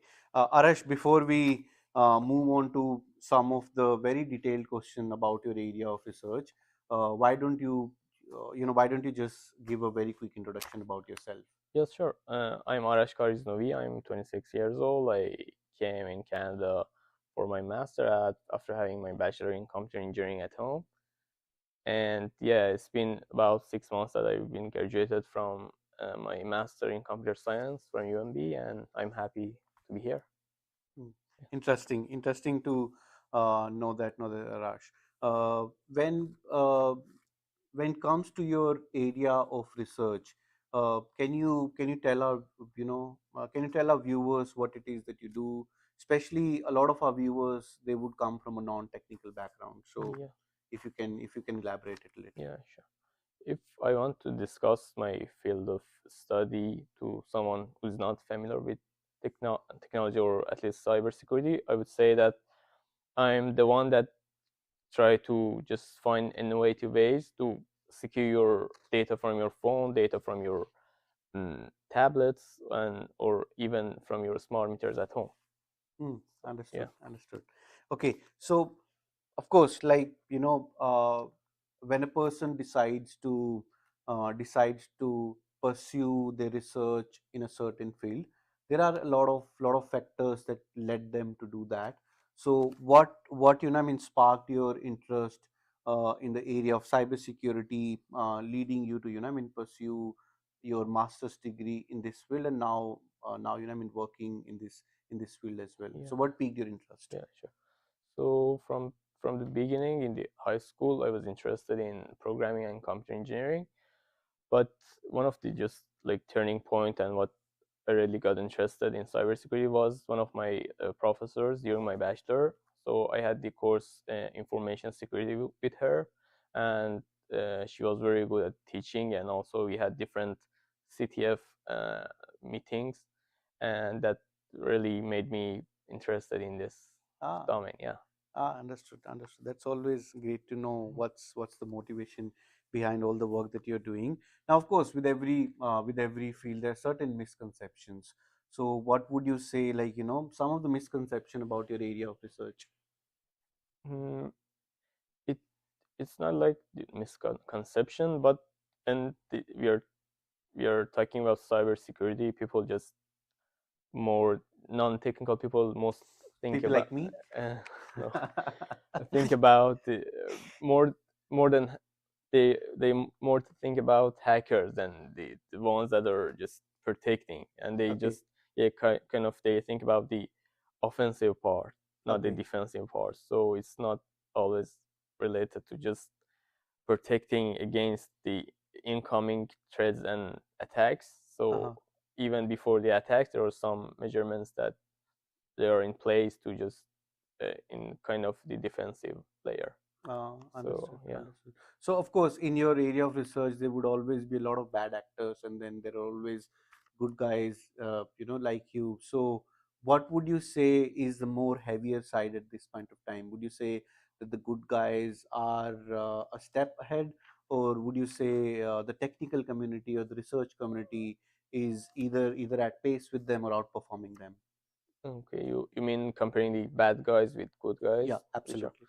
So I think it's first about vulnerabilities, and then then the good guys find how to protect. I think even if it is not true, you have to think that always there is a hacker which is more smarter than you. So I think this way. Yeah. Until we keep thinking there is always a person smarter than us, then we keep learning. Now, of course, research is very comprehensive and it takes away a lot of time from your life as well. So, outside of your research, is there a hobby or is there an activity that you're absolutely passionate about? Yeah, sure. Yeah, I used to be a soccer player when I was young. So yeah, I try to be in different meetings and matches whenever I get time. Yeah. And did you mention you come from Iran? Yes. Iran has a good football culture, I've heard. Yeah. It's like first or second sport in our country. We have wrestling and soccer.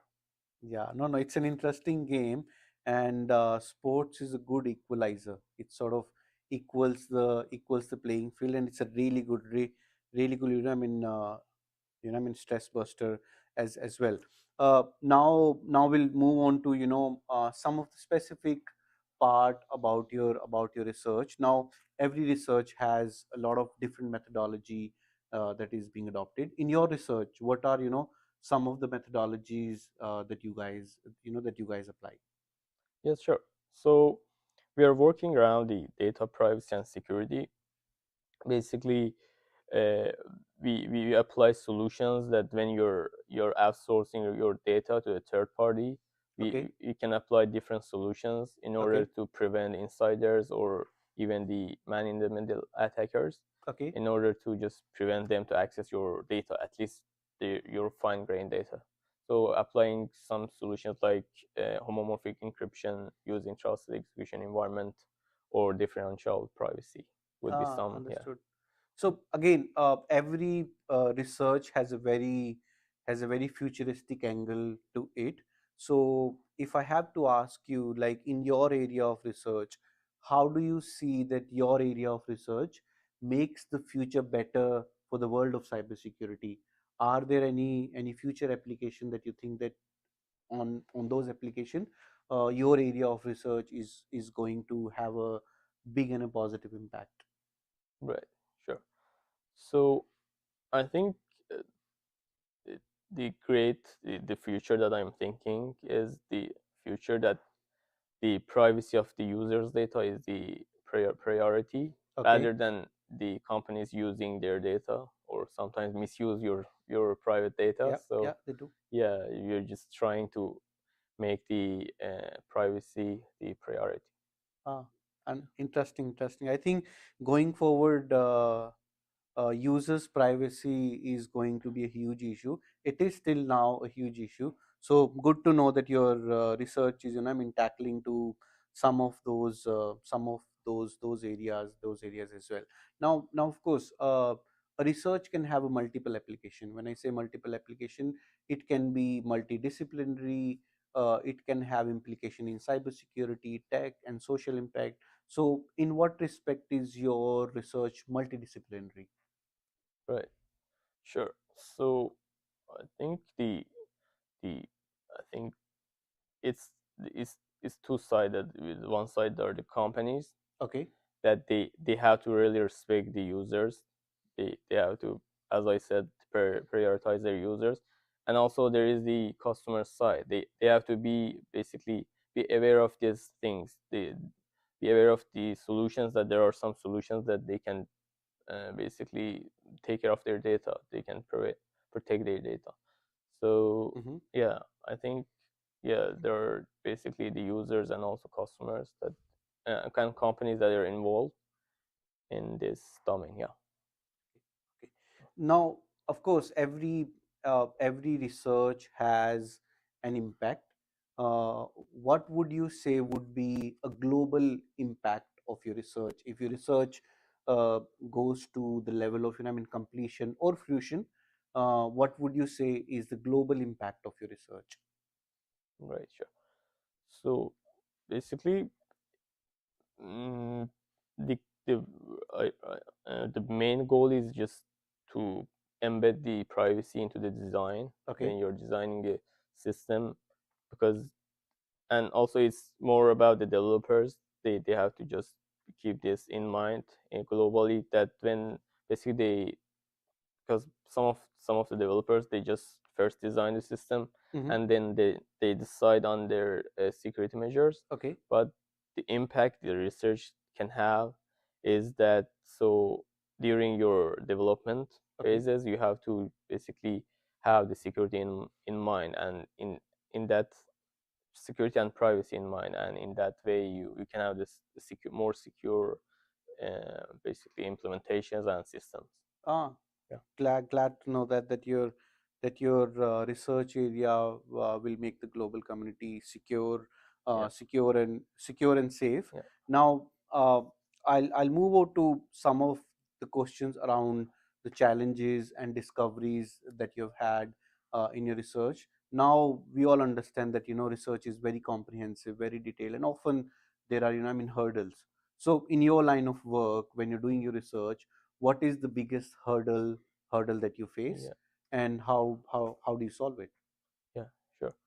So especially in the implementation parts, there in my field, there's always a trade-off between the speed and also the privacy, and also the amount of data that you're basically giving out. Basically when you have the privacy, the more you have the privacy, the less you output the data, because the other parts, the companies also, they need the data, but at the same time you have to provide the privacy for users. And also the more you just have the privacy, basically it decreases the speed, and basically it's a trade-off. You have to solve it. You have to just use different kind of solutions to solve this. It's always a trade-off. Interesting. And do you face issues around the collection of data, the quality of data, and how do you often, try to solve those issues? Yeah, sure. For example, one of the solutions that comes in this field is trusted execution environment. Okay. Basically, the other solutions are that you just transmit the encrypted data to the third party. They decrypt it. They have the access to the fine grade data, plain text data, and then they do the analytics. But using this trusted execution environment, you just transmit the data encrypted, and also inside the third party cloud, for example, there's trusted execution environment, as the name suggests. You can think of a black box. Every analytics that they need is done inside that black box, and they don't have the access to the data, but at the end they have their result without having access to that fine grade data. So I think this is one of the nice solutions. Yeah. Quite interesting part of collecting the data. And of course, like research is not always moving in a positive direction. Sometimes you face a setback as well. So when you face a setback, how do you handle it? How do you tackle it? And how do you move along? Yeah, sure. Yeah, it's the research is all about the challenges and setbacks. So yeah, so I was lucky to have good professors here and supervisors. So every time I can just have a small meeting, a quick meeting or discussion with them, and with their experience, I think we can solve all the Nice. What would you say is the most like for me, the most rewarding part of my work is meeting my colleagues who are very smart, very brainy. So I like to meet them and talk to them about different topics around cybersecurity. What would you say is the most rewarding part of your work? I think every single day that I'm working here, I'm researching, is rewarding for me. Okay. And also, other than those, just talking to new people, using their experience. Okay. And also, other than these, when we publish a paper, when we come up with innovative new solutions, they are all innovative moments. Interesting. How would you say, like, of course your research is beneficial to the researchers community, but how would you say that your research is beneficial to the industry as well? If you can use a couple of examples, that would be great. Yeah, sure. So basically, one of the maybe benefits for the industry is every company is responsible for the customers' data, because there are some regulations they have to basically have their regulation in mind and then use the data for the customers from the customers. So using this technology, they can make sure that they just follow all the rules, and they're basically they are in a safe place. Understood. We did ask this question with our previous guest as well, so I'm going to ask you, ask you as well. What are some of the ethical considerations you have to make in your area of research? Yes, sure. So when it comes to ethical, so for example, there are many solutions. They're all innovative, but they're very close to each other. Okay. Just there are small changes that make them each innovative and unique. So basically, I think in this domain of research, that everything is completely close to each other. Okay. If you don't use good references when you're just using others, basically others implementations or others experience, I think there's some problem out of it. So I think you have to just, every time that you use some others people's implementations or their thoughts, you have to just reference that. And I think it's for every research, not only my domain. Interesting. So again, I did mention earlier that a few of our viewers come from a non-technical background. So if there is a listener who comes from such a background, or somebody like me, what guidelines or instructions would you have for them in order for them to keep themselves safe, secure their data, like what gadgets they should be using, or some of the practices that they should be following to make sure that they are absolutely safe in this world of technology? Yeah, sure.